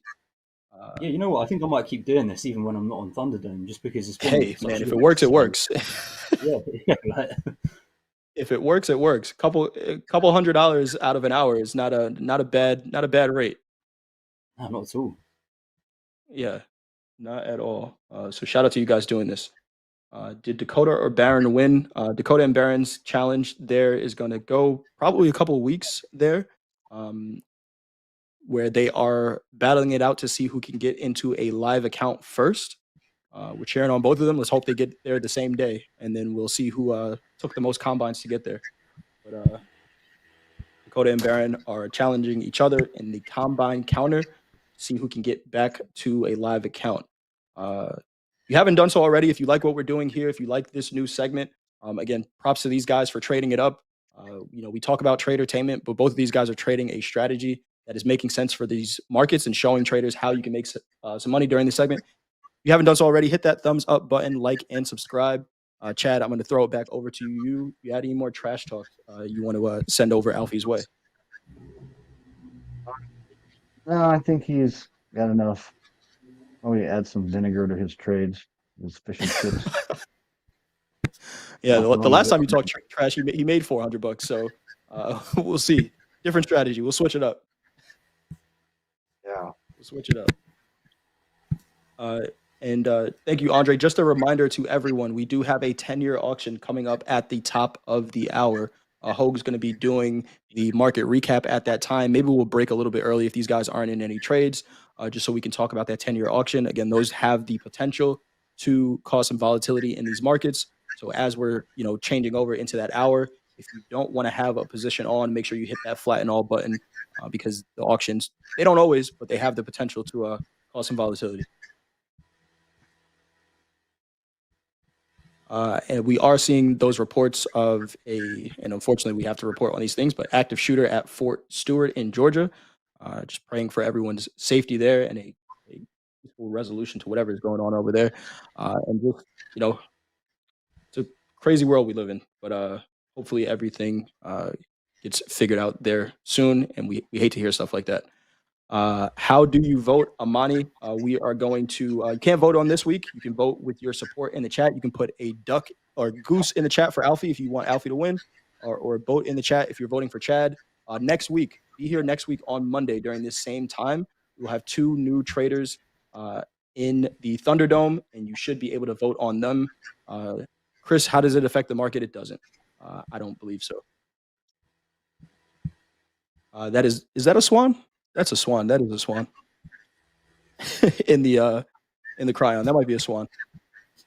Put a bird. Put your favorite bird in the chat. There we go. We'll do that. Favorite bird in the Kind of hanging chat. at my All right. average price, but I got 9 micros now short, so I'm thinking we can play this range on both sides, be long and short. I mean, it's tight, but It's been really tight, this range, since the top of the hour. It is only been about 30 or so points, right? 32 points. Yeah, pretty tight range here. About 32 points. Quick position update. We got Chad short 6 micros, 23,371. Currently up on that trade about $100. Alfie, you are short as well. No, I'm flat. I'm Flat. Alfie flat. Yeah, it's 452 at the minute. Yeah, just looking for the next opportunity. Alfie, man, that whatever you saw in gold there, you know, we were talking about a potential bounce in gold. I know you didn't take the trade, but we are seeing a little bit of a bounce here. Oh, it's a bastard, man. Every time I always think that it's when it Yeah. always goes. Man, You know, it's all it's like Hoag says, right? You never have enough fun when it's going your way. Always too exactly. much If I fun. think about all the good trades that I've missed, my trading mentor used to say this all the time. He's like, if you think about how much money you didn't make trading today, you would drive yourself crazy, right? Because there's so many good trades, you can't catch them all. You know, sometimes you only need one good one to have a great day. So, you know, I think you take some solace in the read being right, but you made some money here as well. So, 100%. can't catch them all. Exactly that. I think Alfie's trading a little bit like Brexit, like where you think it's over and then you just like keep renegotiating the position, you know? It's never really over. It never really actually happens either. Hence me being flat. We don't get what we wanted. Oh, a little tip on there. Okay, we get some selling coming in here now. Volatility picking up just a little bit here. So a spike in crude. Crude up. Wow, crude is just rallying right now, up 40 ticks in the last 10 seconds. Seeing some selling coming into the NASDAQ here as well. Currently trading 23,350. I got financial juice up. Russia is eager to continue engaging with the Getting flat. U.S. All right, chat got flat there. I just think the it look, headline. and whenever it gets like so close, like it's a tick away, I just like there's been so many times it'll run up from there, and I'm just like, what? So I'll take the profits. I'd rather get a better position, still probably to the short side, but after a little bit of spike here. All right. Yeah, crude oil popping on that Russia news. White House officials, secondary sanctions on Russia are expected to be implemented on Friday. Also saying that Russia is eager to continue engaging with the U.S. We heard a little bit about an air treaty earlier this week. Air treaty with the war that we have between Russia and Ukraine. We're seeing the equities pull back a little bit off of that. NASDAQ currently trading 23,350. S&P's 63.65 half. Not a lot of movement in gold, but we are seeing crude continue to spike here. Crude up 70 ticks again in the last minute or so on that Russia news. And we know how headline driven that market is. So let's see if this can be a sustained move in crude oil here. Good trading. I'm in short thinking that was breaking down further, but kind of, well, we'll see. It might take a loss here and just. Okay. We got Alfie in a long. Already out, flat plus 497. I've just been scalping like scalping it up. Hey, man. Yeah. You were 345 before that trade, plus 497 now. Chad, what's your position here? Realized 672 and unrealized like basically flat. Flat. Okay. Negative And 20. short 3 from 350. Short 3 micros from 350. Man, these guys are really trading this up right now. Another reminder, thank you, Jack, for putting that in the chat as well. Reminder, we have the 10-year auction at noon Central Time. So right as we're wrapping this segment and going into Hoag's morning recap, we do have a 10-year auction. These auctions do have the potential to move the markets around. Might be interesting today as well, especially after that move that we saw in the Treasury product, that random sell-off that got bought back up again. We saw the 30-year bonds down, 1.25%, and in 5 minutes, we're back up 0.5% from there. Bonds are not supposed to move like meme coins, so we'll see what happens with this auction. But could get interesting in all the markets that we trade. back in long, by the way, Jay. 356. Just risking another 12 points really from here. All right. Alfie back in Alfie, long. do you Chad take still. you take tea breaks throughout the day as you're trading, or Do I take tea breaks? Did you say? Yeah, just Yeah. I just feel like there's tea time there, like to interfere with your trading hours. Depends really when I'm working. Sometimes I just wait until MOC, Chad, to be honest. So it depends on the day. But yeah, definitely have to take breaks. He was throwing some shots at you there, Alfie. But Alfie says, "Yeah, I drink tea all the time." And Yeah, I just wait. I'm Sorry, trying. tea and I'm wait not for an MOC. autism filter, so yeah, it slips under the radar, mate. If you're trying to cuss me out. No, I know you can't get him on tilt when he doesn't understand the jokes. Put that on the shirt. Drink tea and wait for MOC. I like it. All right. Position update real quick. We have Chad short 3 micros, 23,350. Alfie still in that long. Yep, just cut it to just 1 micro now, up 540. Yeah, 10 minutes left, man. I just need to protect capital preservation, right? Even though I'm trying to win this game, I'd have taken this at the start of this hour. So capital preservation. Nice. I like that. And we talked about that a little bit yesterday, right? These guys have an hour. We are, restricting their trading for this competition to this hour. So that's something that they have to consider as well. You might be in a position that you really love, but you have about 12 minutes before you have to make a decision on that trade. So these guys are trading with a time constraint. We heard Alfie say it a little bit earlier. I might just continue to do this, right? Where, and you said it yesterday, Alfie, just having this hour to focus on trading puts your trading in perspective, right? You're not looking for opportunities all day. Right? We understand that these futures markets are open 23 hours. We got to build in some time where we're not looking at the markets, right? So just focusing on an hour, whatever setups present themselves, and whatever money you can make in that hour, and then wrapping it up for the day, whether you go trade another account or just lock it up. I think there's something to that, and something I'm learning, from this segment as well. So it's pretty awesome. Flat now as well, mate. Yeah, I'm not liking this, but it could be in the range, in the top of the range, so I'll be adding if it hits. But knowing when we have to close this out, I'm not loving my where I'm at the moment. But usually you don't love it when you're in the red. Right. This thing just dropped. I would love my trade. Of course, right? It's just go exactly where I want you to go as quickly as possible. Right? Those are the ideal trades. If only we could pick that. My happiness is based on 3-minute candles, basically. Back in short as well, Jay. 370 average price, risking 380s or 388 5 hour. Nice. We didn't poll the chat to see who was going to place the most trades today, but I think it's pretty close. If we count all of Chad's ads to the trades and Alfie, scalping in and out, you guys are clicking it up here. But I see green on the screen. When we So go I flat, can't. we can see. When we go flat, we can see how many. I think already 13 on my side. Okay.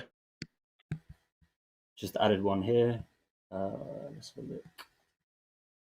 Yeah, Phenom Z, I agree with you. This segment flies by. It does not feel like an hour at all. I want to give a shout out to the Topstep TV team and the production team. We talk all the time about how what improvements and changes we can make to the show. This is a great one. Honestly, I don't know if it's because I'm driving the segment, but this is one of my new favorite segments on this show. And shout out to Chad and Alfie, wanting to sign up and do this for the first time. This has been great so far.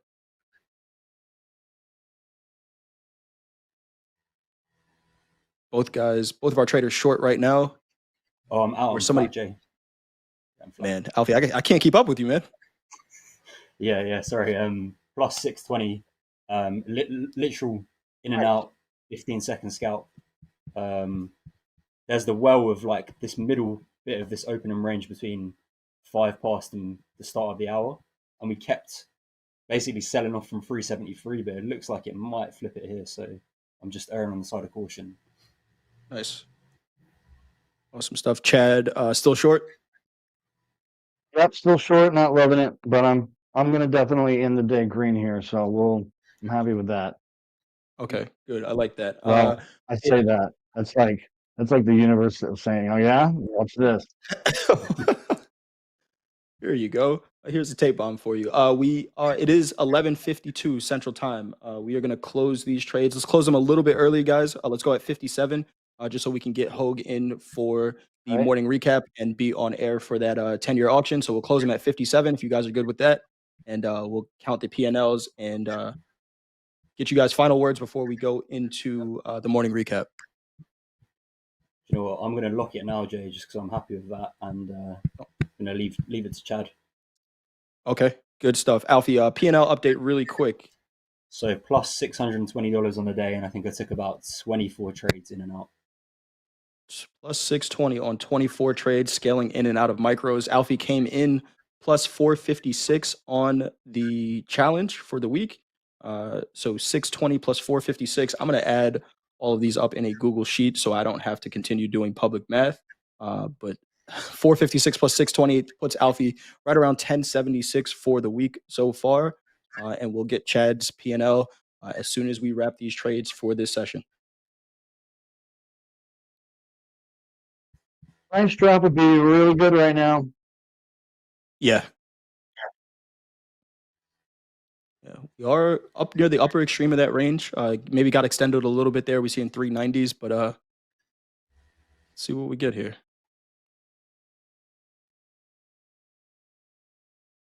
Caleb Joe likes shorts here.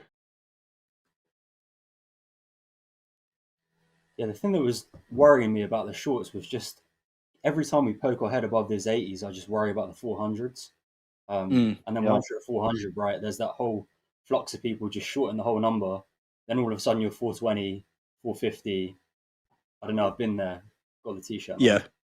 Yep. Yeah. Just continuing to grind up. Quick look in at the tilt. Tilt is still short. 57% short in the S&P. Not a big tilt. 52% short in the NASDAQ. Pretty much flat across the board. Shot adding. There we go. Giving everyone something to watch. What are we at now, Chad? What's the position? 15 micros short and negative 150. Average price 23,369. I would love to get out of this at break even or even maybe down $50. We saw a probably a more aggressive approach today, Chad, than we have all week. I think, again, these are the biggest position sizes we've seen this week, getting up to 15 micros. Same strategy, right? But starting with a 3-lot, building into the position as, we get into the extremes of the range, and then seeing, some profits when we get to the other side. So traders, if you're looking to learn from this, look at the execution, right? How these guys were able to pull profits out of a market like this. There is a strategy to trade range-bound markets. Hoag talks about it all the time. On the floor, these were called cash register days, right? We see these guys putting up cash register days 3 days this week where we've had range-bound markets. There's a way to approach them. So I'm learning a lot myself. I'm a self-admitted not the greatest range-bound trader, but I'm taking some notes here. Taking some notes. So thank you guys.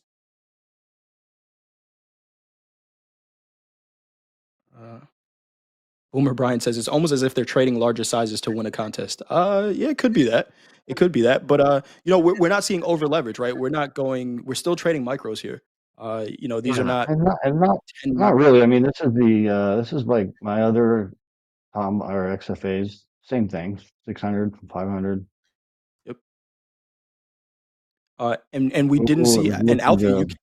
You kept your position size pretty consistent, right? I don't think you were in more than 5 micros. We were starting most of your positions with 3.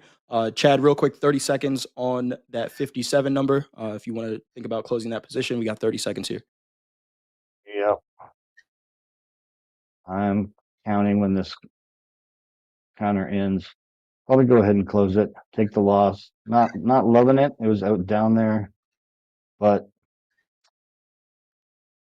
it's the end of the session.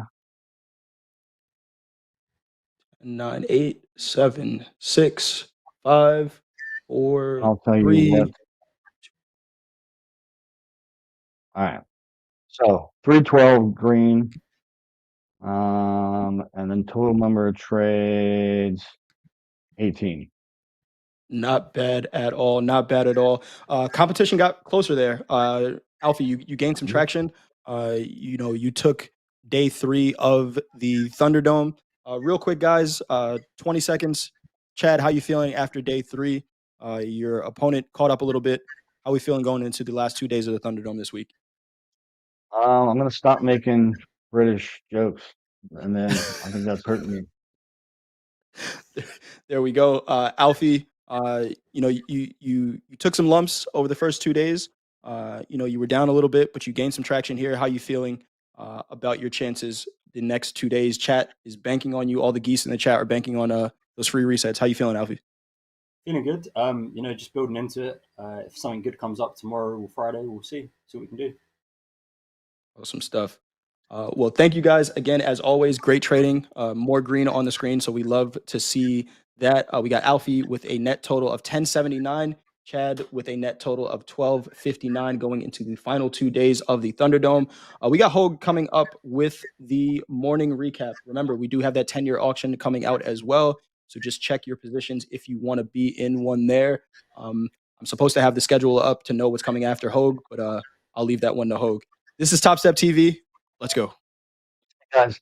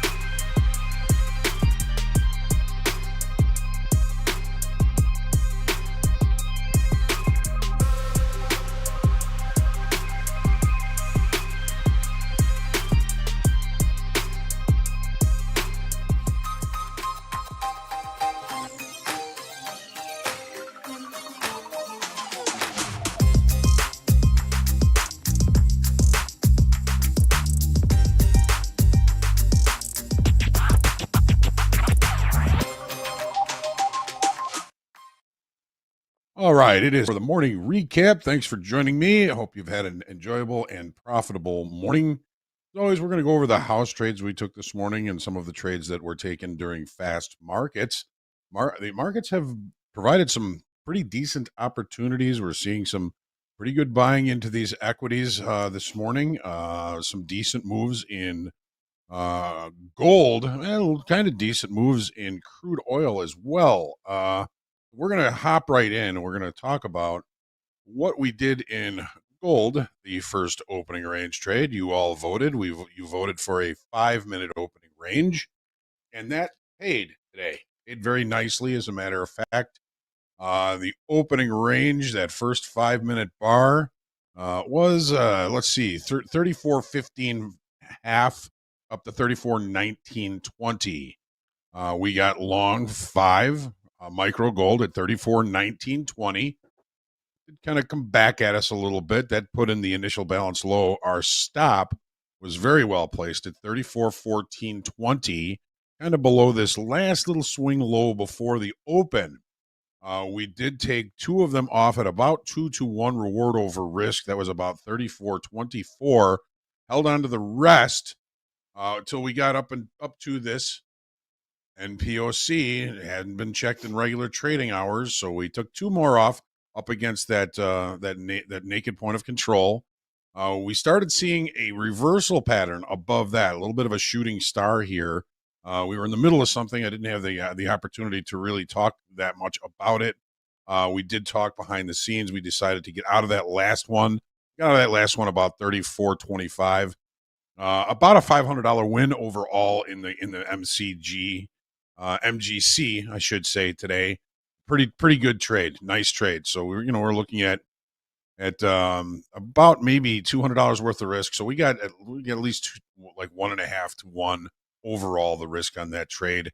A pretty decent trade. Take a look now at crude oil, which we did take a loss on of a couple $100. So going to kind of look at the context. I didn't do that necessarily for gold, but we may go take a look back at that if we get the chance. Gold opened with some overnight inventory to the long side. I wasn't all that pleased necessarily with being long against this area. We did trade to the Tuesday's point of control right on the open. That was closed out, so no help from that. We did see, at least for a little while, some profits in this trade. Let's go down to the 5-minute chart and look at it with a little bit more detail. So that opening range was from 66.09 to 66.26. So not a huge opening range, especially for a 5-minute opening range trade. We got long 5 MCL 66.25. Our stop was placed at 65.95. It did kind of pay us, put in the initial balance high. We were looking for, if we were going to continue the move to the upside, the opportunity to close this little 2-tick session gap up here, 67.03 to 05, and possibly above that, even a move up to 67.42. There was some news that came out that kind of threw the kibosh on all of that. Russia was going to be increasing their production of crude oil. Really didn't move the market that quickly, at least initially, but eventually it did come and take out our stop. And we've seen some more continuation to the downside, really trading back to the settlement price from yesterday. That settlement price, 65.16, kind of basing price action around that level right now. Not a huge move, but just enough really to kind of get us long and get us stopped out for a small loss. The house account did take a trade or 2 in the S&Ps today. We were looking possibly for longs. We had seen some buyers coming in here. We had negative delta in the NASDAQ, and this house account trade in the S&Ps aligns pretty nicely with a couple of really good trades that Barron and Dakota took in the NASDAQ. Unfortunately, this was a little bit of a stop out, about a $300 loss on that. And of course, the market did kind of take out the initial balance high and has been continuing to push higher, although maybe losing a little bit of that momentum as we speak. We did see some pretty good buying coming in. This is initial initiative activity. Why? It's kind of a new word, maybe to a lot of you, but the market opened in range and in value. As the market continues to push higher, it takes initiative for buyers to continue to come in. What does initiative mean?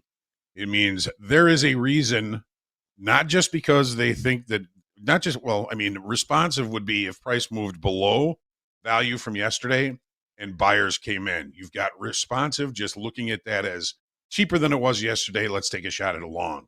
When we take out the high of value and even the high of the session from the previous day, value high from today, we are well above that.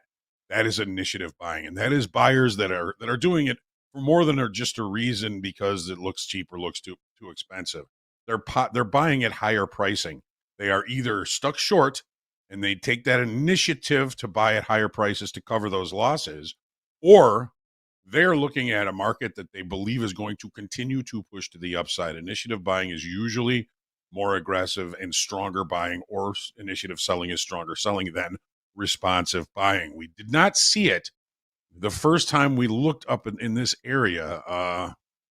Well, the first time we looked here, I'm going to go down to the 5-minute chart so we can see. So the first time after the open, we put in the IB high, and we weren't really seeing a lot of initiative buying up there. Value high was down here about 63.42. We looked above it, but we weren't seeing that same initiative buying that we started to see later on in the session. The market turned around, put in the initial balance low. Then we started to see some more of those buyers, and we never did see a delta divergence in the S&Ps, but we did in the NASDAQ. Let's take a look at the NASDAQ now. All right. Context. Again, the market really opened in range and in value, so no real change in the perception of value. The market opened. We saw that same situation happen here in the NASDAQ. Now, this is a 30-minute chart. To get to a little bit closer look at it, we're going to go down to the 5. The market opens right about here. Okay. Initially, the opening range was the highs in the S&P and the NASDAQ. It did take out the other extreme, the lower extreme of the opening range, putting in the initial balance low. And we saw the market put in the initial balance high and then pull back off of that. We weren't seeing momentum. We weren't seeing tempo up here. We were not seeing a lot of initiative buying up here. The market came back, and then we saw the initiative buying coming into the market. So just to kind of take a look at some of the trades, Dakota was the first one with his toe in the water. Took 2 longs down in this area, right down here around 23,178. First one was a small loss. Then he took another long there that he took for a nice little profit, ended up a couple $100 on the day after that. There were some longs that were taken as the price continued to push higher. I think the overall bias in the room was, except for Doom was looking for shorts at this level. I didn't get too many of his trades on here, but he did trade some shorts into this rally, and he ended up profitable on the day.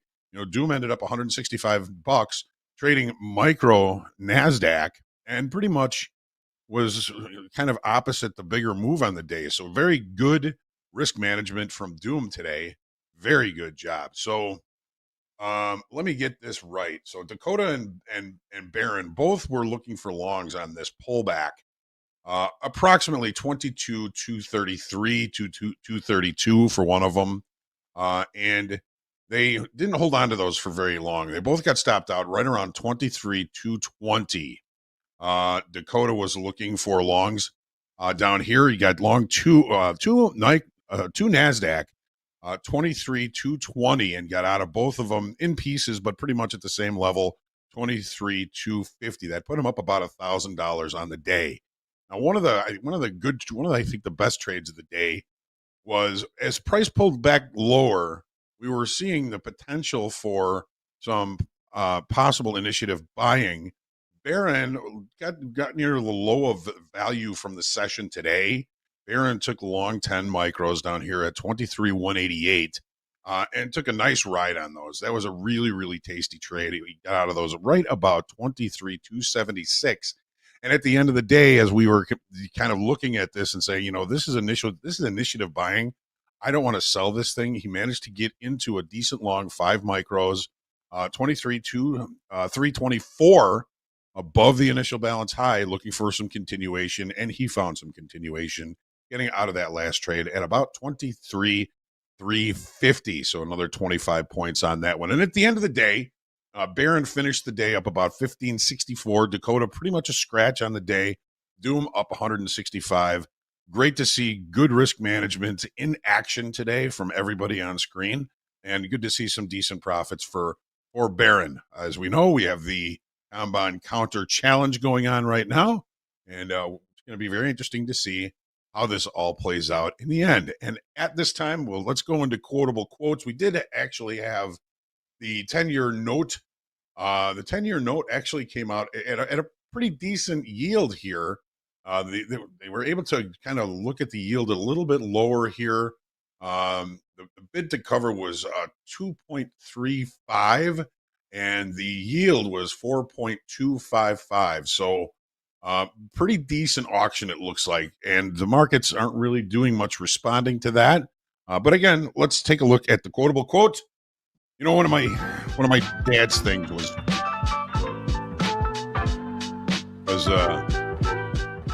he was a floor trader at the Board of Trade for over 40 years, and I remember getting into the industry and asking him, why was everybody on the trading floor so funny? They were all funny people. They all loved life. They loved to laugh, and he said to me, "Well, hard time breeds characters. That's why they're all characters." And this quote, I think, does a good job of kind of going into that. To thrive in life, you need 3 things: a wishbone, a backbone, and a funny bone. This is tough, man. This is a tough thing to do. It's a tough thing to try and do for a living. It's a tough thing to do day to day. We never know the outcome of anything. And having a good sense of humor about it and really kind of using that to improve your enjoyment of trading, I think, is a very important thing to do. So wishbone, yeah, we all have goals. We all have places we'd like to go. A backbone, you're going to need that backbone and probably some pretty thick skin in trading. And a funny bone, because we don't know the outcome of anything. There are going to be some tough times. Keep it light and have a great trading career. We are looking forward to your success, everyone. We have Lunchbox Trading coming up now. We have JD and Coach Hoop are going to be joined by Andrew B. Now, Andrew B is a Pit Raider alumni who is still in his XFA from his VIP session with Coach Hoop. So this is going to be a really interesting segment. Stick around, folks. This is Topstep Trader. This is Topstep TV. Excuse me. Let's go. And an even quarter bid, half bid, the orders bid, even bid. Now I'm a seller. Quarter, half, the orders, and evens.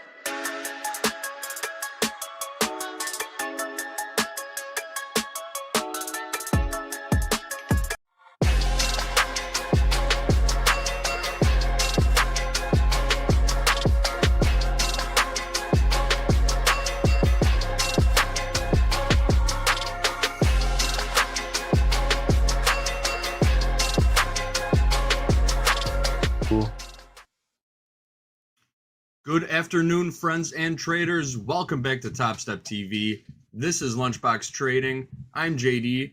Hope you had a minute to go get yourself a ham sandwich, tall glass of milk, warm pop, whatever it is you enjoy for lunch. Doesn't really matter. Anyway, we got a special guest here today. First, over on the right, the other bookend, we got Coach Hoop, head coach of the Pit Raiders. And we have a member, an alumni member of the Pit Raiders joining us today.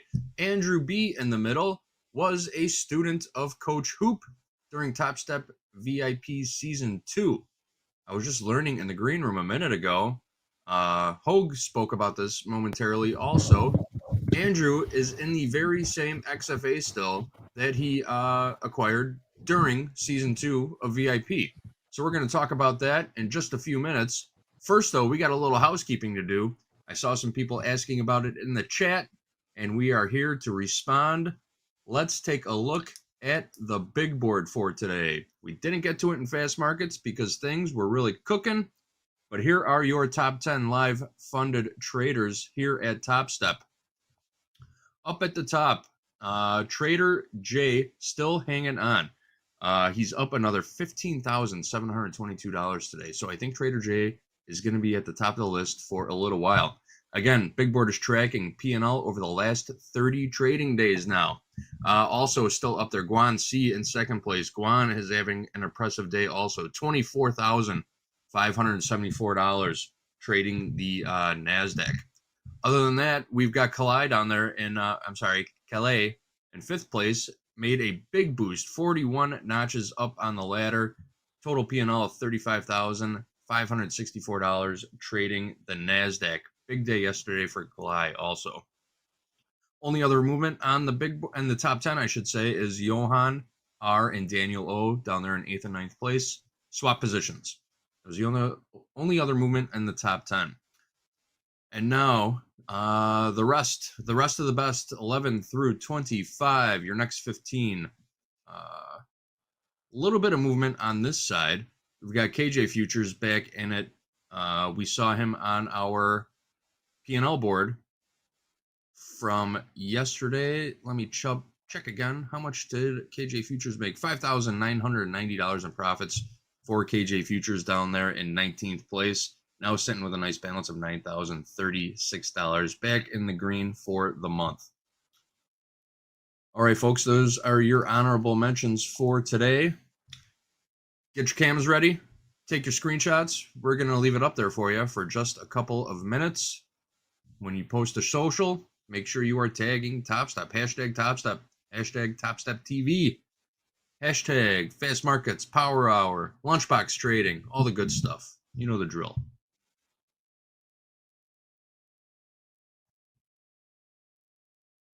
There you have it. All right, let's get back into it. Andrew, welcome to Topstep TV. First thing I got to ask you is, off the bat, how did you find Topstep, and how did Topstep find you? What's your backstory? All right, so I found Topstep through my younger brother, Austin. He got me involved back in July of last year. I knew nothing about futures. He was trading with Topstep. I think he'd already taken a payout or two at that point. And so I found Hoag's videos on YouTube, watched them. I kind of got onto some practice accounts in August, and then I took my first trade in September of 2024 combine. I got into Coach Hoop's VIP, and I never win anything, which is great because I'm the guy who always enters stuff and never wins. And yet I got Coach Hoop's, like meant to be, man. Yeah. So I get in there in October, and I'd been trading for a month. And so being in Coach Hoop's VIP program was fantastic. I can talk all day about why VIP is important. I passed the VIP combine finally in December, and I've been in the XFA ever since. Yep, I see that. This XFA was open on December 23rd, 2024. You got 61% winning days, 62% winning trade rate. You're up on the account. Looks like you had to fight back a little bit. You're down a little. Now you're back up again. So that's great progress right there. Yeah. Coach Hoop, bringing your star student Andrew on. Why was Andrew a standout during season 2 of VIP? Tell us everything. You know, I think the biggest thing you realize is you establish, you know, a coach or a teacher. And once again, you know, I feel like I'm definitely a little bit of a unicorn where I'm not going to talk, you know, initial balance, VWAPs till everybody's blue in the face. I mean, I just, you know, especially as a newer trader, needing to soak in some of these intrinsic things. And I think, you know, a guy like Andrew's asking questions throughout the VIP. That's the time. I mean, that's the big thing to me more than anything is if you have your questions or, hey, what do you think of this? This is the time to use it. You know, I don't have the Holy Grail, and I think you might. I've said that. I'm sure you heard me say that, Andrew. Oh yeah. It's just it's a learning process, and you know, I think we talk about the calluses we get from trading, and I just try and help speed the learning curve. I mean, I think Andrew, I think that's probably the biggest thing I try to convey.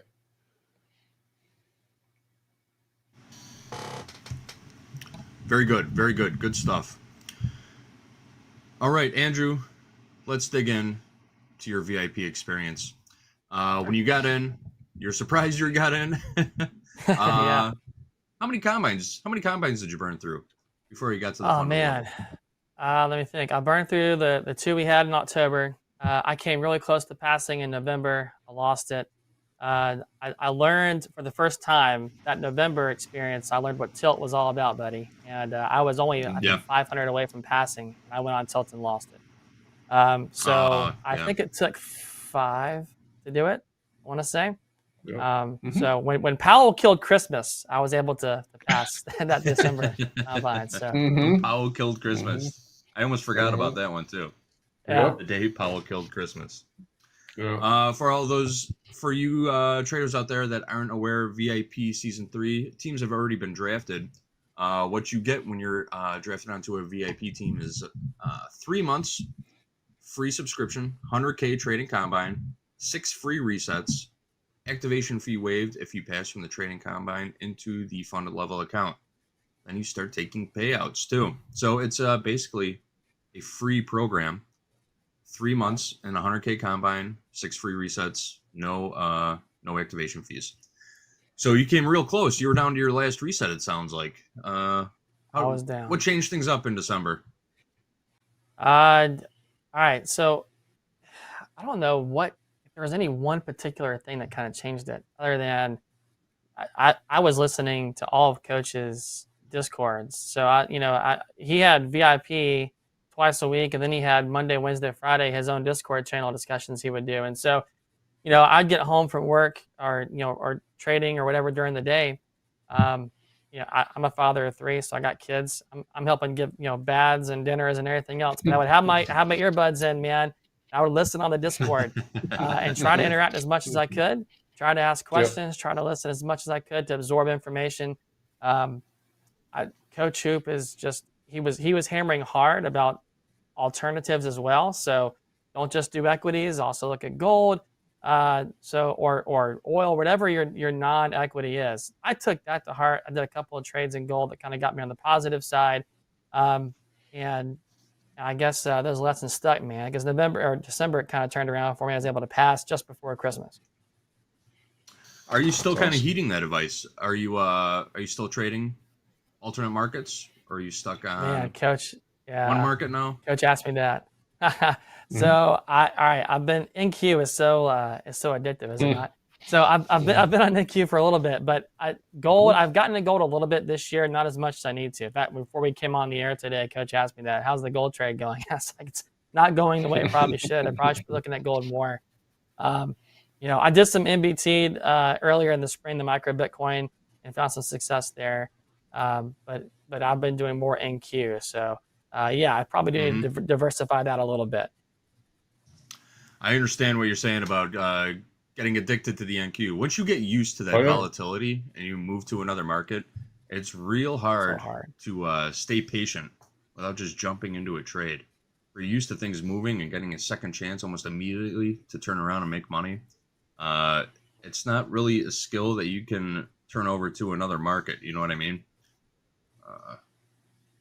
Absolutely. JD, you ever Oh, true. talk to your dad about pork bellies? Not in a while. All What's right. up with pork bellies? So you talk when you talk about volatility and NQ. I get it. Trust me. From being a that's where I got my start. My brother was a trader in the pork belly, and that was without a doubt. And Hoag would probably vouch for this. At times, could be the most volatile pit on the entire trading floor. It's really a lot where the main chunk of trading was in the 60s and 70s was pork bellies. And, they joke about it on Trading Places, but I get why traders like volatility because they can, if they're scalpers, they can get in, they can get out, they take quick little snipes. If they're right, they can really get rewarded. And then there's the other thing, the face ripoff. So it's just, I get it. I completely get it. I trust me. I get it, but I think all I say is what I try to, like what Andrew's saying about alternative markets. Like during rollover and markets go sideways, there's other opportunities for markets if you're not a really great range trader or you're getting chopped up. I just think if you can move somewhere, and that's kind of like what Andrew's saying is that you can kind of move somewhere else, like a gold, or I joke, but I do trade cattle, or grains. There's other opportunities. I just think if you get I'm guessing tilt that you went on, Andrew, didn't come from the micro Bitcoin or gold. Let me guess what market Did it came from. not. Oh yeah, 100%. Yeah, definitely NQ, right? Yeah. It's the tilt meter in the NQ. I get it. So it's a real thing. I understand also. Yeah. All right, guys, real quick, got some more housekeeping to do. Got some more stats to share with everybody. Let's take a look at some hot streaks. I have P&Ls up, but I want to do hot streaks. All right, here are XFA hot streaks from yesterday. Up at the top, we've got Vi now on a 34-day heater worth $11,194, trading the micro NASDAQ. Vi made $323 in profit yesterday. Next up, Alexander P, 30 days were $16,020, trading the NASDAQ, $250 worth of the NASDAQ yesterday. Amentup still on the board, 28 days were $15,076, trading the NQ, $200 yesterday. Cedric V, 27 days worth $11,816, trading the micro NASDAQ. And Mobin, 27 days worth $14,428. Also trading the NQ, $383 in profit yesterday for Mobin. There are your XFA hot streaks. We've also got the live hot streaks. We're going to go over those in just a couple of minutes. Maybe about 10 more minutes, and we'll take a look at the live hot streaks. All right, Andrew. So we have a sort of a legacy Discord room for VIP alumni. Are you still active in there? You go in there and listen, talk to people? I'm in there. I'm not as active as I'd like to be, but I am in there, and I do check it out every few days. So, how about hooking up with other traders from your team? Any kind of support system you guys set up? Have you I guess you could say, are you buddies with anybody in there now? Do you guys keep in touch? Are you guys trading together? Any kind of stories? Yeah. No, I haven't. We started to a little bit after, so I think there was kind of a push to have some before there was a VIP Legacy Discord channel. There was a little bit of a push. I think Min started it. He's been on Topstep before. Oh yeah. I think he kind of started pushing for some kind of group for coaches guys, but that never materialized. So really anything since then has been kind of just hit or miss if we see each other in Discord or in the chat. So. Dead Cat Bounce is the next one too. Sorry, Dolby. But yeah, you've seen his name through there. That was another guy that would there's a lot. Once again, there's a fair amount of guys, Andrew incorporated, but that's the thing I just posted. Everybody's posting away. I was joking about an agreement before we came on. And just traders engaging makes me very happy because when you're a guy who was on the floor, I mean, I hate to say it, you're in an island by yourself. But when I see like when we have a session, right, Andrew? I mean, it's just it's accountability in front of other traders, and like I tell people, share wins, losses, setups. I mean, soak it all in because it's such a cool format. Like the biggest thing, I spent a week trying to gauge the room, and at least one thing I think I learned this time around is I sent a little profile letter out to try and find out the temperature of the room, of what's your experience like, how long you've been trading, and of course, 90% of the room is NQ traders. Yep. But at least this time I feel like I can speed a little bit up of I know who's in the room. And Andrew, I hate to say it, you were one of the few guys that was completely like green. I mean, most of people had 1 to 5 years of experience. You were definitely the newbie in the room for sure. I mean, it's not changed. It'll be 1 year next month. So Yeah. I've not been trading for a full year yet, guys. So it's still kind crazy, of man. all very new. I don't think you. I Were think you the trading, person who can learn to do this. Go ahead. No, please continue. I was just gonna say, I think the person who can learn to do this quickly within that year, 2 year period, you're probably a rare breed, man. I would imagine, just because the learning curve is so steep to come in green with no experience and try to figure this stuff out. So It's very rare that you get someone just hits the ground running and never doesn't stop. There's typically a learning curve for a lot of traders. It can be a very long learning curve. It could be 2-3 years before you find profitability in the futures markets. Well, the other thing, JD, since you're the stat guy here, you're always throwing stats around. To have, like, typically on Saturdays, because we deal with people from fathers like Andrew to people all over the place, was typically when we'd go through trade reports. And that's where I said, well, I'm a scalper. And Andrew, I think sometimes what we thought a scalper was when people are holding trades for 4 seconds. Yeah. And you'd see traders like this is where you try and say, I'm sure Andrew's probably sitting in there and said, "Wow, man, my average hold time's 10 minutes or 5 minutes or whatever." So that's the other thing you learn about how other traders are trading, and it's an eye opener of sometimes I think what you think is whatever, regular or normal or whatever. And then when you start seeing some people's trade reports, you just you're able to identify, hey, right, Andrew, I mean, if you're an NQ guy and your win rate's 40% and you're a scalper, you're probably not having a lot of success, right? I mean, that's where, I think the trade report is a good thing to go over with people. And I don't know how much that helped you, Andrew, out just in terms as a new trader, learning out like, hey, my best setups are maybe I wait, so. No, it's huge because it gave you an idea of some of the same struggles I had other guys were having. You don't necessarily know that unless you share. You share what you're doing, your wins, your losses, like you were saying. You share those reports. I think the biggest thing, maybe from the VIP experience, and this is for me. This is not. I don't know who else is. Other people have different takeaways, but for me, learning your style and learning who you are as a trader, that's huge. You get other ideas, you get other setups, that's great. But it doesn't always compute the same with you if you try to make it work. So I think trying to figure out who you are as a trader, that's really important along that VIP journey too, man. Because you can't trade like Coach Dakota or Baron or Coach Hoop. You have to trade like yourself. And it's a lot of trial and error to figure that out. Yeah, 100%, man. Yeah, it is for sure. I think Hoag says it the most around here, but if it was easy, everybody on the planet would be doing it, right?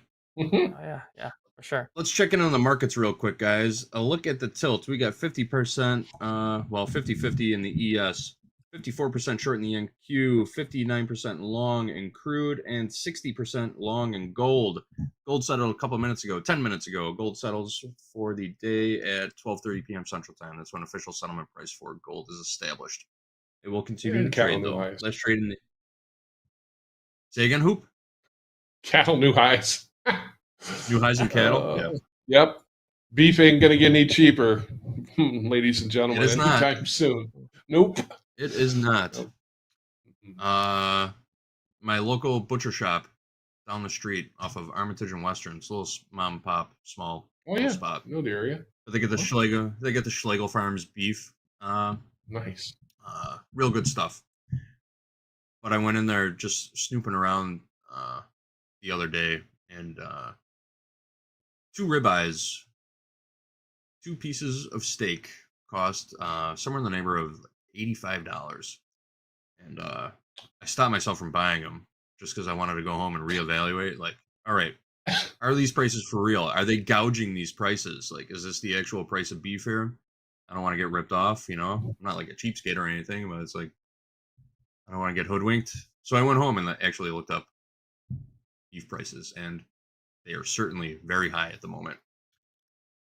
Go look up a $85 for 2 Wagyu steaks. brisket if you really want to talk about it.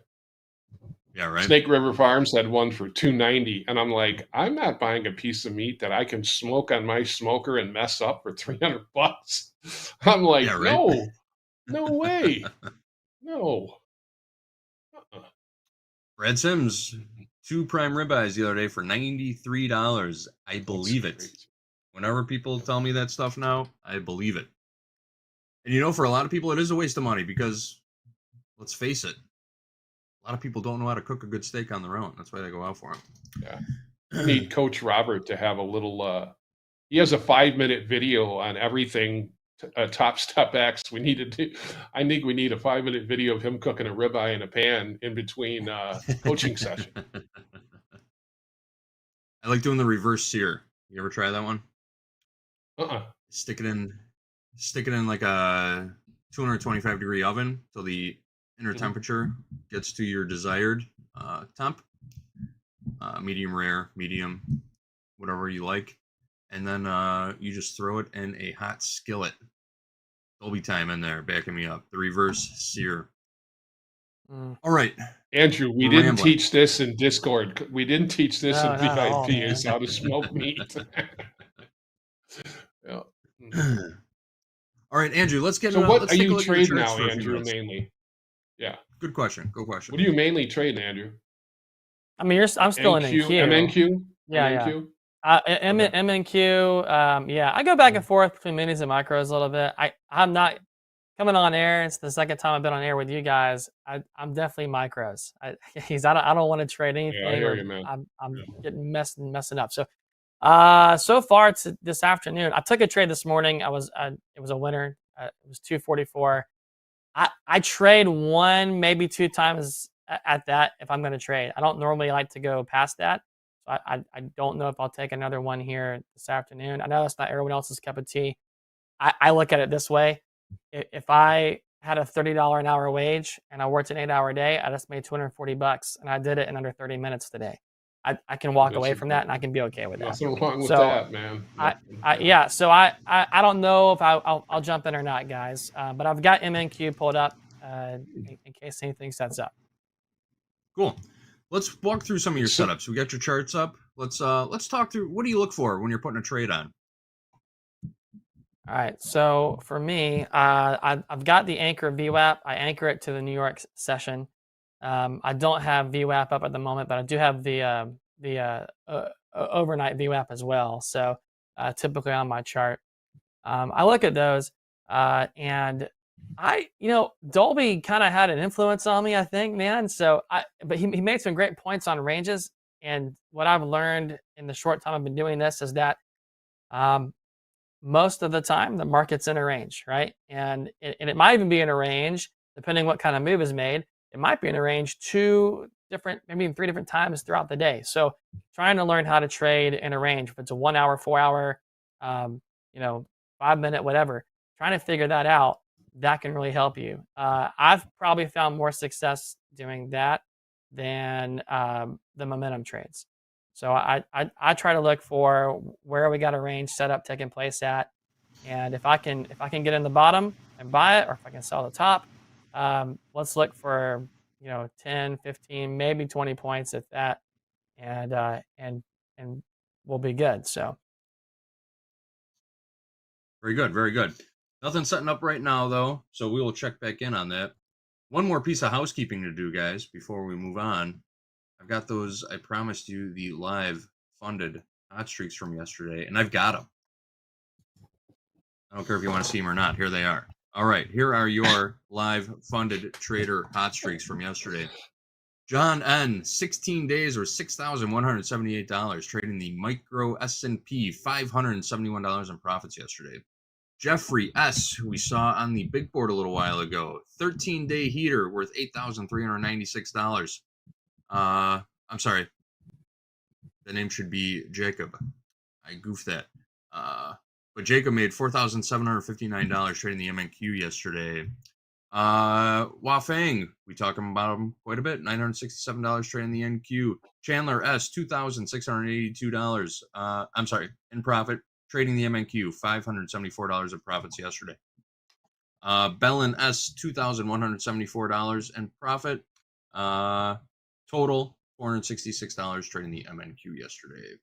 Live funded trader hot streaks. One of those names was off. I apologize for that.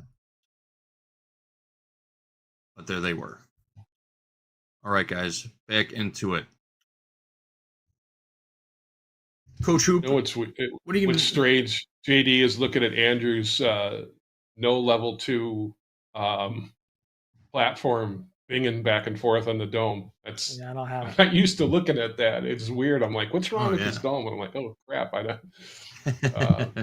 I don't think we. I had somebody ask me that in chat this morning, and I think in Discord I'm going to go over that a little bit today. I know it was very visual this morning on Fast Markets, but I don't remember. I think Andrew would testify. I do like Hoag. I do old school where we talk about volume and open interest from the prior day and how it tends to show us if the trend is continuing, flattening out, but I don't think everybody quite understands level 2 and what it means. Now I always do, and I don't use it, but I know a lot of people do. I think Andrew used to talk about a lot of people. Did you ever look at Bookmap, Andrew? Which is it is like a level 2. Nope. To be honest. I did not. I pay for nothing but Topstep. You keep it simple, man. I love it. I keep it simple. Really I'm keep not it good simple, enough yeah. to pay for that stuff. Too much info at first will fry your brain. I don't. Oh man, I 100%. love it. Yeah. Yeah, you'll talk yourself out of anything if you start looking at too many things. Analysis paralysis is what they call it. Oh yeah. Yes, and that is I'm a very analytical person, guys. So if I have too much data, I'll screw up. And part of getting chopped, I got chopped up so bad in the spring. I know a lot of folks did, tariffs and everything else. Part of why though was I had way too much data and I was analyzing too much and I would hesitate to get in. So when you finally get in, you've missed the move, you missed your position, and you're chopped up and you're blown up. So I've taken a lot of that stuff off, and I just try to keep it as simple as I can. And it's for me, it's just worked out better that way. Yep, I get it. The KISS method. Keep it super simple. Go ahead, Hoop. What were you gonna say? No, it's the truth. I think, even as a veteran trader, and like I said, I shared with these guys that I took Jim Dalton's class, the primer class, and I'm not a market profile guy, but I'm no different than anybody else. I love to learn. I mean, here's a guy who's 84 years old who literally the first quarter of the year had basically the best trading year of his life. Really? So the biggest thing he said was, and it really resonate, and it still does, and I share it, is there's nothing exact about the markets. There's not exactness. And I'm like, wow, that really hits home. Because you look at traders today, and the younger trader, and this is just, once again, it's a different way to look at it. It's not right, it's not wrong. But when things just aren't dead exact, and it gets, like Andrew said, you get so close, and then it goes away from you. It's like, well, that wasn't supposed to happen. We're supposed to go right to my level, and then it goes the other way. And I'm like, no, man, that's trading.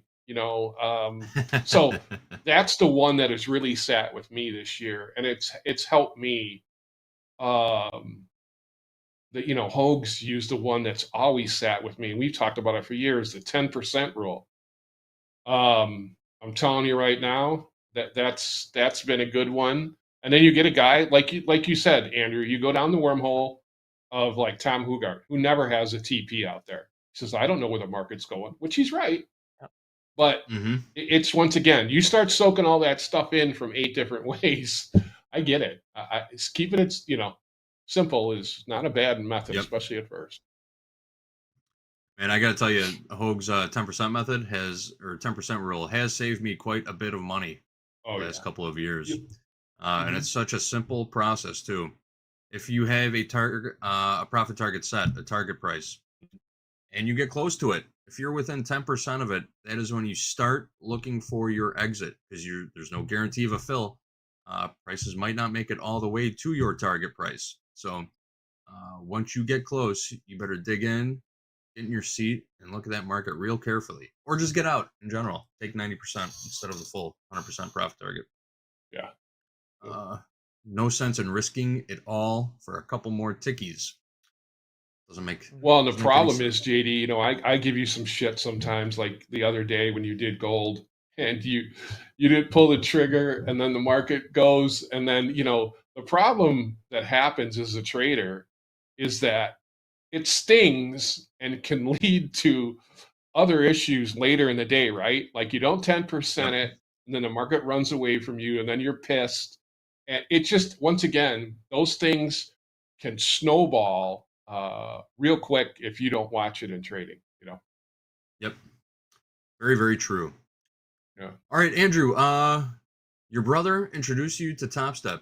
Is he currently a funded trader at Topstep too? Yeah.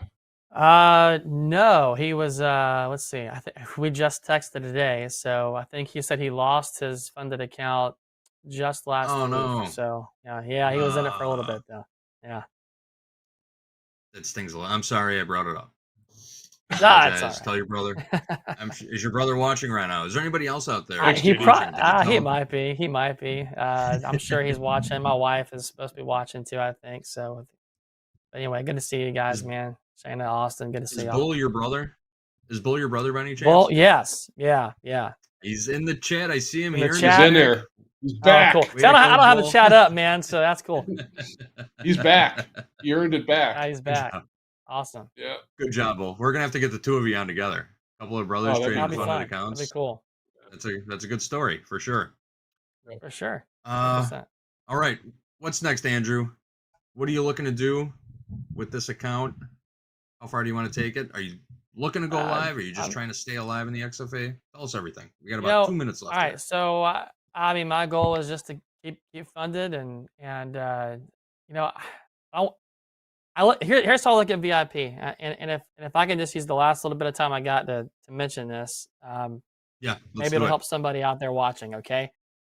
VIP experience, what it's taught me. If you're in the VIP program, please take your time.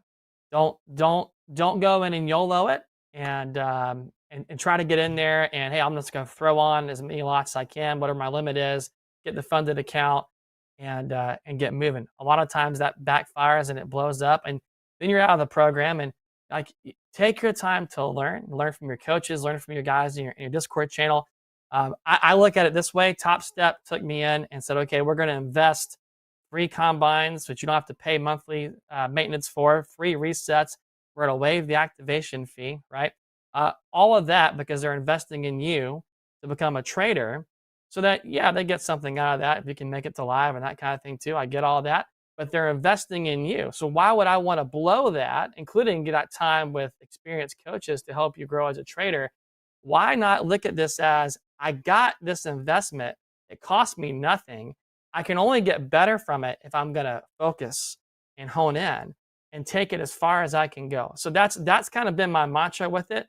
I got to a point in this account where I was about $500 from losing it. And Hoag's mantra of just, hey, you're a better trader if you work your way out of it. I worked my tail off to try to get out. I've been kind of break even for a while, back and forth on it, but that's my goal. My goal is to go as far as I can with, if that's live, great. But it didn't cost me anything, and I'm gaining a lot as a trader in the process. And if you can do that as part of the VIP program, you will be a better trader too. Just drop Full the disclosure, mic. Andrew. Yeah. Full disclosure, Andrew was not paid a dime to say any of that. Nope. That was all based off of his own experience. Remarkable. Thank you so much, Andrew. Unfortunately, we are out of time now. I want to give a shout out to your brother Bull in the chat. Thank you, Andrew, so much for coming on and sharing your experience with us in the VIP experience. Coach Hoop, I will catch up with you in a little bit. Andrew, looking forward to catching up with you later. I'd love to have you back on. Love to get your brother in here too. We'll do some brothers trading. That would be a lot of fun, I think. That'd be great, man. Be awesome. All right, guys. That is all the time we have for Lunchbox Trading. Stick around, though. We got Jack and Bonnie coming in for Top Quiz. Then our new best friend, Travis B, is coming in. He's a musician. He's a trader. He does all the stuff. He's going to be talking with Jack and Andre in our next Rising Star segment. So stick around, folks. We got plenty more tradertainment coming your way. TopstepTV. Let's go. And it even. Quarter bid, half bid, the orders bid, even bid. Now I'm a seller. Quarter, half, the orders, and evens.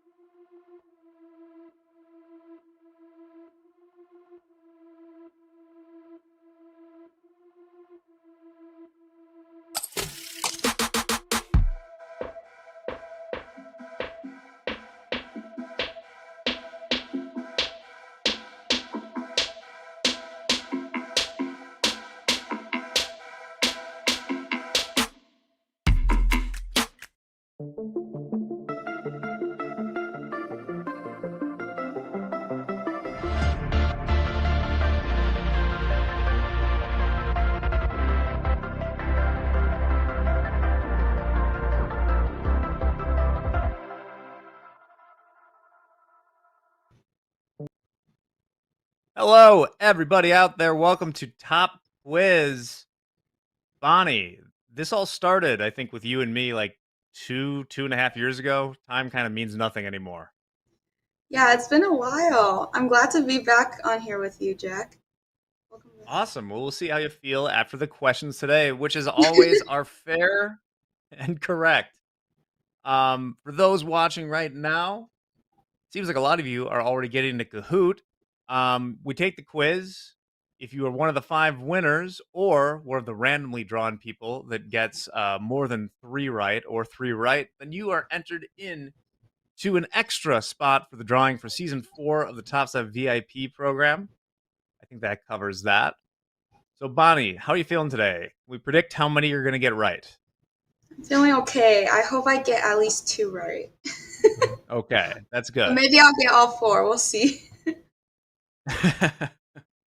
Well, you have a low bar to clear. Anne-Marie had a rough day of it yesterday, getting 0 correct, but only up from there. So I'm feeling good about 2. So we'll give everyone about a minute, including we had... Just look at these names right now. J. Scott Chica. Juicy Moosey. Okay, that's the kind of name I like. All right. We're going to start this in about 20 seconds, Bonnie. So take your deep breaths. Mentally prepare. Who's going to be the last in here? Soccer games, XFA sweeper. Kizzy. Hello, everybody. All right. You ready to do this, Bonnie? Let's do it. We are starting in 5, 4, 3, 2, 1. Evil Nick Dolby, last one in. Kahoot. Here's the date. Let's get ready. Question number 1 is as follows. Which of these celebrities holds the title for most followers on Instagram?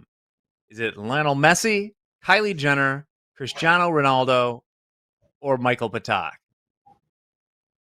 I think it's Kylie Jenner. We shall see. Michael Patak does have like 74 Instagram followers. No, soccer's huge. It is Cristiano Ronaldo. I believe has like 700 million followers on Instagram.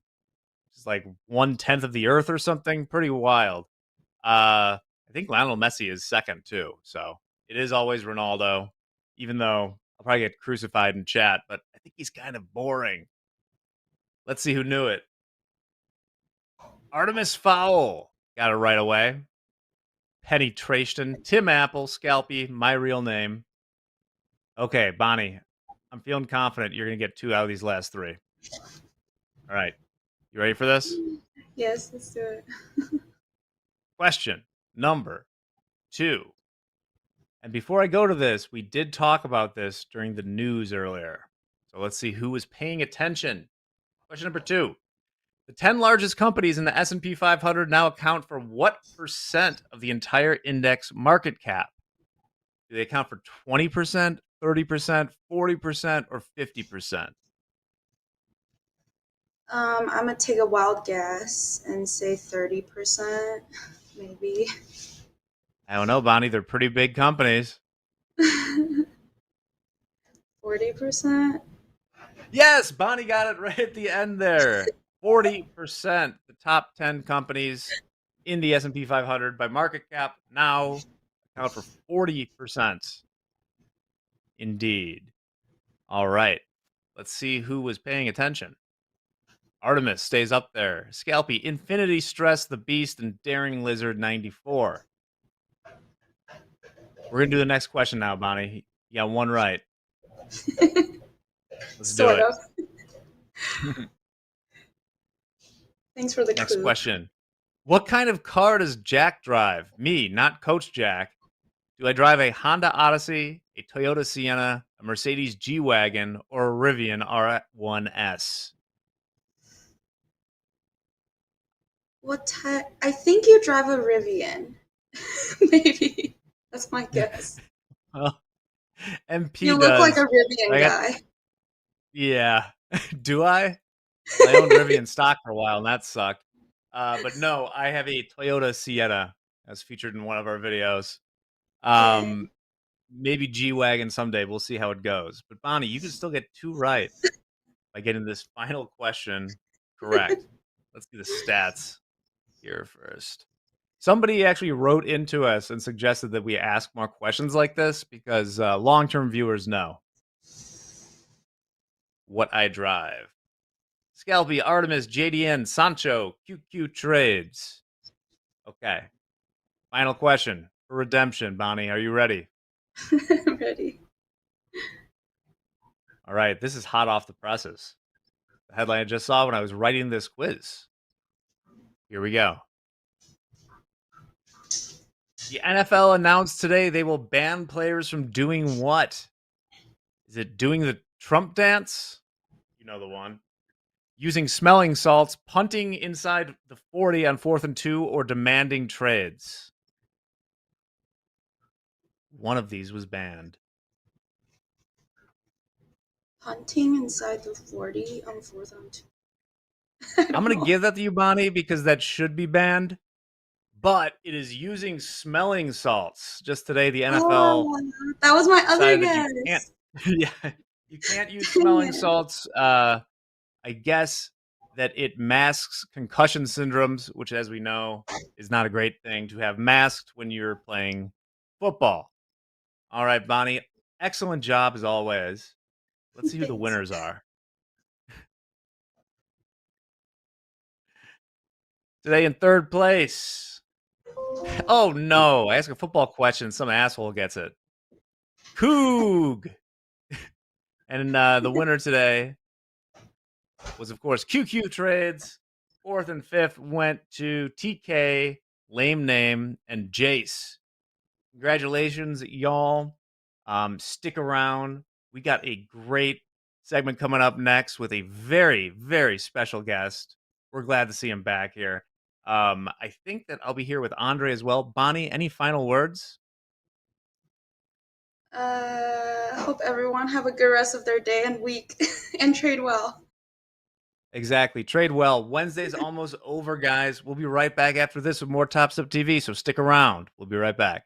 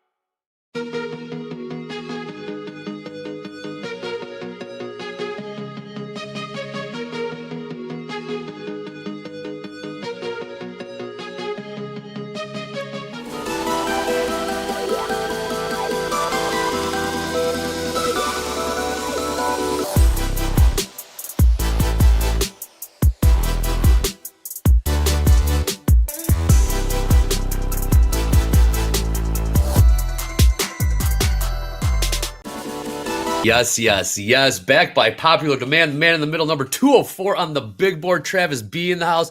My partner Jack to the right. Let's get right into it. Travis B, welcome aboard. How has it been going? The people wanted you back, so you came back.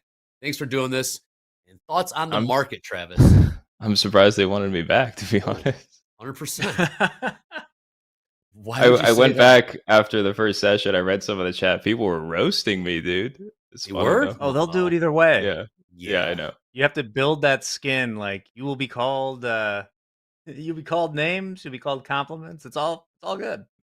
I'm like, that's the first thing I said when I came on here. Is like, listen, I'm different. I trade differently than everyone. Please don't hate me.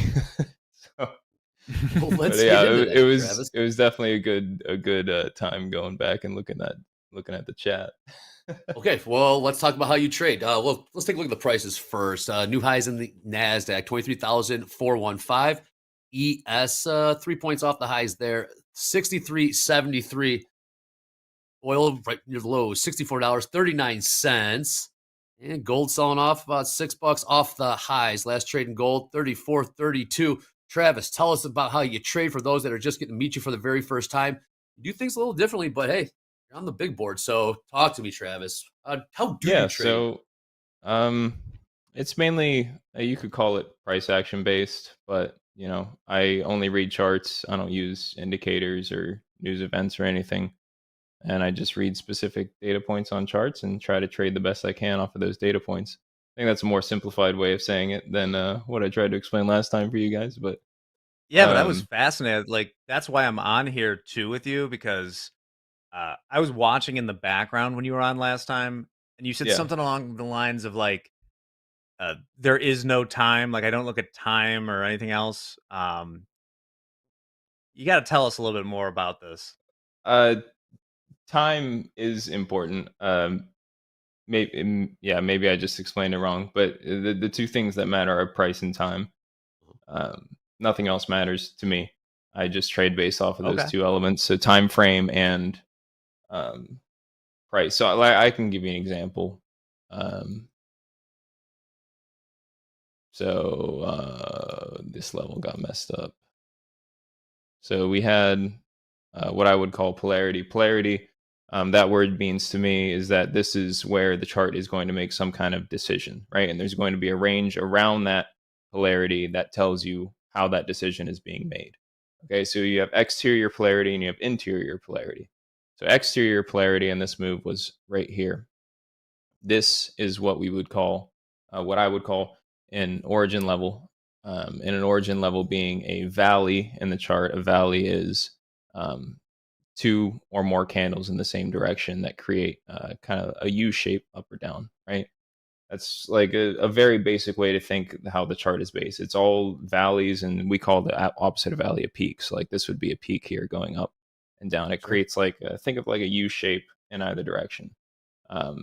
All the chart really does is start in a price, go somewhere else, and try to come back, right? It's valleys and peaks. That's the whole thing with a lot of how all of this was formed, right? So this is a valley, right? And an origin level is when a valley has been created and tested at least 2 times before being able to break. And what that means is that to break that level, you now need to hard close it on that time frame. So to break this origin level, you need to hard close it on the 15. A hard close being the candle opens and closes above that price, right? And it has to be an accumulation candle. It can't be a distribution candle. It has to be an accumulation candle that opened and closed above that price. Now, we have yet to get that, but it's already broken. Why is it already broken, right? Because a lot of times when it becomes broken, it's already gone. The trade already happened, right? Because there's an interior layer, and the interior layer is a range around that polarity that is telling you, is this breaking or is it succeeding, right? So our interior polarity was right here on this 5-minute, same exact level. It's an origin level. You can see as it, let me get the brush, as it comes up and attacks it, or actually just created it there. So as it creates it, it attacks it again, attacks it again, attacks it again, right? It's struggling to get above this level, right? So that's our interior polarity. where does it break? It breaks right here, right? So now, once that hard closes, because it opened and closed an accumulation candle above that price, once that happens, this polarity is actually broken. And you have two choices here. You're either going to have a failed break or you are going to move up, right? Because this interior range, by this happening, it's telling you this interior range is coming to a close, right? You're going to move one way or the other. So what I like to do in those situations is I look for the level that is going to be now the determining factor if this is a failed break or a move up, right? That being this level right here. Because you had, three choices here. Because you broke on the 5 minute, you're probably taking one of these 5 minute levels here, right? So you mark all three of them. You got a 5 minute here. Hey, Mark that as a Travis, I 5. hate to interrupt. When you say here, can you call out the price, please, for those listening on the radio? Yeah, so you got a 5 minute here at 378. You got a 5 minute here at 23,371. And you had the last 5 minute, the 5 minute break level at 364. The break level being named that for a reason. If you gain that level, you have essentially, you're signifying that you are breaking the move the other way, right? So that is kind of like your final straw in the move. If you break this piece, What you're price? probably going down. That would be 23,364, the bottom. 364 is gotcha. Right. And if you just go on like a 15-second chart, you can see how it first tried to hold the first 5 minute, comes down, kind of blows right through the second one, tests it on the backside, then finally comes down. When you blow through a level and you test it on the backside, that's like automatic failure, obviously. And then you've got the final one here, right, at 364. That finally hits right here, and it does in fact hold, and then you break the range, as you should, because you've signified that the range is over. Is it a failed break, or are you moving up? So you take that final level there at 23,364, and at that point, it should break up, right? Yep. And you kind of at that point look at your meta levels and say, well, what's next? I mean, this was always going to break anyways. It's just whether or not we got more of a pullback before it because of what we tested on the bottom. This is on its way down, supposedly. Like theoretically, it should be on its way down. Right now? No, not right now. Like overall, meta-wise, you've gained a weekly level for the first time since February of 2025. So, kind of a big deal that you've done that. But still, it has to succeed in holding it after it creates it. So creating it is one thing. It's not good for the move, and that's why, you see after you created it, you had such a surge down. So like you created the weekly level right here. And obviously you have, let's go to like an hourly. Okay. You can see right where it comes down and hits that spot, it front run it by like $1 or $2. But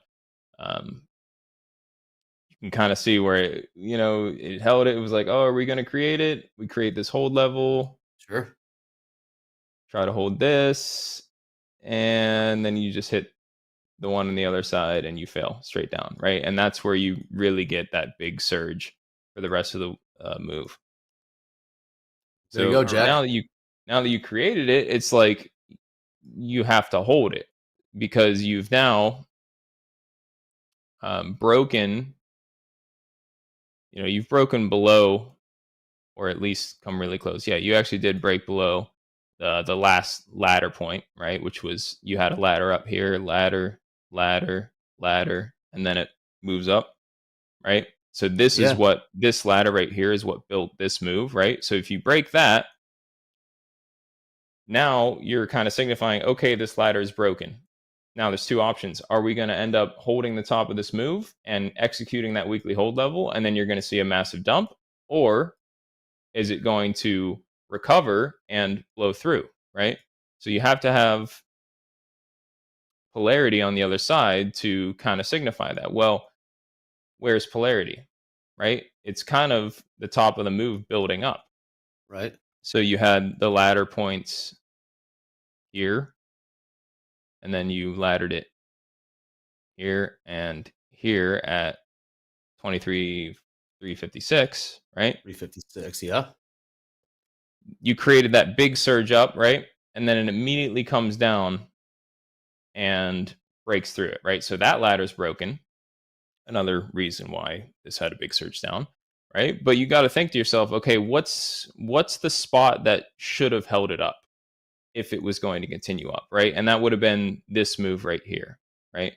So you've kind of got polarity circling around this range, right? So I believe this range is kind of going to be your deciding factor of whether or not you're going to break up and go to all-time highs again, or are you going to actually move down and have a little bit of a mini bear market here? Because right, Travis, theoretically, if give me it those does ranges. hold, Give me those levels. We're making new highs here, so give me those levels. Should the levels of the polarity? Yeah, you said the range. It's got to break out or break beneath. What are those levels? Last trade 23,419. 483 is that's the start of the polarity range. Okay. But we might not get there today because we've got the top of this range that could hold for a minute at 443. So that might stop it for today, but it's going to be something in here. So you kind of have to dissect this. Is it just going to hit just that 483 and immediately dump? If it does that, not good. Not good for NQ. However, for the longs, right? Not good for the longs, exactly. However, the range exists all the way up to 618 or so, right? So anything in there can eventually execute that same kind of mini bear market that I'm talking about. So, you kind of got to pick your poison. Do you risk it and take the 483 and say, okay, I'm going to take this. I'm going to give, 10, 20 point stop loss. And I'm going to see if it executes a massive dump, right? That's your first option, is to kind of just risk it for the biscuit, see if it works, see if it doesn't. Nah, right? we're talking, you can take Travis, those trades. Risk it for the biscuit. I was hoping you'd say that. All right, Travis, any prices of interest you're looking at here in the NASDAQ? Last trade, 23,414. You like to target these 483s? I got about 70 points to go. But yeah, I mean, I would take that trade. I would take that trade because... Is it about a 50-50 chance of it working? Yes. But your risk to reward ratio is massive, right? Well, 2 hours of massive, right? You can only hold it till 4 o'clock. So, that's the one not so good part about trading futures, is when you do have, this charted out, a lot of times you can't really reap the massive benefits that could come from it because you're stopped out at 4 o'clock, and that's the end of it. So really, ideally, what happens is it waits till tomorrow, hits it in the morning, and then you can really see a massive dump off of it. But I take those trades because it's a good risk to reward ratio. Even if it only works 20% of the time, you're still making more than 5 to 1 on that trade, so you can take those trades. And this is kind of how you got to think about it.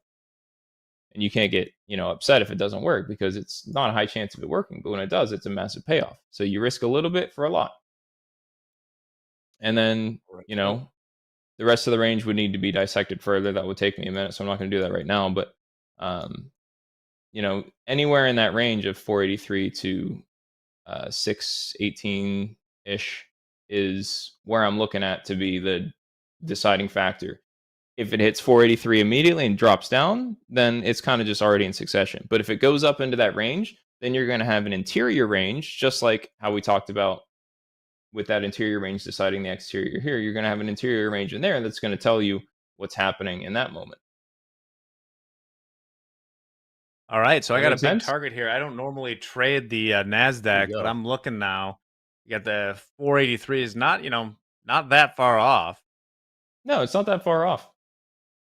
And it's a fine risk to take. NASDAQ. If it works, it works. If it doesn't, it was still you can walk away from it thinking is still a logical trade. It has a massive payoff if it does work. It might not have a chance of working, but if it does work, you know,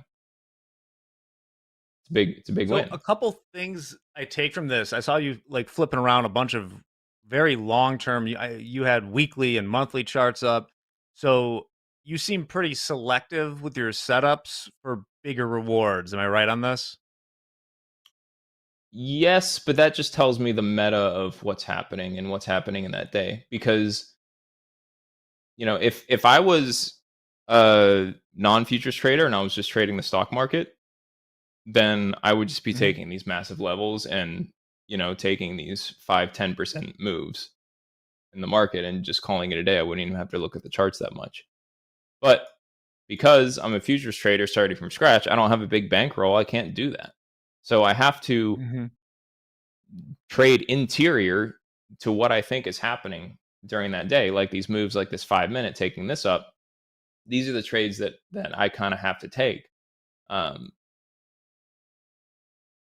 because there's just no other way to do it. But yeah, I'm locked out for today because I went on a losing streak last week, and actually 2 weeks. It's about a 2-week losing streak that I've been on, and the reason I've been on such a losing streak is straight up here. It's all mental.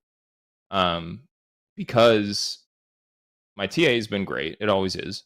But I had one losing day, right? And then that second losing day, you go into that day and you're thinking, okay, I'm going to make back that money that I lost. But instead of making back that money that you lost, you lose more money, right?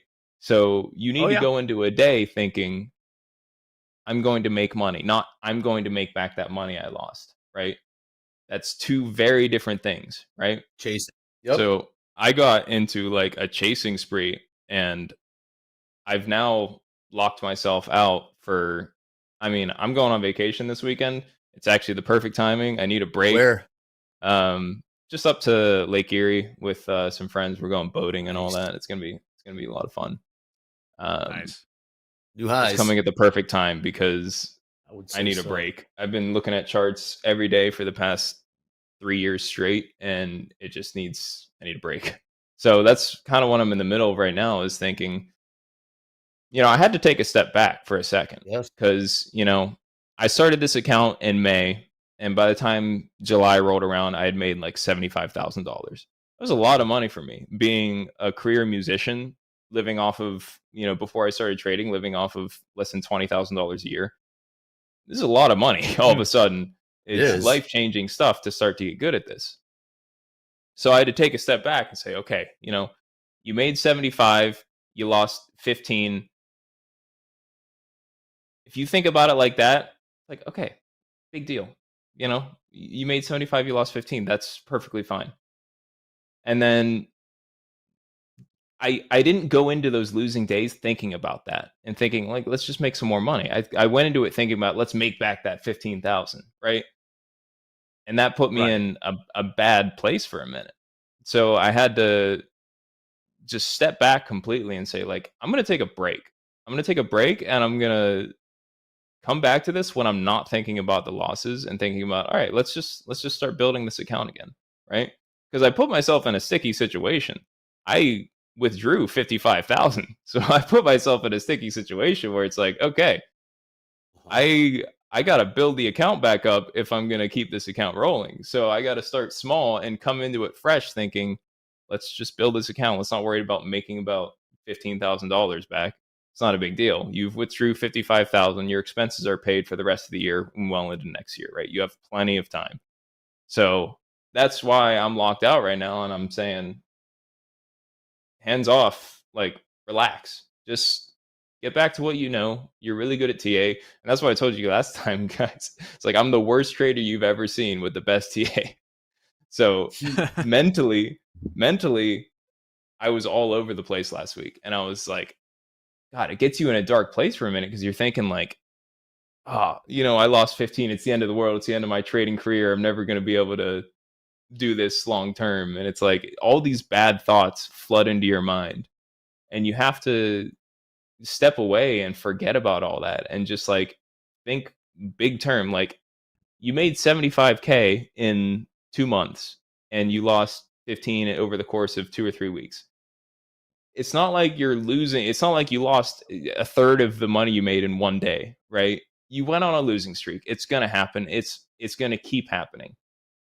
But you have to consistently come into the day with a fresh mind and thinking positively instead of trying to chase losses and all that. And many people do this really well. That's why I said I'm a terrible trader mentally.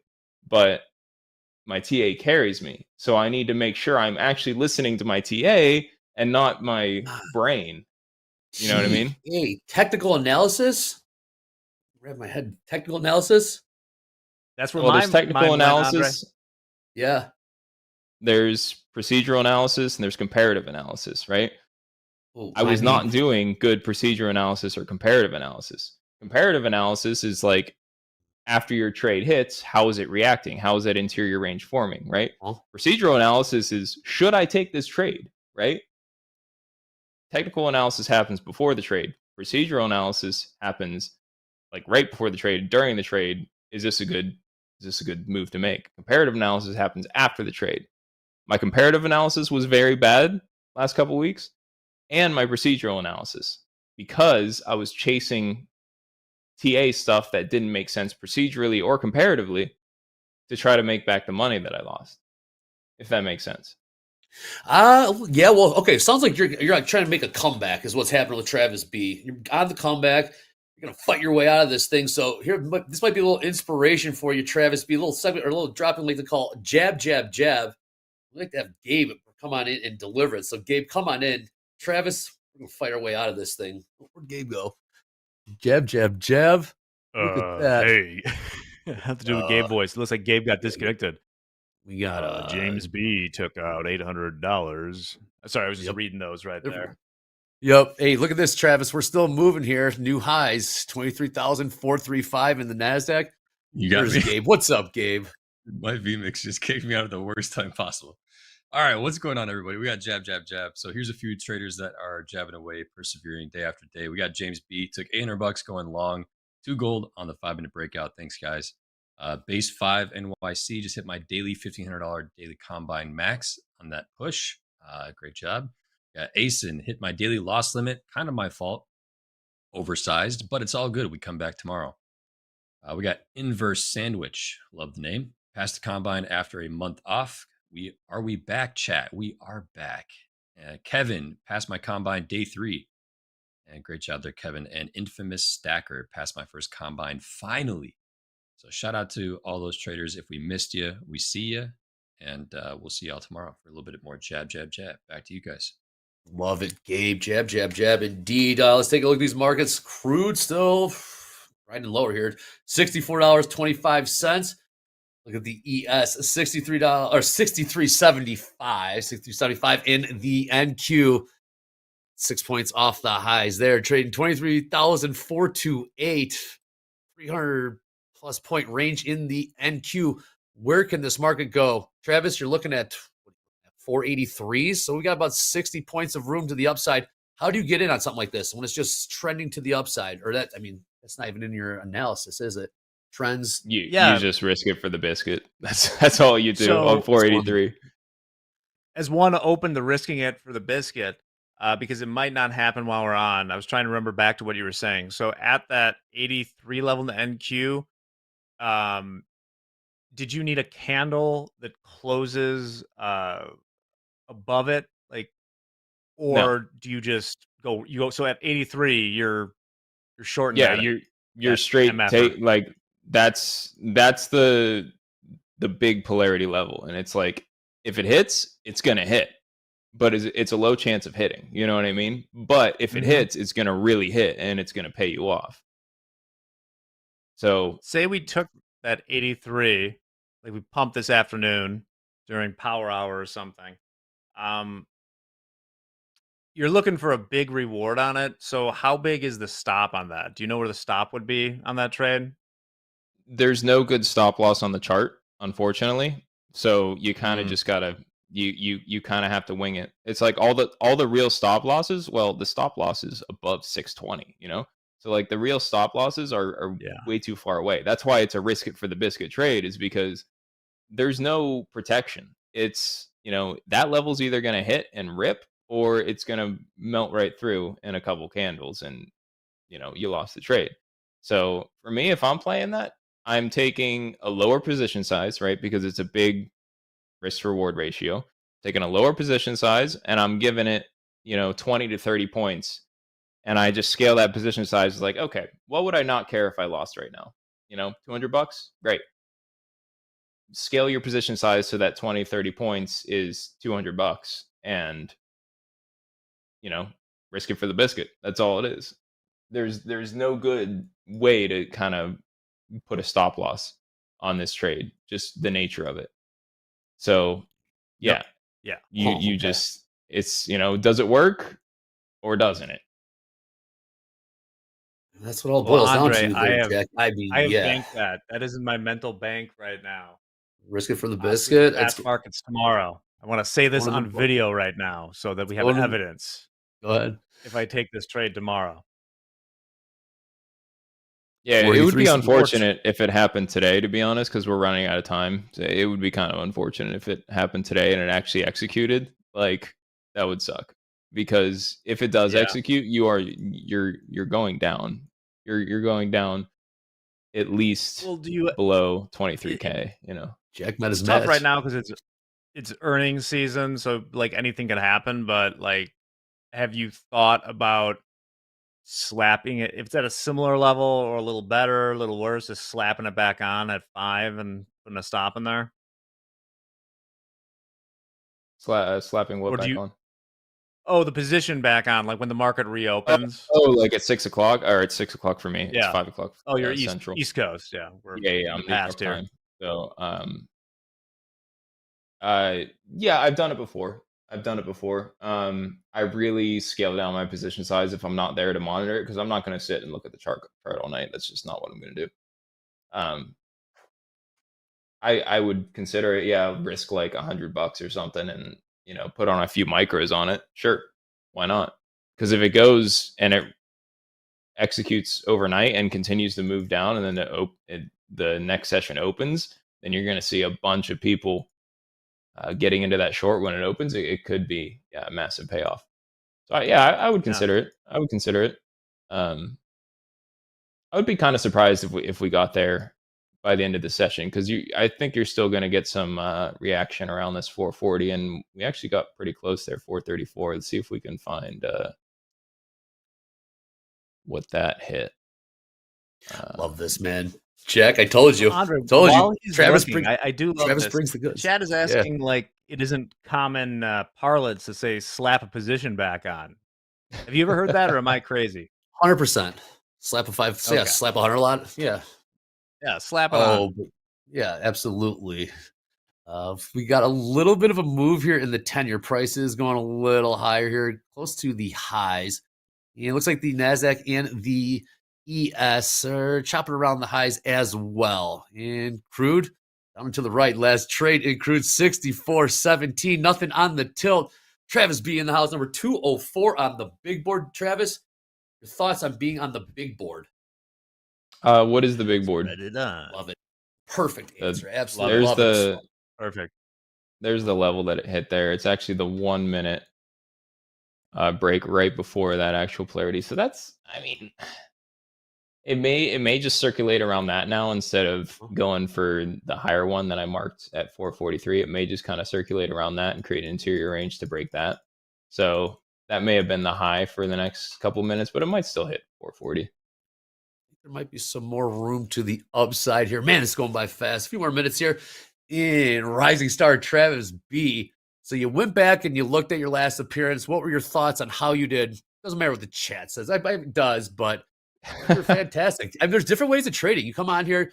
At first I was taken back. Man, this guy's seen things a lot differently than I am. But then I thought to myself, it's, you don't like supply and demand, but it kind of is supply and demand. I think we're just talking about two different ways. Supply and demand, accumulation and distribution. It's all based off of those two concepts, right? Where are people buying and where are people selling? It's all, it's all based off of that, right? But you have to think about, well, how were the markets created?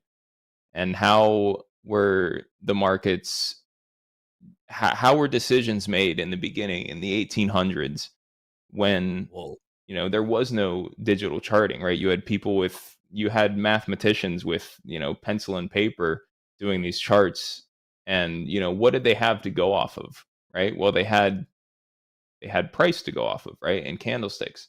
And the way charts were formed is how they made those decisions, right? And what did they have? They had math. That's all they had. So math is what formed the charts and what creates the base for everything that I do. Amazing. Can't argue with that. No, you cannot. All right. Well, Travis, I know you're not the biggest fan of news, but news is important to some of us. And we had great earnings from Disney. You Disney fan, Travis? You Disney adult?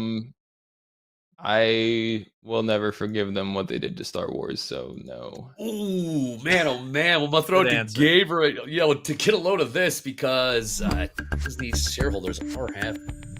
Disney is out with its quarterly earnings report, and it beat Wall Street expectations. Disney says its streaming revenue increased 6%. Platforms Disney Plus and Hulu reports a subscriber base of 183 million, adding 2.6 million more than the previous quarter. But it was Disney's domestic parks business that had stronger sales and operating profits than expected. Revenue from the theme parks, cruise line, and consumer products surpassed $9 billion. But the company's linear TV business, including ABC and ESPN, took a hit, falling 4%. I mean, Travis, thoughts? They ruined Star Wars, you said? Yeah, I mean, they kind of did, yeah. Dude, the sequels were so bad. They were so bad. Okay. It's like 7 was like, okay, you copy and pasted New Hope. Let's see if we can build something better off of that. And then, like, the way they ended it was just so lame. Like, they could have done so much cool stuff. Love this. With all the return of all the old Jedi and the Force ghosts, and it's like, it could have been so much cooler. And then, like, to just bring Palpatine back is just like the biggest cop out ever. And I get mad just thinking about it, to be honest, because I was huge into Star Wars when I was a little kid.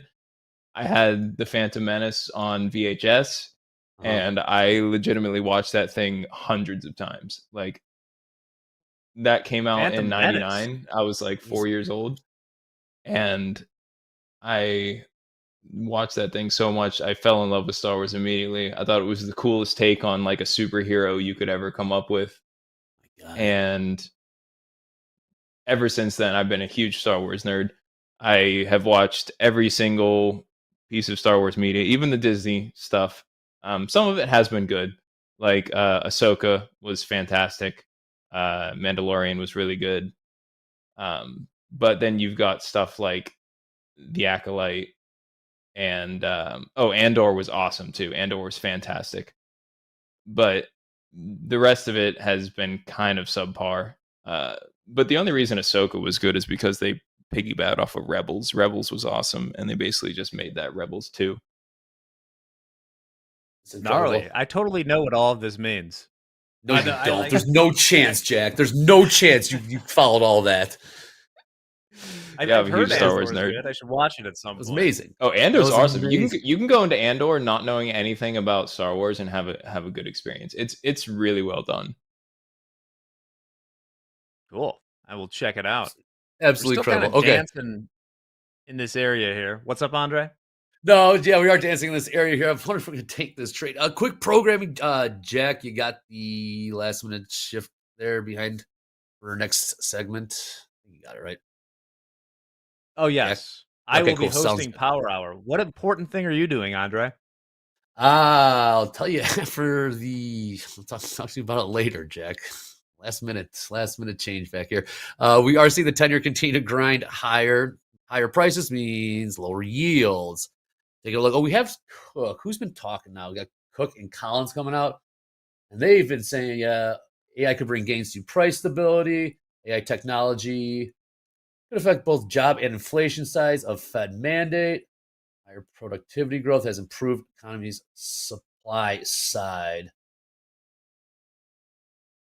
Good stuff. By the way, I wrote it in the chat earlier, but they actually made a note on Financial Juice, that weird bond move we saw this morning. Oh yeah. The answer of what happened was just like a big shrug. So some traders had a really good day today. Put it that way. Huge size. Someone had a really bad one, but no one could really find a reason why that happened. Flows. Weird. Yep, Billy. Flows indeed. Flows. Everything hey, flows.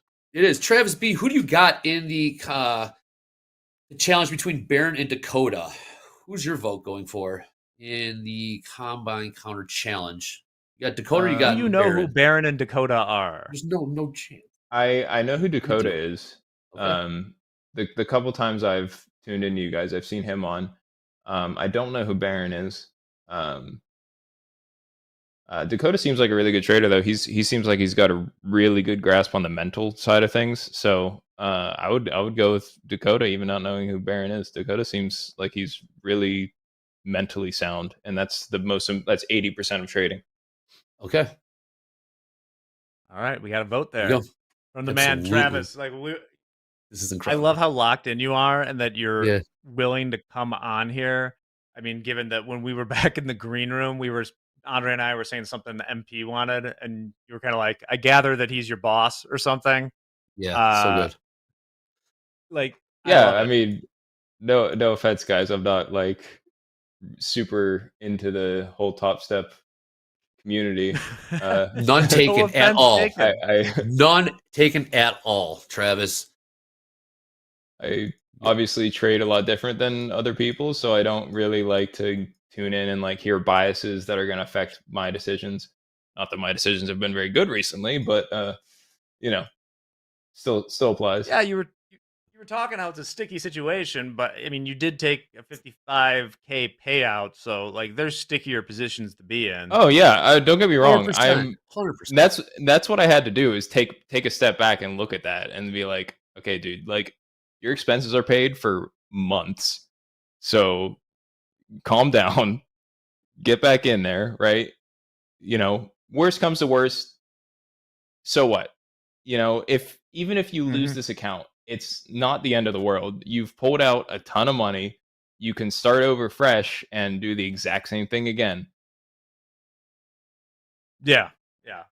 That's a good opinion. It's not like, I know I'm trading really badly when it's like, when I'm thinking like, so what? We're all gonna be dead in 100 years, The sun's gonna eat the earth. Like, you can take it too far, but like, it is good to have perspective. Yeah, that's just trading nihilism, Andre. It's just the matter of coming into the. Go ahead, Travis, please. No, one of my favorite quotes you said, "Nothing really matters," and that really caught my attention when you came on here and you said that, because it put a lot of things in perspective. So, yeah, I mean, take a step back. 55 G's payout. You know what you're doing, and just do it a different way. And that's why I needed to take that step back, is because I was way over exaggerating in my mind the situation that I was in, and that's what was causing me to trade worse. That's why I was like, I just need to stop. I need to stop for a minute and look at the mirror and be like, bro, you did a good job. Like, you're good. You're good. Like, yes, you just are, relax. Yeah. Really quick, Travis, you're a musician. I think like, from Dolby last time, you're a drummer. You play everything, or you got a guitar in the mainly background? A drummer. Mainly the drummer. Okay. But I use guitar to like just write songs. I'm very bad at the guitar, but I know like a couple basic chords enough to like write music. Because I write a lot of my band songs along with our singer. So, and I also have like a keyboard right in front of me. You can't see it, but I do too. It's on the other side of these monitors. I can't lift it though. It's a big road. Oh, like one of those. Gotcha. This is. Hey, Travis, will you come back on with us after your vacation, your break? Yeah, for sure. I enjoy these conversations quite a bit. So whenever you guys want me on. Look at that handsome shows devil you want to plug or anything? Yeah, please. What's that? You have any shows you want to plug or anything like that? I mean, I don't know if anyone's in Pittsburgh, but that's where I'm at. There's probably at least 20 of them. Hey, maybe 30. If anyone's in Pittsburgh, find a Broctopus show. Come do it. You're gonna have a good time. You're gonna dance a lot. We're gonna. That's an awesome name. We're gonna be funny. We're gonna be fun to We're going to be fun to dance to. We're going to be funky, and you're going to have a good time. So please come to a Broctopus show. Oh, amazing. Travis B joining us on Rising Star. All right, coming up next, we got Power Hour with Jack in the Salt Lake City. Sniper Mandy and Dolby Time coming up. Don't forget, we got earnings after the bell. Airbnb, DraftKings, Lyft, DoorDash, all everyone's favorite apps out there. Jack. Uh-oh. Andre's in the Phantom Zone, so I'll end this right now. Went to white for some reason. Travis, great to have you. Thanks for having me. Good luck with Broctopus. I'll go download the LP or whatever else. We'll be back right after this with the Salt Lake City Sniper, me and Dolby Time tearing it up. This is TopstepTV. Let's go for one more hour.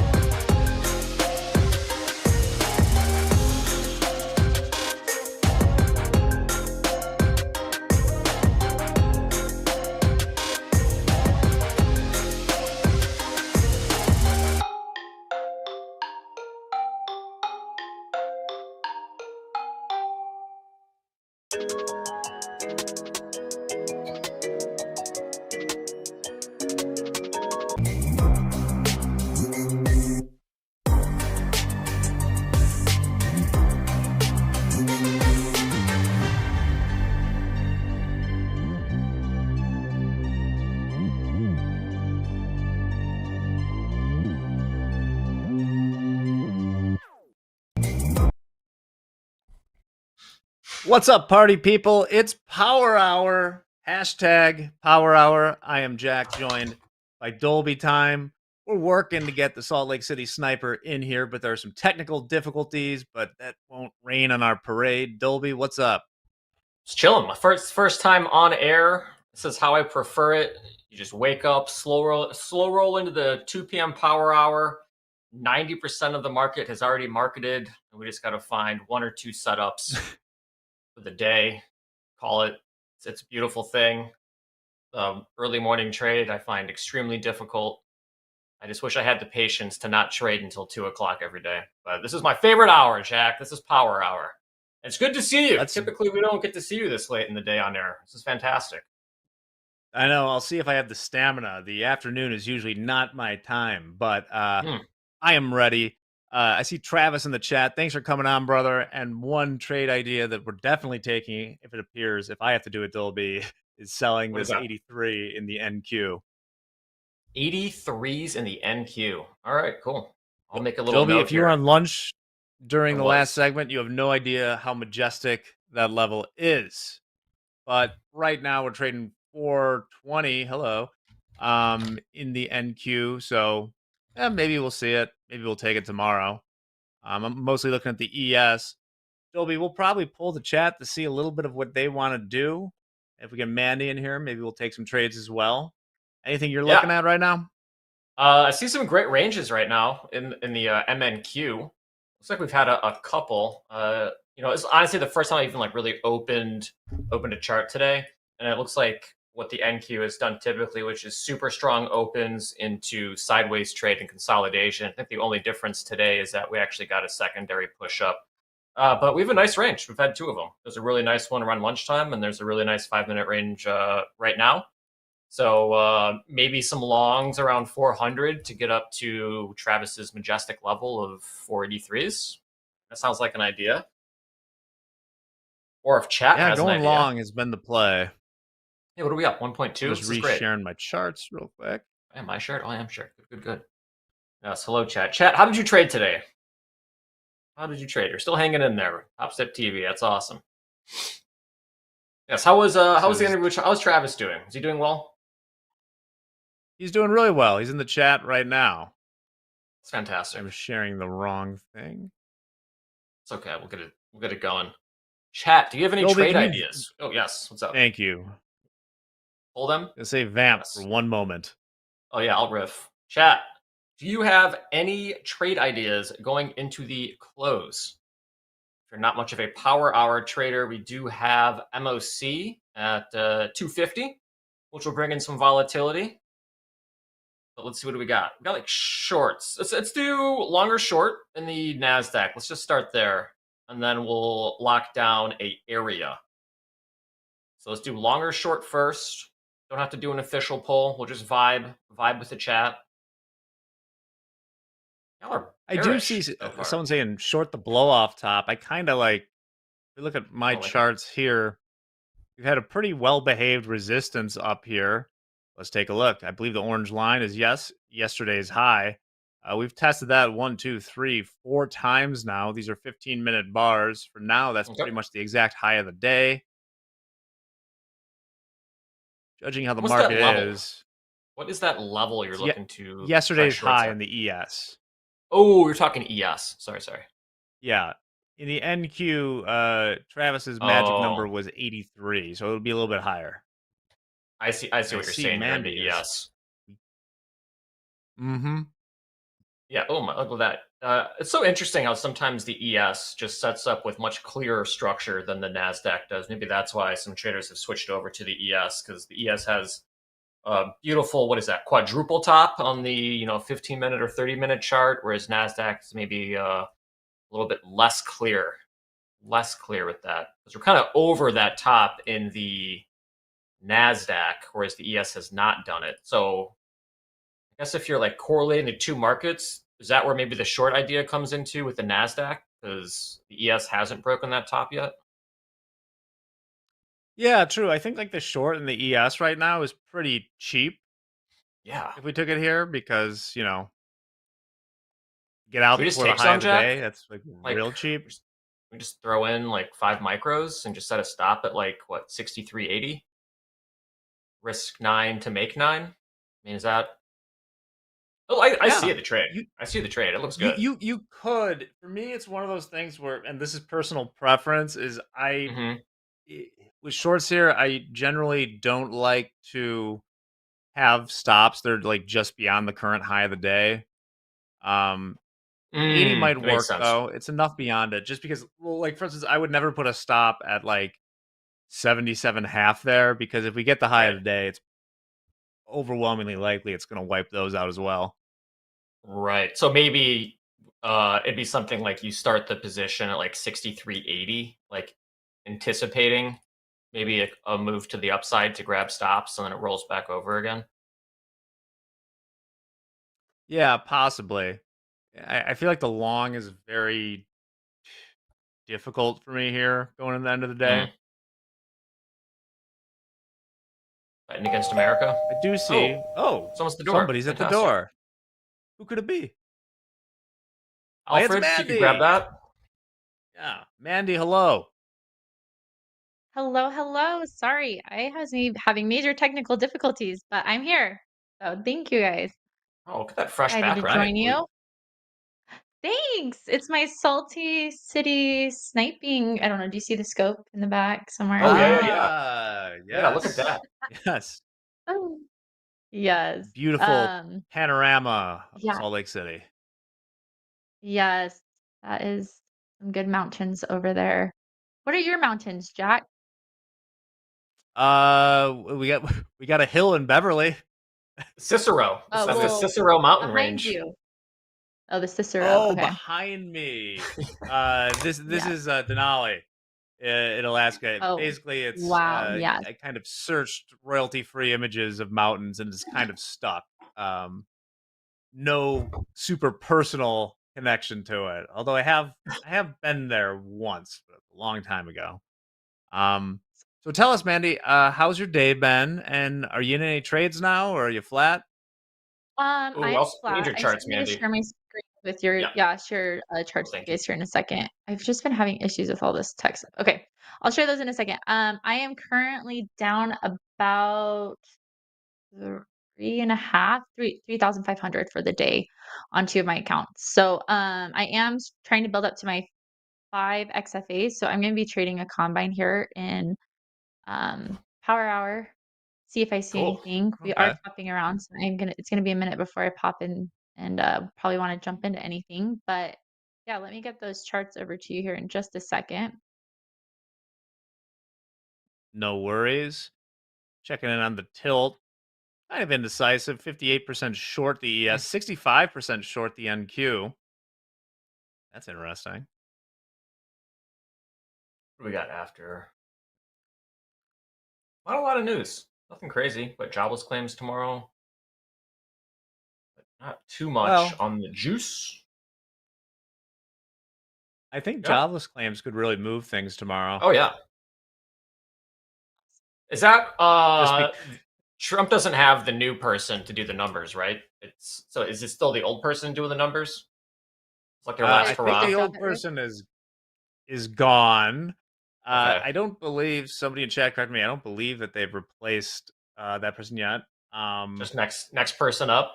Grab an intern. Give us their best estimate. Next person up. Yep. That's right. Football mentality over at the Fed. Or what, not the Fed. Whoever does the jobless numbers.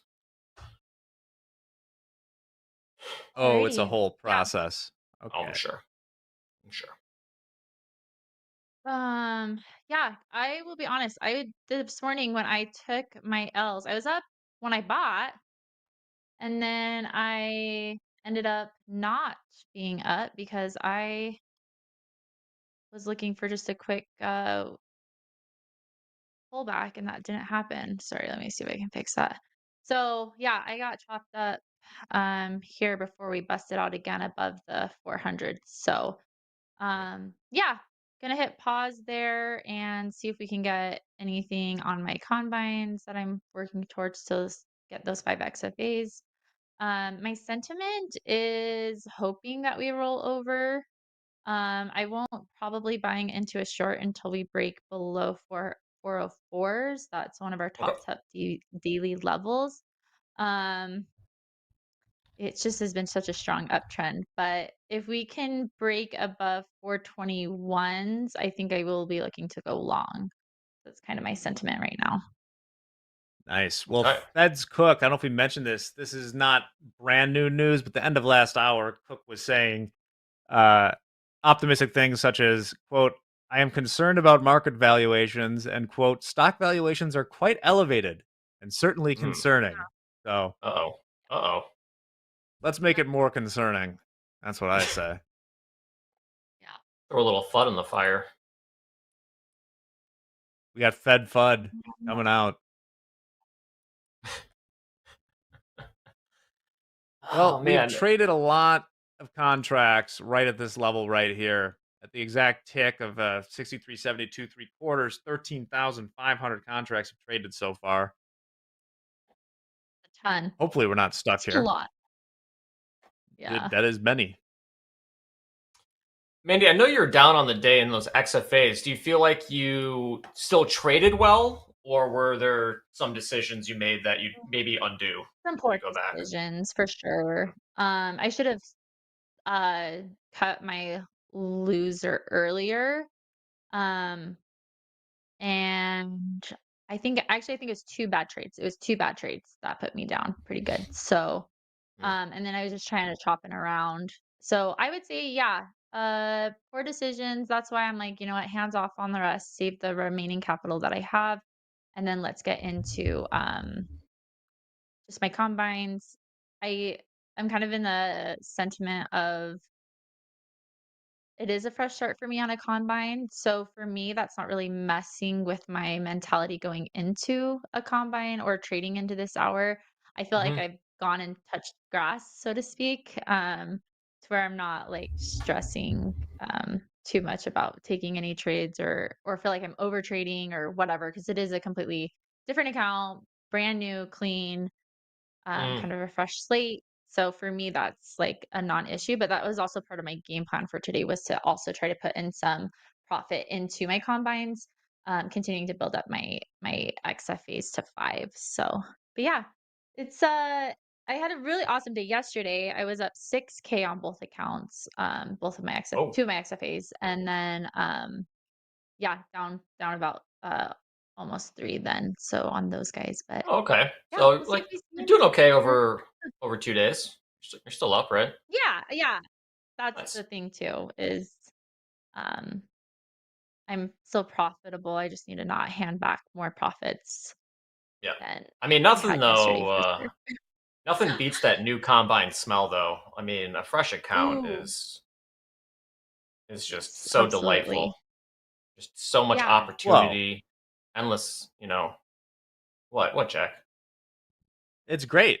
No, please continue. I was going to do a little like roundup. I'm not usually the host of this, so I sorry. forgot to say, remember to share your hashtag Power Hour materials, your tick picks, your battle station setups, all that stuff. Get it sent in. We'll show the best, perhaps. If not, maybe we'll do it tomorrow. Also, I see people talking about the form for the throwdown between Barron and Dakota. That'll be open again tomorrow during slow markets. So Dakota and Barron will both be on slow markets tomorrow, 7:30 p.m. Central Time. Form will be open from 7:30 to 9 p.m. So you can go there to pick your pony to see who gets to the live funded account first. Yeah. Awesome. That answers all the questions. I'm excited to see that journey for them and, kind of see what I can do on my side. I am up to 2 XFAs right now, but like, I was should I get to live before they do? I don't know. We'll see. Oh, so you're doing like a I thought personal sometimes challenge. You're my like personal you're challenge. like a I'm so marathon runner who competitive, doesn't but register for the marathon and then just hops on the track anyways. And it's like, I'm racing. Yeah, I I'm could do racing with that you guys. too. I could do that too. Yeah. Okay, you guys, we are above those 421s. I have like I try to draw a lot of trend lines here, support lines, support and resistance line. I went through few different time frames here, like 15, 1 hour, and then I went back another day and did it, and they're all kind of hitting in this like 35 area. So I am gonna just kind of delete these so I don't get too confusing for you guys. But that being said, dang, that is such a strong candle. It is. It has just been a zombie rally all day. It just kicked my trash. You just kicked your trash? Earlier today on my L on my XFAs, but Oh, okay. yeah. This high of day, we still got about 40 minutes left. Yeah, will sellers want to step in? I don't know. Hands off for a minute. Let me just kind of figure out where I want to go with this. And I can see it's trying to retest here at this support line here at 436s and then just like reject again and just come bomb all the way down to 400s. But yeah, let's just see for a second what's going on here. Right now with where we are at on high of day, I know I have a lot of people who know my strategy of the EMA moving average crossover. Kind of it can be validated, but it's kind of more of a hands off because we're at high of day. We've been just doing this zombie rally all day. I guess wasn't really a zombie at first. It was really just grinding, but Fast zombies. yeah. Like 28 days later. That's a great way to do it. Yeah, exactly. Yeah, so we'll see. I think if we can maintain above this 36s, yeah, maybe in the next couple minutes, if we can hold above these 36s after my 3 minute, then I will be entering long with a upper target at probably my Bollinger Band is 63. So just another 20, 30 points, but I'll just probably scalp just about 10 of that. But yeah, I mean, that support resistance line's looking good so far. So I'm glad I didn't try to chase that, so to speak. You can let us know when you're getting prepped to take a trade. I need like a 5-second heads up because you're super speedy with your entries. There's a little bit of a delay. I'm out. Yeah, for sure. Yeah. That makes sense. Me being super fast on those trades last week. So Excellent. speaking And I've of been reminded by marathon Mr. training- Yeah, go ahead. Oh, go ahead, Jack. Well, first, let's do the above below. Oh, yeah. Yes, I actually Hope have that reminded me number of that. in my head. Okay. Yes, 404. Our top step daily level, very close to our that's yesterday's high. Very close to a nice round number of the 400s. So that is my above and below. 404. We shall see. Perfect. All right, Hoag, if you're Pretty listening, confident in that one. 404 for the above below poll. Yes. So tell us about marathon training. Yeah, so I raced a half on Saturday. That was really awesome. The first about 3-4 miles, just bombing down this mountain. And I was speedy, like very speedy, feeling really good, fresh legs. And my marathon that's coming up in September is pretty downhill. So it was mimicking the last half of the marathon, this race that I was racing. So I ended up injuring myself while I was running. It's a stress fracture. So it's early, really, really early. So I will know later this week how long my recovery is going to have to be on that and if I need to downgrade or not race for the marathon.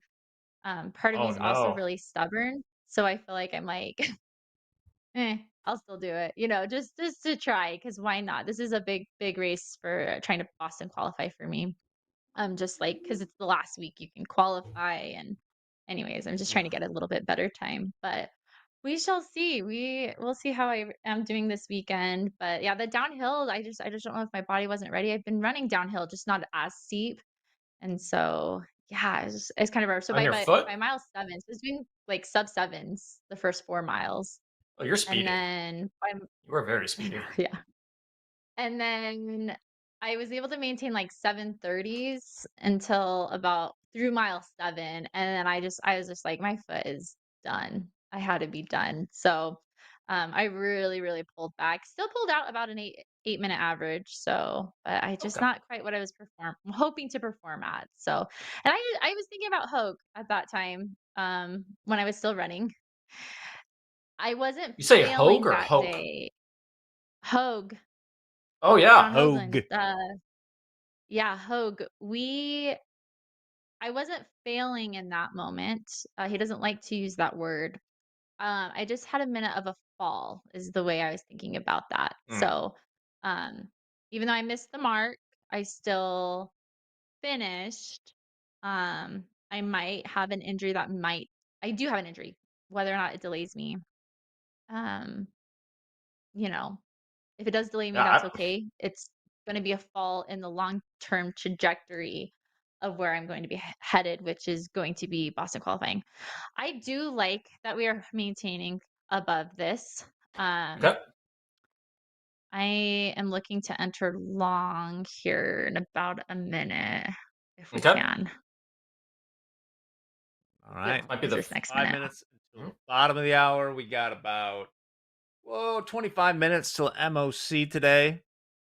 Thank you for sticking around watching Topstep TV.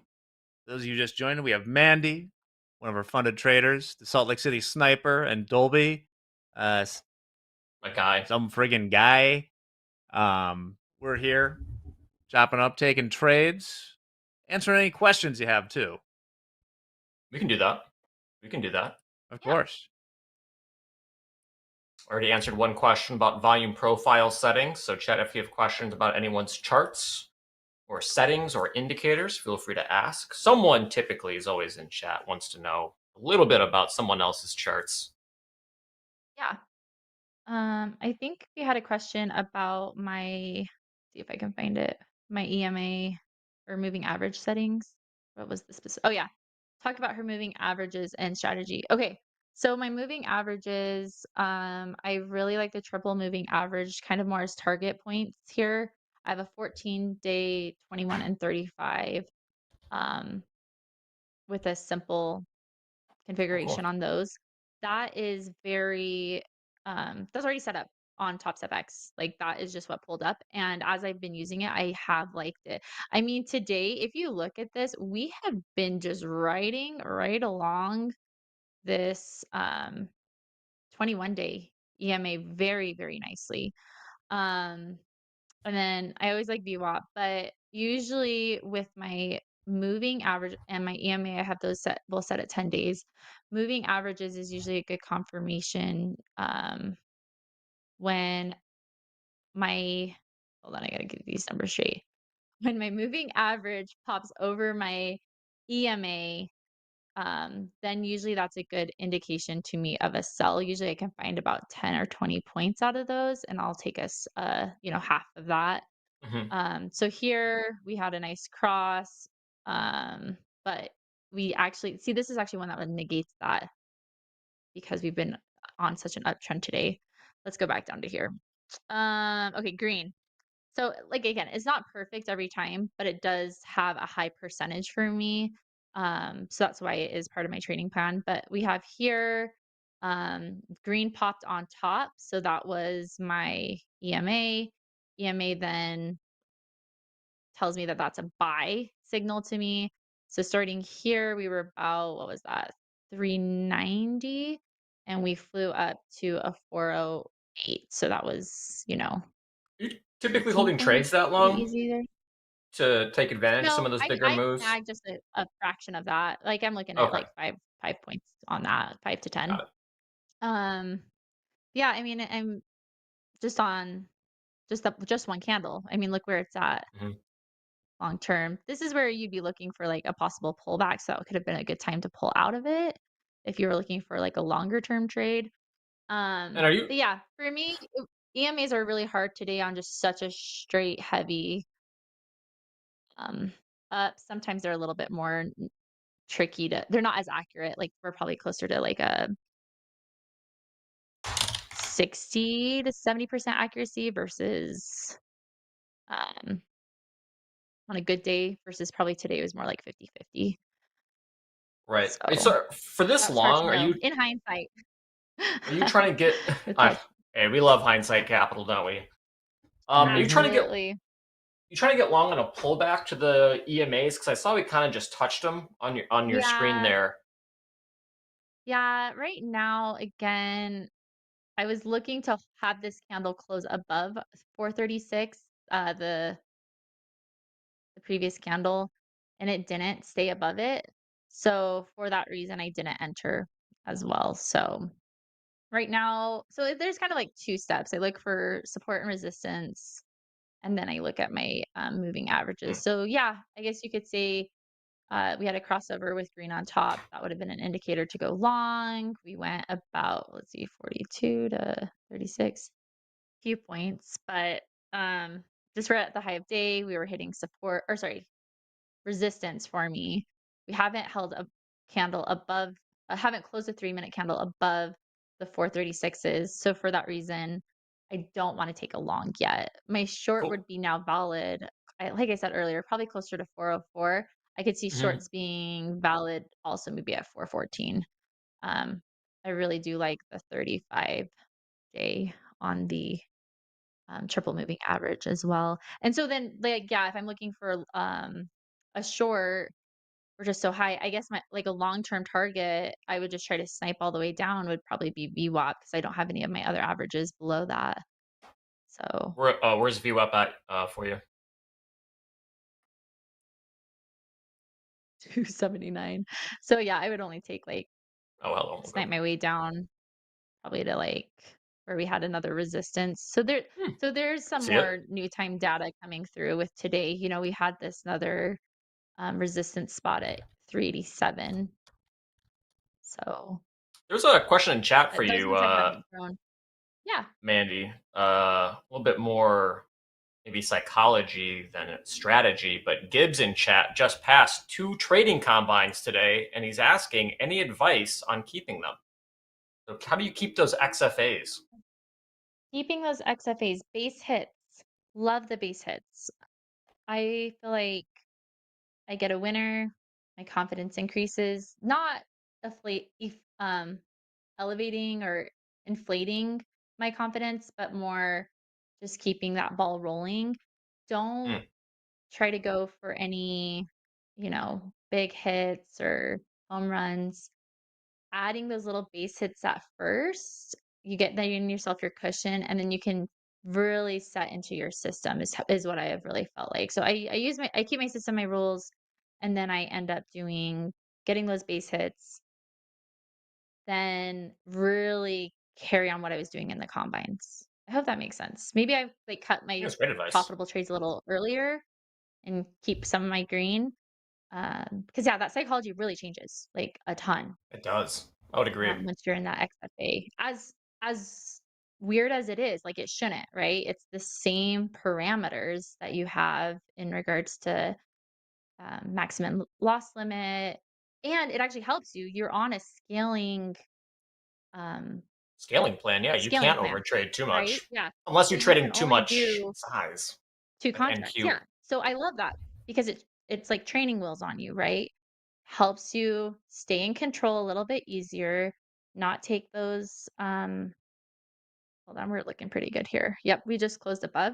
So I'm going to enter 1 contract long. Just Mini see if we can or take a little micro? something. No, sorry, yes, mini. Mini. Just see if we can get anything. Yeah, Well, looking at this. my charts here, Try to I get in zoomed as out well. further. This really is an interesting level. So we're right at in the SPX right now. We're right at 63.50, which is a big option level. We're just breaking through that right now, where Mandy's getting long. As you can see, going all the way back to, so we got today, yesterday, Monday, Friday. There's been numerous attempts to get over this level, like kind of 1, 2, 3, 4, 5, He's a 6 little times to try to get pushover the above hump. here. Yeah. So could be explosive. We're in 2. We're in 3. We're in as well. Where's your stop at, Mandy? I put it just down below 22, I believe. And I'm looking to just hit about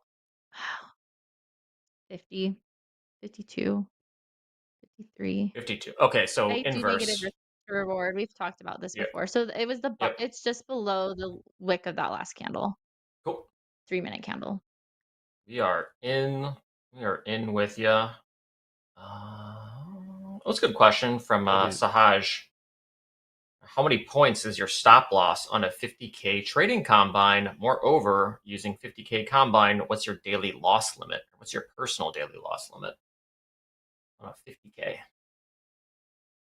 5 to 7.5, depending on how I'm feeling in trading that day. 500? Yeah. So half. Gives me, because my percentage is my win percentage is pretty high. Yeah, that makes sense. Do you use the trailing feature, like the unrealized or realized? I don't. Yeah. I don't all the time, and that's usually when I mess myself up. Trailing for the daily loss. I was doing that, and that's when I've been getting losing days. Is when I don't utilize that. You guys, I need like somebody. I need like a. Maybe I should just ask my husband. Or you know what? Reminder on my phone. Hey, have you set a trailing stop? I should do that, you guys. That would be smart because we just get into the day of trading, right? Um, I like to get some profits before I place in that trailing stop. But yeah, the trailing stop, the risk features are unbelievable in Topstep. So if you aren't utilizing So good. those, you got to. Definitely 'Cause should, that's where I Gibbs. found I've been most profitable in my payouts. Is because I put in a realized trailing stop, and I had to definitely get a lot better at. It's easier to say like just to say quits, right? Versus because it's manually telling you to do it versus not being able to tell yourself to actually do it and hit the button. It's a lot easier. And Right. locking your settings out for the day too is way easier at the start of the day. Yeah, for me, I like to place it after I've had some profit. I should look at that a little closer. I should run Do a little some stats on that, homework. Colby. Thanks for the question. I like that. I need some homework. If you guys aren't doing homework, You aren't I living. need to do that. You're not living.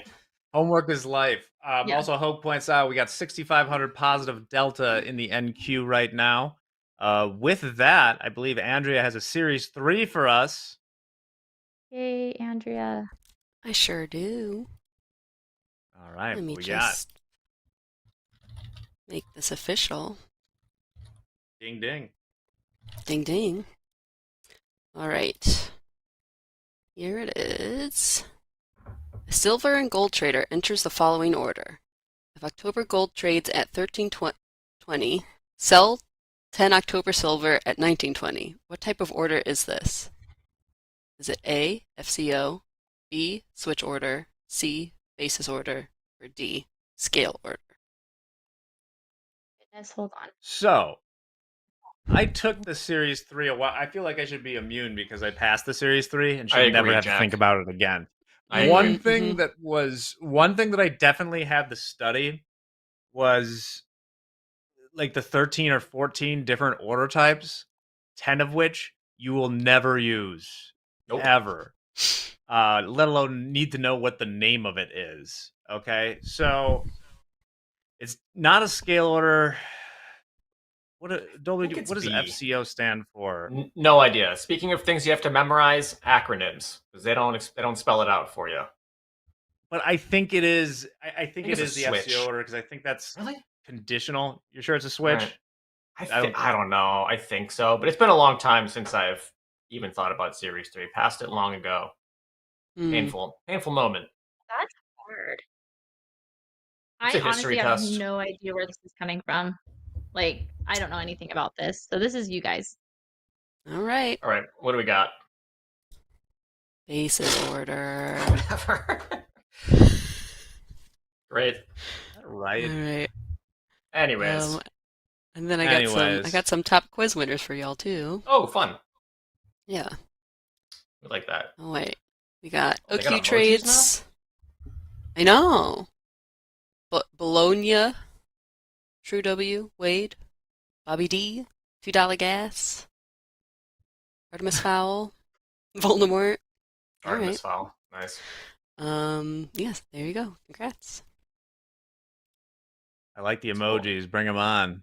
Yeah, love the emojis. Yeah, for crying out loud.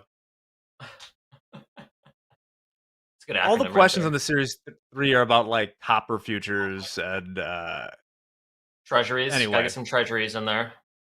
Well, see, I know those. I did not. I had to study that very hard. That was not the freebie for me. Oh, there were some questions in chat about how to use the trailing loss limit. So I'm going to cover that super fast. Yeah, so let's go over the Really trailing loss limit. So that is going to be in risk settings. And then what we're going to look for is the personal daily loss limit. And let's say we want to do 500. So there's 500. So now our daily loss limit is just a flat 500. If we lose 500, we're done for the day. However, you can enable trailing. So it's a little button you have to enable. So now it is enabled. And you have two options. You have realized or unrealized gains. So for unrealized, if you're in a position and it's going up and up and up, it's going to also trail your daily loss limit up and up and up. The one that I personally use is realized gains. So for example, let's say you put on a trade, you risk 100 to make 200 and you make 200, then your realized is just going to move up $200. So then you can't lose more than 200. So you just want to set that number in the personal daily loss limit. So if we did realized gains, $500, I would not be allowed to lose more than the 500. So if I made 250, if I made 500, then I would be break even on the day. If that makes sense. Then you just save it and you're good to go. And then you lock it out. It's pretty simple. And if you have any issues with it, always try it in the practice account. I believe it works in there too. Oh, That's good. Andrea, not to Awesome, beat a dead horse. Can I see that series 3 question again? I want to see if I This is the actually first read time it. anyone has ever brought this back. Ever? Maybe. Revisiting a series 3 question? I like it, Jack. I Okay. think it's smart. He's learning, Sorry. and he's He likes dissecting. homework. It's still Yes, okay. homework. I guess they just call it a basis order. I was just telling Hoags in Slack, he knew it right away. I was like, well, why did they call it a basis order? Like, there's a thing called the basis, so I figured like a basis order would involve that. Anyway, that is also confusing. Is that basis is Very two different confusing. things in the same test. Oh, I'm you're out, out? you guys. Okay. We're Yeah, still I in don't Maya like here. where this is going. It's actually going towards my what do you call it? My above and below. Let's do this. Yeah, actually, I think I'm gonna go. Might be chasing it, but I'm feeling pretty dang Right. confident on We're out. this short now. So now we like it. Okay. Let us know when you get in. Let us know when you get in. I'm in. Sorry, I'm in 2. I basically reversed it. Okay. Reversal Sometimes challenge I- is 2 sometimes days I from jump now. the gun. Stop loss, better entry on this one. Because I feel like if we're going to turn around, we're going to do it here and now before we get into MOC. Cool. And we just weren't quite getting that move we wanted. We are also in. Where's to your keep it stop at? Is tight. it Lost new one. highs? Top, yeah, it's 1-to-1. It's going to be at this EMA cross, just like right above it. So yeah, let's see what happens here. And if it goes, I think it's going to keep going, but I just didn't like that movement. I also like momentum and price action. Those are also really good. It's like the heartbeat, like the price action. Like NASDAQ has these like movements and vibes, and you kind of have to figure that out. And so some of it is in intuition. So I can't.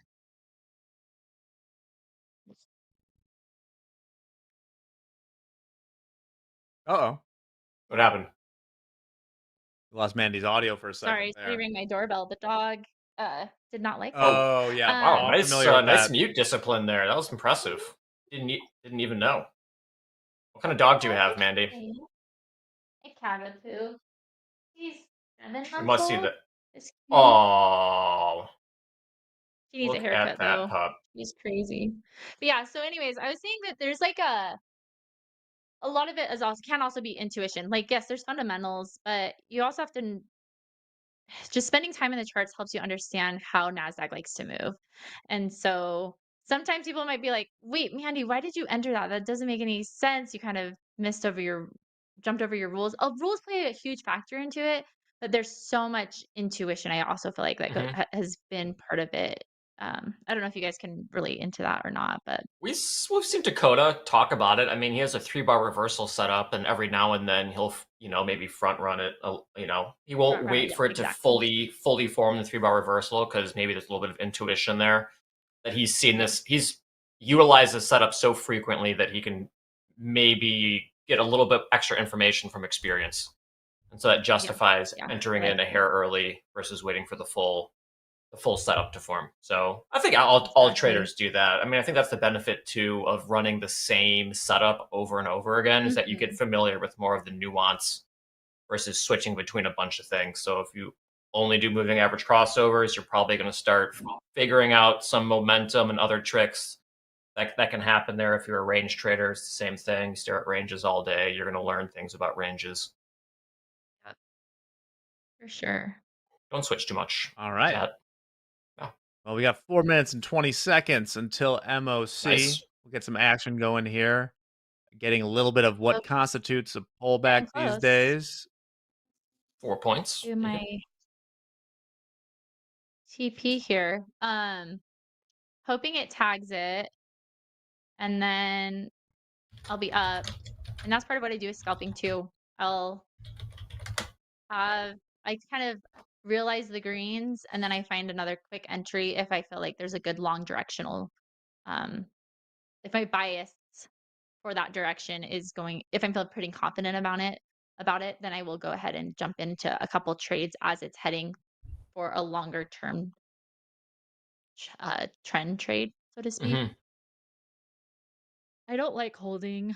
I see green, take green. You all know this about me and my ADHD. I had a few people reach out about that. They were like, I'm the exact same way as you. Like, I can't Oh, hold it. I interesting. need quick action, like quick response. I had a couple of people reach out on my Instagram. So yeah, it's been fun to relate to other traders and things like that too. That's what I love about Topstep, is that there's a community. A lot of us have seen the same names on the chat. We have the Discord, and that's what makes what's so fantastic about the community is that you can realize that you're not alone or find people who are similar. Like Coach Hoop and I, like that's we're the snipers, you know. So yeah, I love that.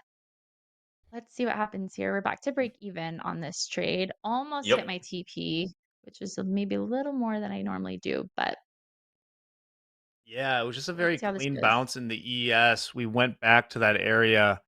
You see my charts. I pointed out earlier that area where all that volume's traded in, we have 10, 20, 30, 40, 50, 60,000 contracts have traded in one point between like 63, 73 quarter and let's say 63.72. So we went down to that.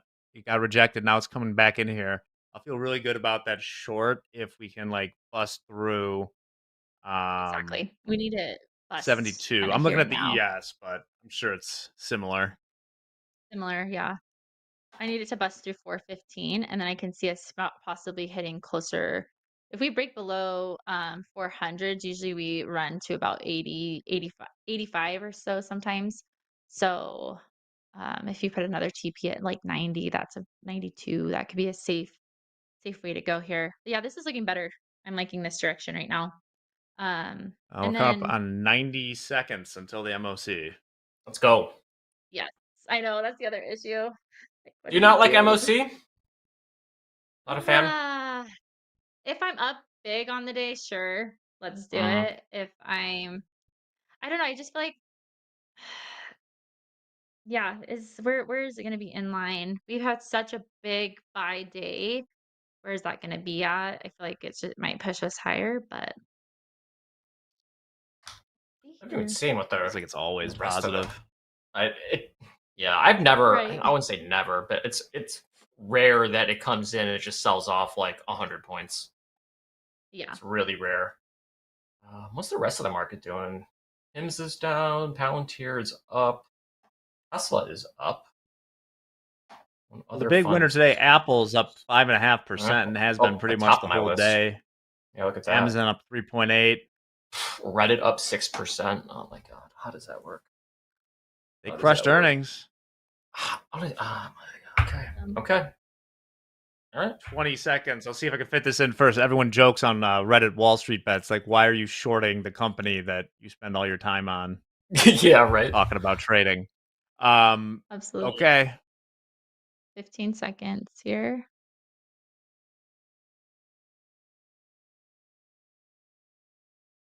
The anticipation. And And here we go. Oh, look at Right, this. Down. Oh, that was close. That was good. I'm up to break even, but I think we hit those 408s. I want to hit a 404 target. So I'm going to enter another 2 and just snag these on the way down. All right, we covered one. We're at break even. Covered one. We'll see if we can get above, below, and then a runner down. Let me see if I know, right? Oh yeah. I went like a couple points ahead above that, but my stop loss, I need to fix this. Why can't my keyboard work? Do you have the MOC, Jack? You know what it is? I do not yet. Okay.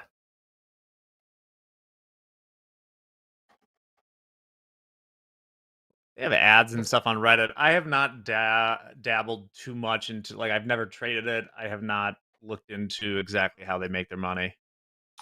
We cannot I get guess. below this candle wick. That initial wick, we haven't been able to break All right, through it. MOC. 1.7 billion to the sell side S&P 500, 1.1 billion sell side NASDAQ, 650 million sell side Dow, 326 mil sell side Magnificent 7. Okay. A lot of money. Can be negative.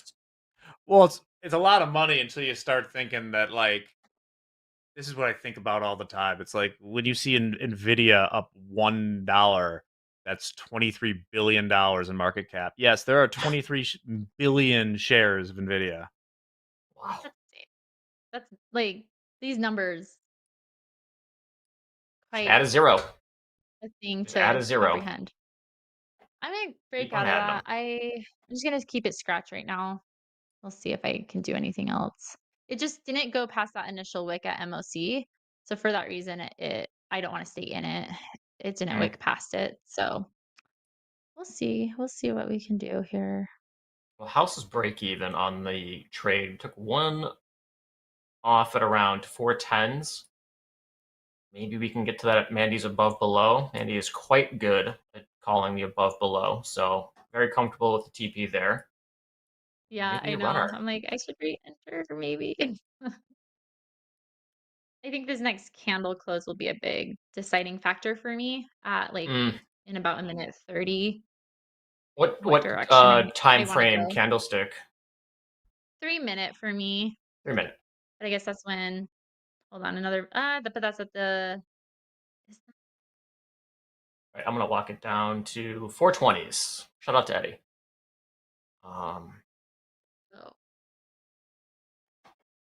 Well, now that we're through the MOC, we'll keep an eye on these trades. But first, Andrea, we got some hashtag Power Hour content.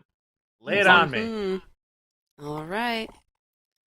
So the first one from Coach Hoop. It says, I'm having a first meeting with the VIP Season 3 traders tonight. Team has been sharing wins and funny gifts. I shared some AI. Love the fact that traders are keeping their sense of humor in trading. Markets can humble you. Let's go. All right. Here I do not advise, but rainy day carpool combine trading in the Tesla. Nice. Hey. Yeah. Anyway. Rock short. Call Pesh says 50K combine first day. So there we go. Let us know how things go. That's a good All first right, day. this one. Officially a Topstep live funded trader. Just got back to the chart, same mindset, same grind. It's not about being loud. It's about being consistent when no one's watching. Very nice. Awesome Short job. again. Ooh, nice. 2. We're just going to attempt to see if we can hit these 404s.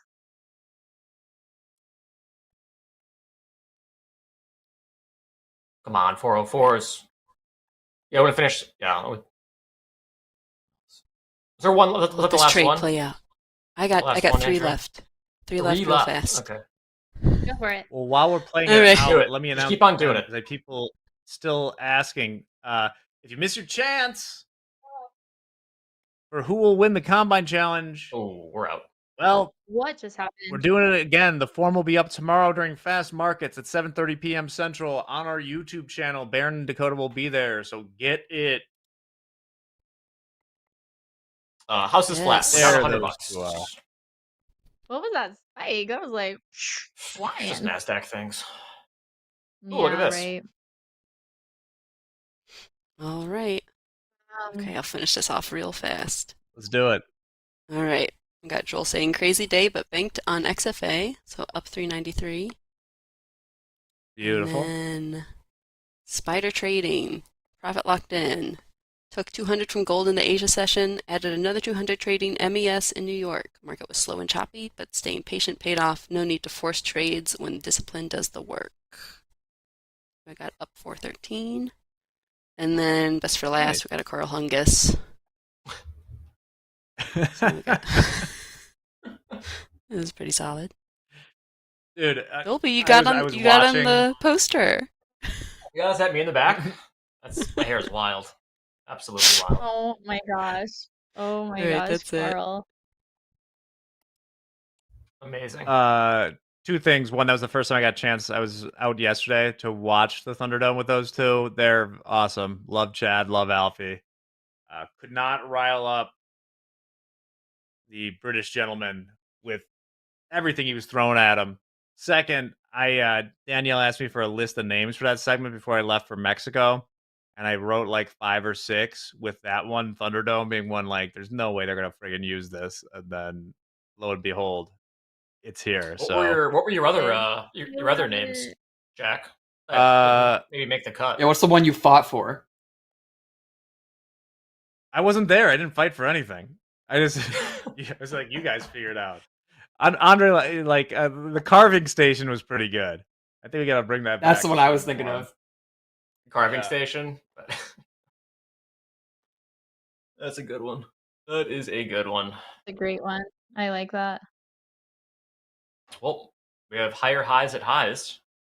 Let's see if this keeps on pushing to the upside here into the close. 3 minutes Yeah, left. that didn't quite work for me today. I Nice try to dividend buy range. the dang dip, or not buy it. I don't buy the dip. That was my issue today. Like, should just bought it down here at the ETFD. 404s. It's an acronym for a reason. Always. Yes, I know. That's okay. Because do we make new highs? I think there's a low chance of making new highs in Power Hour. So I'm kind of curious to see how this plays out. I'm very curious too. And especially with how much we had on that sell side, I thought we would see more movement down. Like, what was this? It's a little bit like EIA, where sometimes it just does the opposite of whatever the number is. So it's 27 to like 20 points. Usually I feel like we do more than 20 in MOCs. Yeah, more than But 20 we're point just move. these buyers just Yeah. keep coming in. Yeah. Hence we didn't get the push down. I mean, what's on the docket for tomorrow? Because I'm very intrigued to see what's going to happen the rest of this week with how strong we were today. Why wouldn't we want to go test new highs at Well, 8? What is it, jobless 840? claims could put a kink in that. Yeah. Initial and continued jobless claims. U.S. productivity preliminary is a minor one. Few earnings. We got Bostic, Raphael, Mr. Bombastic is speaking at 9. We got a bond auction, a 30-year at noon. That's what's on the docket for tomorrow. Nothing crazy. We got about 1 Other minute than that left one. here to make things happen. Oh, nice little range bound market so far for this session. The entire hour. Yeah, there's like Solid range. Shout out to the range traders. Final minute. Do we make new highs, Final chat? minute. Do we make new highs? Brought into to the day? you by Honda. Just giving ideas. I would love to get some sponsors on here. Wouldn't that be Especially nice, if it- Jack? You know, why it would be not nice. Why not Toyota? Isn't that your Yeah, that's your your jam. ride? Hey, if Toyota will do it, I'll do it for sure. I love my Sienna. Anyone in chat? All right. Has a connection. So good. Let us know. I like Toyota, but we're needing to get a bigger, like an SUV. So I'm interested to see what we do. Okay, come on. I just want these 404s. Just I want to W that way. How about that? Got 10 seconds. take Will the that. market cooperate? Lefty Good luck shooter finding loves a his Toyota Sienna XL. Highlander. 3, Highlander, I 2, know. 1. Middle of the range. 23. Yes, middle, yes, so- yes. The bell has arrived. strong, Well, you Mandy. guys. Yeah. Thanks, you guys. Always a Thanks for pleasure. joining. Also, please get some rest and heal that stress Yes. fracture because we want to make Thank sure that you you get the for doing chance that. to run Boston. Dolby, Yes. thanks for joining as well. That was great. Right now, we're going to kick it over to James for a little outro, but it's been a pleasure being with you all day. We'll be back tomorrow bright and early, and I'll see you then. Peace out. Thanks, Yep. guys. Absolutely. Thank you to everybody for sticking around with us. This has been TopstepTV, but the fun does not stop here. We still have a lot of trading action coming your way with a plethora of trading shows, including At the Buzzer with Coach Jay and Coach Paul. That's coming up right after this at 3:15 p.m., so don't go anywhere. Later tonight, we have Slow Markets with Coach Dakota, and he'll be joined by Coach Jay. So check out two of your favorite Topstep coaches on Slow Markets tonight. Tomorrow morning, Aaron Luce is back, London Open. That occurs at 1:30 a.m. Central Time. And then Deanna's Euro Trade will be back at 3:30 a.m. Central Time. If you haven't checked out our overnight UK programming, check it out. Aaron and Deanna put on a great show. And then, of course, tomorrow, 7:15 a.m., we'll be back here for another day of Topstep TV with that bell-to-bell action you know and love. And don't forget as well, we mentioned it in the chat right here at the end, that we are going to be opening back up the Combine Counter form for you to vote on if you think Dakota or Barron will be the first trader back into a live account with the fewest amount of combines. And that form is going to be open during Slow Markets tomorrow. So not tonight, but tomorrow. So don't go bombard them tonight. Where is it? Tomorrow. Because Dakota's joined by Barron. You get it. Anyway, chat, I've been James Harden. You're incredible. Stick around for At the Buzzer. This has been Topstep TV. Let's go.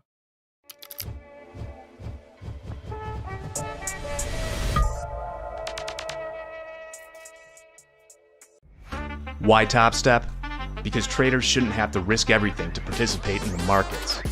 And since 2012, we've provided capital to over 10,000 futures traders just like you. From the pits in Chicago to screens in over 143 countries, we've been motivated by one simple idea.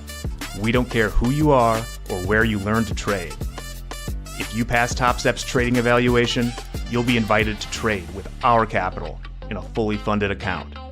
As a Topstep funded trader, you keep 90% of profits and we take the losses. We also offer educational resources for all levels, live classes, and free group coaching from a team with over a century of professional trading experience. We're invested in your success. So what are you waiting for? Ditch the brokerage account, start learning by doing, and become a Topstep funded trader today.